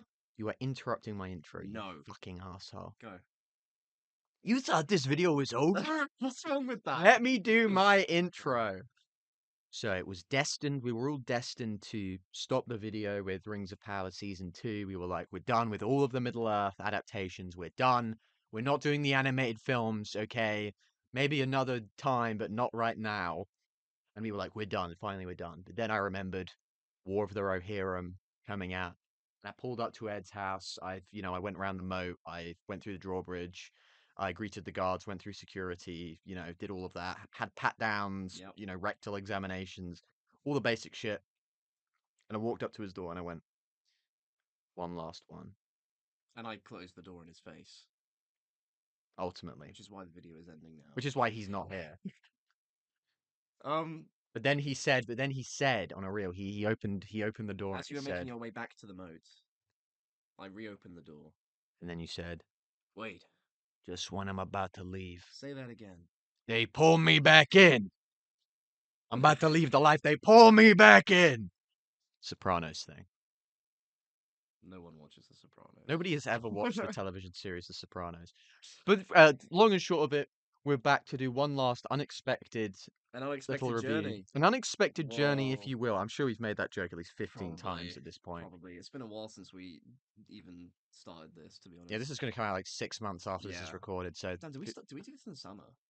we did this in the summer. Holy. Yeah, we did this at the beginning of the summer. Wow. So it's taken half a year to record all of this, and now this was just about like Ed literally came back from his, partying in, Las Vegas or whatever on the day that the movie came out. So we were like, let's do it. One last one to definitively mark the end of our Middle Earth adventure. the Middle Earth adventure Yeah. to return to the Shire. But we have one last thing to do, and that is War of the Rohirrim, which, as of right now, I think the response to it is pretty mixed from what I've seen. Leaning negative, mixed leaning negative. Oh, no. About it. And basically it's just, I think a few years ago they were like, let's expand Middle Earth, let's make more films, more games and things like that. And then a Japanese animation studio was like, we'll do a thing. And then it's resulted in this, which is an animated by Japanese anime guys. I don't know exactly what they've done prior to it. And it's basically just this little, if you haven't watched it, which you probably haven't because the film hasn't done very well. But Do we have numbers yet? as of right now, it's a $30 million budget, and so far it's made 12 million. Oh no, that's a big flop. It's not Hasn't looking even made good. half. It's not looking good Dang. right as of right Damn, now. okay. I think it will do well on the To be streaming fair, though. when we went to the cinema, we were the only people in. We literally were. And that's Yes. never happened before. Not for me, anyway. I've literally gone into like forgotten Robert De Niro comedy like 15 weeks after it comes out, Yeah. and there's someone there. There's always at least one other guy. Yeah, this was a unique, and we had the reclining chairs and everything. We did. It was splurged for it. In the end, it was quite a nice experience. Yeah, definitely. I mean, getting to see any sort of Middle Earth product in the cinema, because obviously, like, we were lucky enough to see The Hobbit, because that was my birthday thing, was going to see The Hobbit. I was We very never young saw then, the and original Lord of the Rings. So, but hey, is this bad reception? Is it more of a reflection on people being annoyed that just more Middle Earth stuff is coming out? I think there's definitely, because I know a lot of people just don't like. They want it to stay untouched. I mean, yeah, we've probably talked about this already a lot on the Rings of Power, like the kind of Tolkien traditionalists who are like only stick with Keep it in the books, man.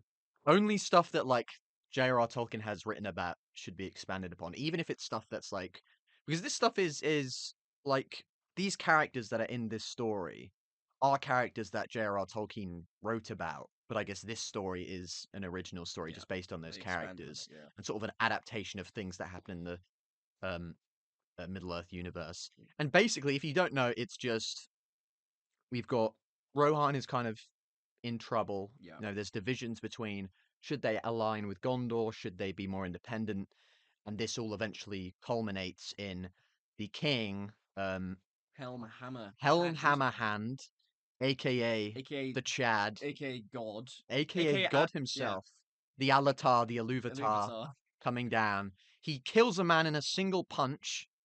And the son of that man who was betrothed to his daughter basically says, I'm going to get revenge.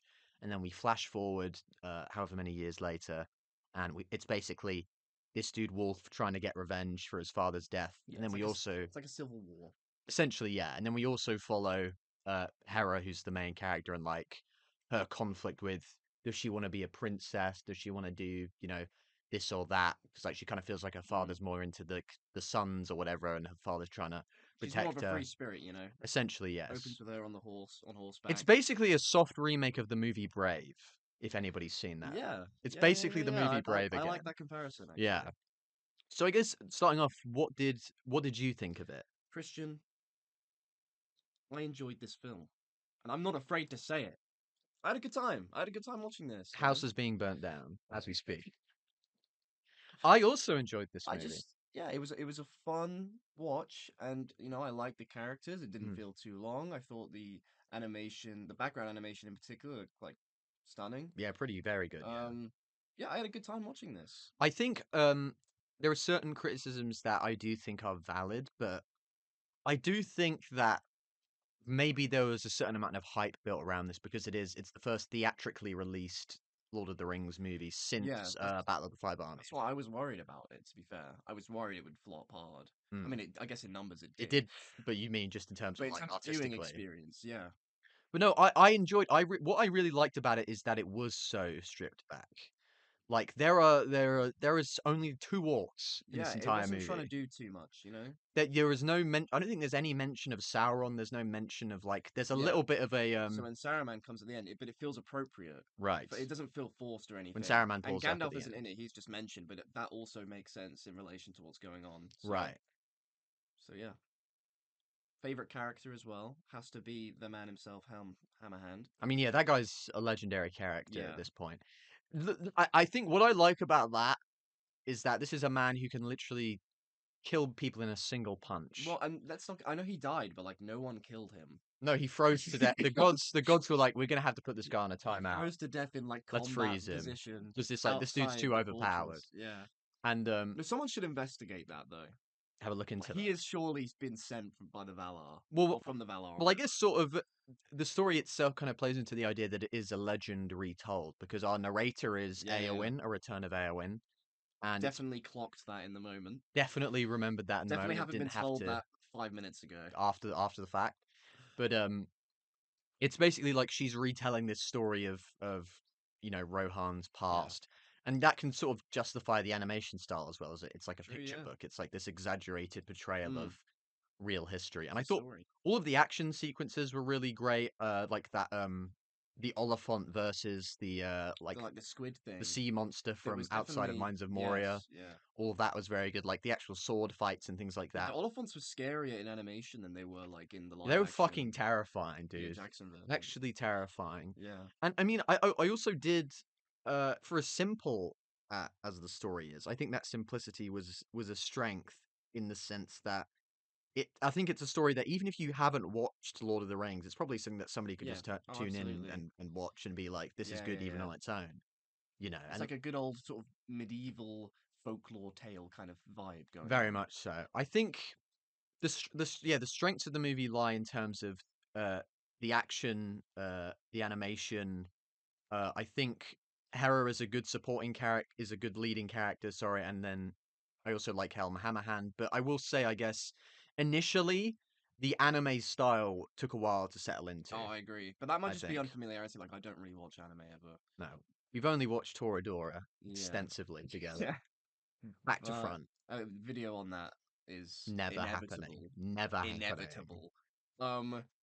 But yeah, in the end I kind of warmed up to it. I do think the background visuals were a lot better than like the actual character faces Right. themselves. I think some of them were quite basic. Because it is that But, like hey, anime style where any characters who aren't like disgustingly old, their faces are very simple. It's Yeah. just nose, mouth, eyes. Yeah, the best looking character was Helm Hammerhand. Yeah, Helm Hammerhand and Like, like without a all of the doubt. old freaky dudes. But like even at the beginning, I remember like there was like a few minutes where I was confused as to who was Wolf and who was like Hera's cousin. Yeah, because the only Like, way which one is that?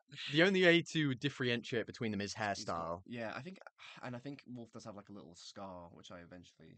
That's true. rejected, but And yeah. that was quite bizarre to hear northern accents coming out of anime characters. Yeah, it was, wasn't it? That's probably never happened in the history of anything ever. And he was, Yeah. my father cool, was a right? fucking Roman bastard. I'm like, damn, bro. But no, I mean, I fuck with it. I know you, in the immediate aftermath of watching this, didn't have a lot of good thoughts about Wolf as the villain. Yeah, I guess he could have been a bit more intimidating. Right. I thought he was a complete idiot. I mean, And to be honest, I don't know why his army were following his command for as long as they did. well, At some point, the advisor should have just like taken them aside. And yeah, been like, General "Yeah, Targ is we ain't like listening to this guy General anymore." Targ is basically like this right-hand man guy who follows him around and is like the general character, the Yeah. corporal. He's basically like if your Grima Wormtongue character was actually like reasonable. Yeah. just follows you around and to be he's honest, I actually, liked like- him more than Wolf as just a character. Not Yeah. like I know you're supposed to like him a bit more anyway, but like just as a character. But there is this like hilarious moment when Hera like comes out of the fortress and she's like trying to buy time for all of her people to leave. To she's, like, escape, yeah. She challenges Wolf to like a duel or whatever on the bridge. Everyone's And also like, this the is guy's very like, obviously he's a like, she's setup. very smart. This is obviously like, yeah, like a trap or whatever. Don't I strongly advise you do not accept it. And then immediately, Then it's without just silence, hesitation, and then he goes, "We will fight!" yeah, that is funny. I don't know if they intended for that to be funny, but yeah, I feel like that has to be a gag, cracks just because me of the up. way it was paced. Yeah. I mean, I understand the idea that he isn't intimidating, like, as it goes on, because I think he's intimidating in the beginning. Like, there's the earlier scene where he captures her in the prison or whatever, and he's sort of, like, sizing her up, and he's, like, he cuts, like, the scar into her cheek Oh yeah, or yeah. whatever, and I think that works. But, like, I think the idea of his character is that he isn't this warrior. He isn't actually that smart or that intelligent. He's just running off of pure, like, scummy Yeah. behavior and Yeah, hatred. yeah. Like, he kills He's one just of a young hothead who's just following his heart. essentially. Yeah, I don't think he wins a single fight in the entire I don't think he movie. does. And then even after he's lost that duel or whatever, and his army go in anyway, because he doesn't accept. Because basically the deal was that if he fights her and loses, they like don't invade or whatever. Yeah, they retreat. So he loses the fight, doesn't accept it obviously because he's just like a jackass. And Yeah. then I don't know if I'm saying jackass like I'm American. But, Damn jackass. jackass. And then when they go to like infiltrate Helm's Deep or whatever, he's like, "Leave her to me," even though all of those men have just watched him like They all embarrassingly fucking lose ran, to bro. Hera. But yeah, no, I just think in terms of like intimidating villain, he wasn't all that. I think his like design could have been a bit cooler. Could have made him look more rugged. No, I thought he looked cool. I mean, he had a little scar, but like, he's just a little pretty boy. You wanted his face to essentially be a giant I scar. wanted him to look like a young Frecker. You wanted Who does look like a boss. You wanted like father, like son kind Yeah. of vibes. Yeah. Like, how did he come out? Like, how is that his dad? I Yeah. just see the mom. That's the thing about the anime style character design is that like when Wolf is like, am I that hideous that you can't even look upon me? And he just looks He's like a gorgeous. hot man. He looks like every other. He looks like the her hot Yeah. cousin who's also trying to bang her or Which is whatever. mad because his dad looks like an ogre. Yeah, I mean that's in his future, bro. That's just how the genes of the family True. work. You're hot for like See, Hera knew. first 20. Yeah, she Hera was knew, thinking that's long why. term. That's why she didn't She was accept thinking any of long his term. He's wedding like advances. he's a hot bad boy now, Yeah. but eventually I've seen what your future is. beer my belly's friend. gonna hit, Yeah. and bros are gonna be looking so good. Yeah. But no, I mean I understand that criticism, but I also just think that like his character wasn't necessarily meant to be intimidating. It didn't affect my viewing experience. I wasn't like pissed off. Pissed God, off. I want to be scared by. I want to be I afraid wanna of be you, terrified. bro. Yeah, like it wasn't that big of a deal. It was just kind of like, well, it could have been. That's just something that could have been better for me. Yeah. Personally, but... And I also think that her brothers could have had a little bit more development before they died. Because I think their deaths do work as is, just because when you have siblings, you just naturally are like, if my sibling died, that would suck. And the character's siblings have died, so that sucks, and that makes me feel emotions. That's how human empathy works, as explained by me. Yeah. But like, you could have had some more scenes where their personalities are fleshed out. You know, the initial encounter with the Oliphant. Maybe if they were there for that as well, and they were helping each other out, all three siblings. But I also guess at the same time, the idea is that she's sort of isolated from them in a sense, because like the father is like, these are my two sons, these are the heirs, and then there's my daughter on the side. You'll marry someone and fuck off or whatever.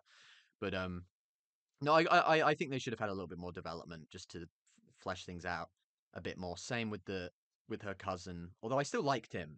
His name's it's like Freytar or something like that. He's in the beginning and then he just doesn't appear until the very end. To be fair, so you don't really get to like him that much. But like, he's a good guy. But yeah, for sure the brothers could have been in there more. Although they do have some of the coolest scenes in the entire film. That's true, yeah. Especially when they're like they're riding away from Eridas getting burnt down, and poor bro's horse is just not having it. Just it's an old boy dying, trying to run, and he can't keep up or whatever. And then the wolf and that catch up, and he takes his time, and he shoots arrows at them as they arrive. That was cool. I guess this is the end of the road, huh? Yeah, I felt bad for him, man. He was such like a soft-spoken, lovely soul. If this had regular anime voices, it would have ruined the movie. It would have. If it was thank God it didn't. Thank God they had. Thank God for the northern voice. Northern voices for northern cast. voices.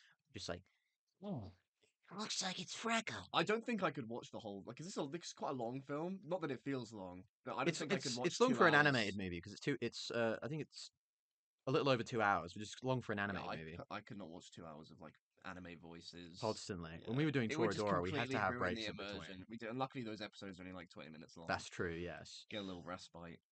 Absolutely. I think my favorite part of the movie for me is I do think the attack on Eredas is the best part of the movie. Is it Edoras or Eredas? I think it's Edoras. Edoras, whichever it's called, the main Rohan Yeah. base. That was my favorite part of the movie because it was literally, it was like all of the characters. You saw all of the characters together. You had Helm Hammerhand alongside his Yeah. sons, fighting off the threat. That was the main war scene in this. Like, it's not like an all-encompassing war film or whatever.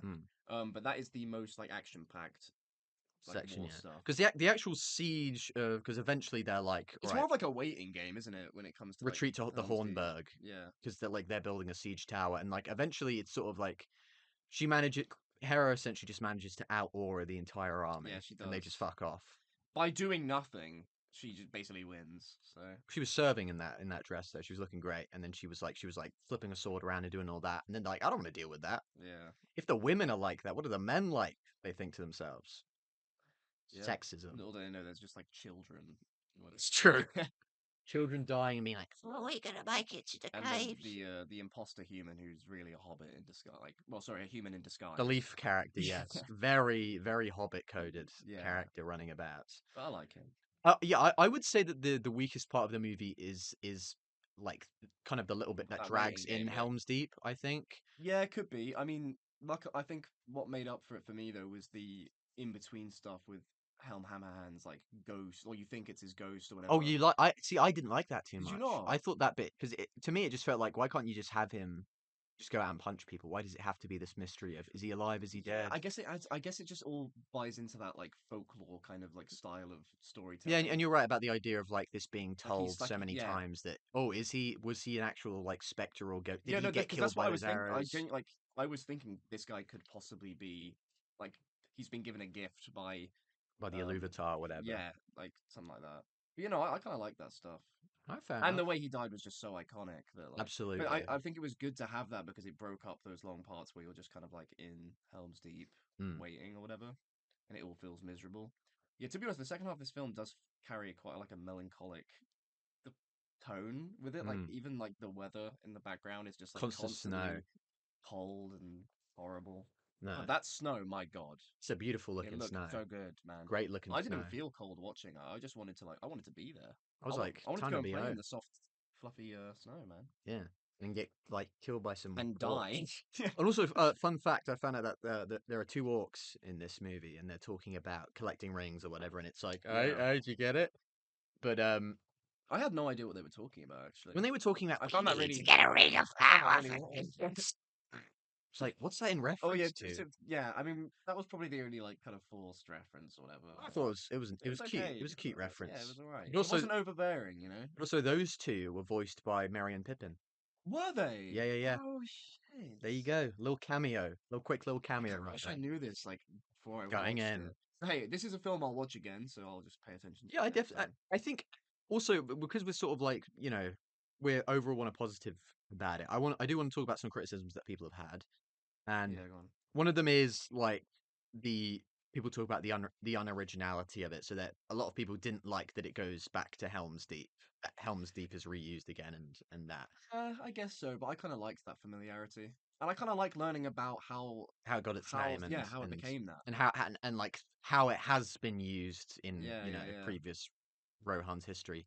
And it's not like an exact copy because I guess the difference is with the Isengard siege that just kind of happened out of nowhere in the rain, and then a bunch of people just showed up. Whereas this one is more of a battle of attrition. Yeah, for You've sure. got like you've got It's a different kind sabotage of on other war, sides of the lines and things like that. Yeah.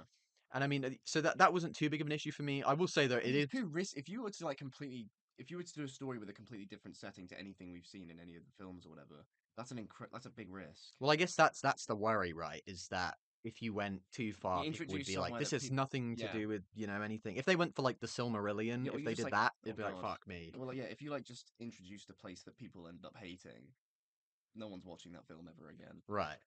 But I guess in this case, people thought it was too familiar. Yeah, well, maybe. And if there are more though, this is just gonna serve as hopefully as like a starting point, Sort of and thing. then they'll expand into more detailed Tolkien stuff. We'll have to see, or we'll get that fucking movie that I'm dreading about. They're talking Which about one? that. They're talking about doing an in between call for Lord of the Rings after The Hobbit So about confused. Just why is it so confusing? about how like Gandalf met Gollum.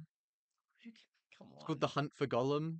And it's like people are more hyped about that than they are about Rings of Power. And it's like, do we need to know Are that? people actually hyped about that? People are like, yo, dude, we're gonna see no, 97-year-old don't. Ian McKellen again.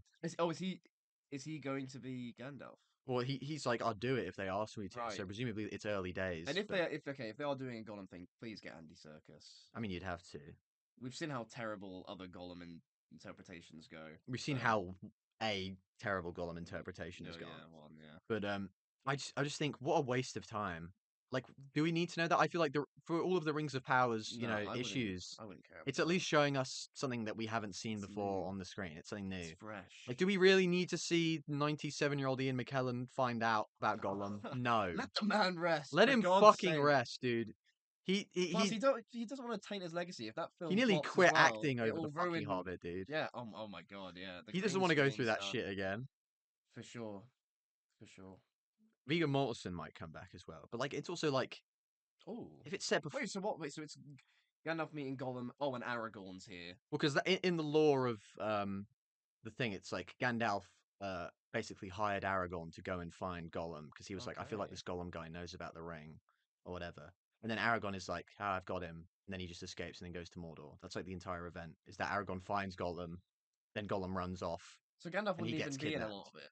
He would, if it was being 100% lore accurate, it would basically just be Gandalf going, by the way, Aragorn, Do this. I've got a mission for you. Go over there, pull it out.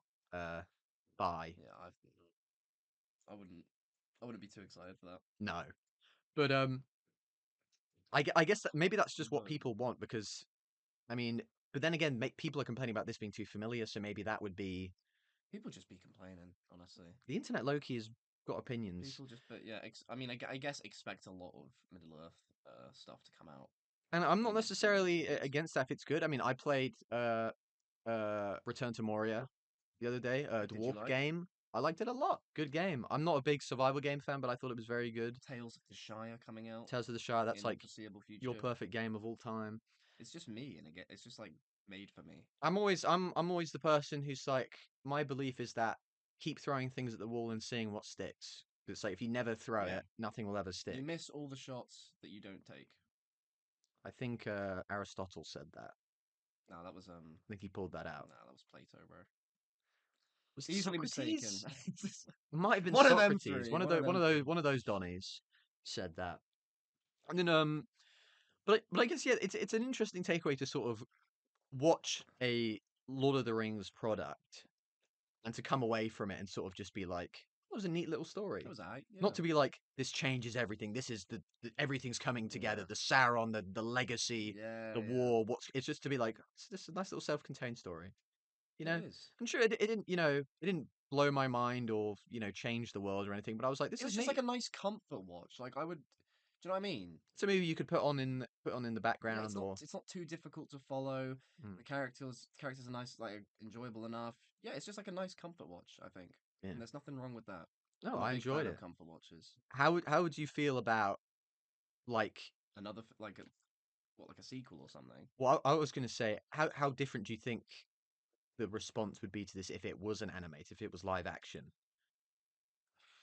It would almost certainly do better at the box office, I feel, Yeah. just because I think some people will see anime But Lord of that's the just Rings. that's just a No, lot more difficult to do, though, isn't it? We've Mm. seen how long it takes to do Middle Earth based stuff. The Yeah. money that needs to be put into it. oh yeah, it would the blow the budget out time. like nuts. Yeah. But I'd no, love I- to have seen this live action. But I understand that like a story like this I reckon. probably couldn't get the Yeah, funding for something yeah. like that. Yeah, for sure. And I I reckon think some people would probably enjoy it more if it was live action. Because then I feel like there would be more of like It's this true, the but- gimmick of seeing a live action Rohan again, all those sets again, and Yeah, I mean, I would probably rather watch that. yeah, But just It's fine. preference If, wise. if this is easier when it comes to just getting more stuff out, then Mm. like I'm down with it. And the thing is, I really do think like if you're a kid or a teenager, I think a kid or a teenager would enjoy this Yeah, as like a little Yeah, for introduction to sure. things. They'd see it on the TV. yeah, it's a or nice whatever, and- introduction to the world. Yeah, to I be think they'd honest. enjoy it. But yeah, I guess it's not shattering the world. It's a quiet note to sort of end It's a on. film that exists. It's a movie that basically. exists, and I That's enjoyed the it. legacy right now. I enjoyed it. Yeah, and so, as did I. As did I, and I cannot wait for Rings of Power season 3 to be cancelled so that we can get the hunt for Gollum. Thank Stay God. tuned, guys. Stay tuned for us to not cover that. Yeah. I mean, we probably will. But... Well, that'll probably come out, and this video won't be out yet. So yeah, there'll the still be in the viewers are process. like, God, please end it. There'll be a 5-year-long It's break, just and we'll gonna be come like, back. one more, Yeah. one more goal, one more score, Oh. one more score to settle. Well, I guess with that wrapped up, this appears to be our official last entry. I think we've said goodbye now at least 3 or 4 times, thinking it's the end. Yeah. But I guess, is there anything you want to leave us off with? How are your feelings on it since we started this journey back in the beginning of summer? I know. 2024. It's been a beautiful experience. I feel like I've really sort of enjoyed learning about Tolkien, Middle Earth, and all of that, and I'm a big fan now. You're a big fan. So thank you for introducing me to this world. What can I say? You introduced me to so many things. I didn't even introduce you to Planet of the Apes, did I? No, I was always. You did know about that before. You introduced me to KSI. I guess I got you. There you go. So the GOAT. Shout out his new song with Billie Eilish. 21 Pilots. You know the GOAT. Yeah, you love 21 Pilots. Who goats? You share the birthday with him, so. Harry Potter and Anyway. the Harry Potter and Lord of the Rings don't have anything on those goats. They don't. I also share a birthday with Andrew Tate, but let's not get into that. Oh God, I forgot about that. Yeah, that's like That's horrible. For as much as I love 21 Pilots, I Yeah. don't think Tyler Joseph can What's- make up for that. A really uncomfortable thought is that the day you were born, Andrew Tate was celebrating his birthday. Hopefully he dies in prison somewhere. I don't know. He's probably Yeah. dead. It's probably. I mean, at least he's irrelevant again now. That's true. We're gonna take his place as the next internet. Leaders of young men across the Superstars. internet. I'm Theoden maxing this winter. What would Theoden maxing That's a even great do? way to end the video. Theoden maxing. Having a horse fall on you and die. My Yeah. daughter. Yeah. Also, this movie was woke. Female lead, Shield maidens. shield maidens. Women- Oh, cool. I don't think a woman has ever picked up a Yo, weapon. that scene when what's the elderly woman called? It's like Olag or some shit. Oh, Some old ass name. when she pulls up and she throws the shield to Hera. Oh, Oh my she's like, days. continue the legacy. Low-key, like a few little goosebumps. Ooh, a You know little what bit I'm of a saying? goosebump popping up there. Yeah, that was. I I love respect that. it. And the Shield Maidens are something that Tolkien wrote about, and they are based on how my mum mentioned this on the drive home about the Vikings and how the Vikings would have their women train in combat. Obviously, Progressive Vikings, man. other than the rape, they were very progressive. Progressive go back. kings. To go back to those times. Better times, better days. That's what this film is preaching at the end of the day. Right. Please cut this. Anyway. I'll keep all of this in. Be cancelled. This is a little reward for anyone who's like made it through this like 25-hour video. This 30-hour marathon of a nightmare. Anyway, thank you very, very, very much for making it all the way to the end of this video. If anybody does, I'd be very surprised. I mean, people did make it to the end of the Harry Potter video, I believe. So, you know, anything is possible. Yeah. You know, some people do get something out of listening to this.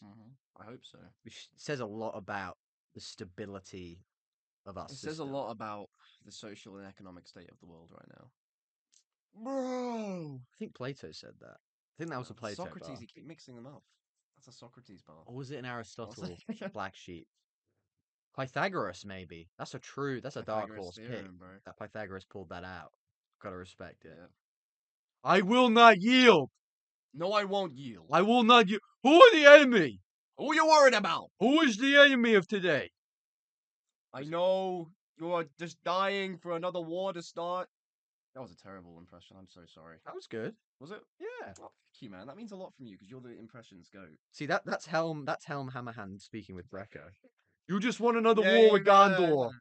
We will not have another war. Yeah. Anyway, Yeah. let's end this right now. Let's end it.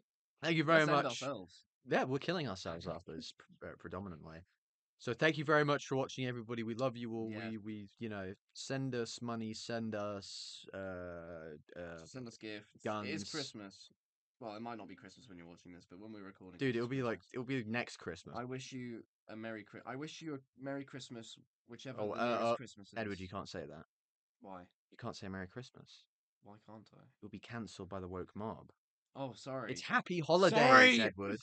It's Merry Wokemas or Happy Holidays. Merry Wokemas, guys. Merry Wokemas, gang. And Stay woke. stay woke. As Childish Gambino once said. Stay woke or go Stay broke. woke. Stay woke. He was cooking when he did that.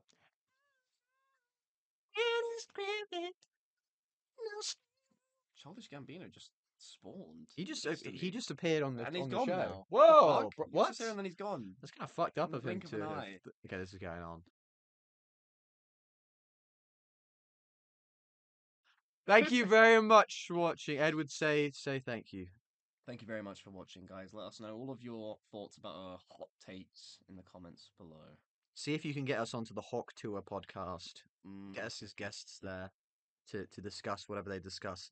We won't be shilling any cryptocurrency yet. We're not big enough yet, but eventually. As soon as we become famous, though. Two People Talk About Coin will be minted and sold on the black market.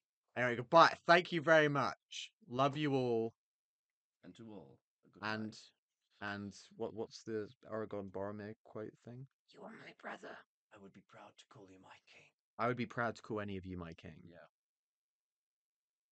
You bow to no one. Let's kill ourselves. Just end it.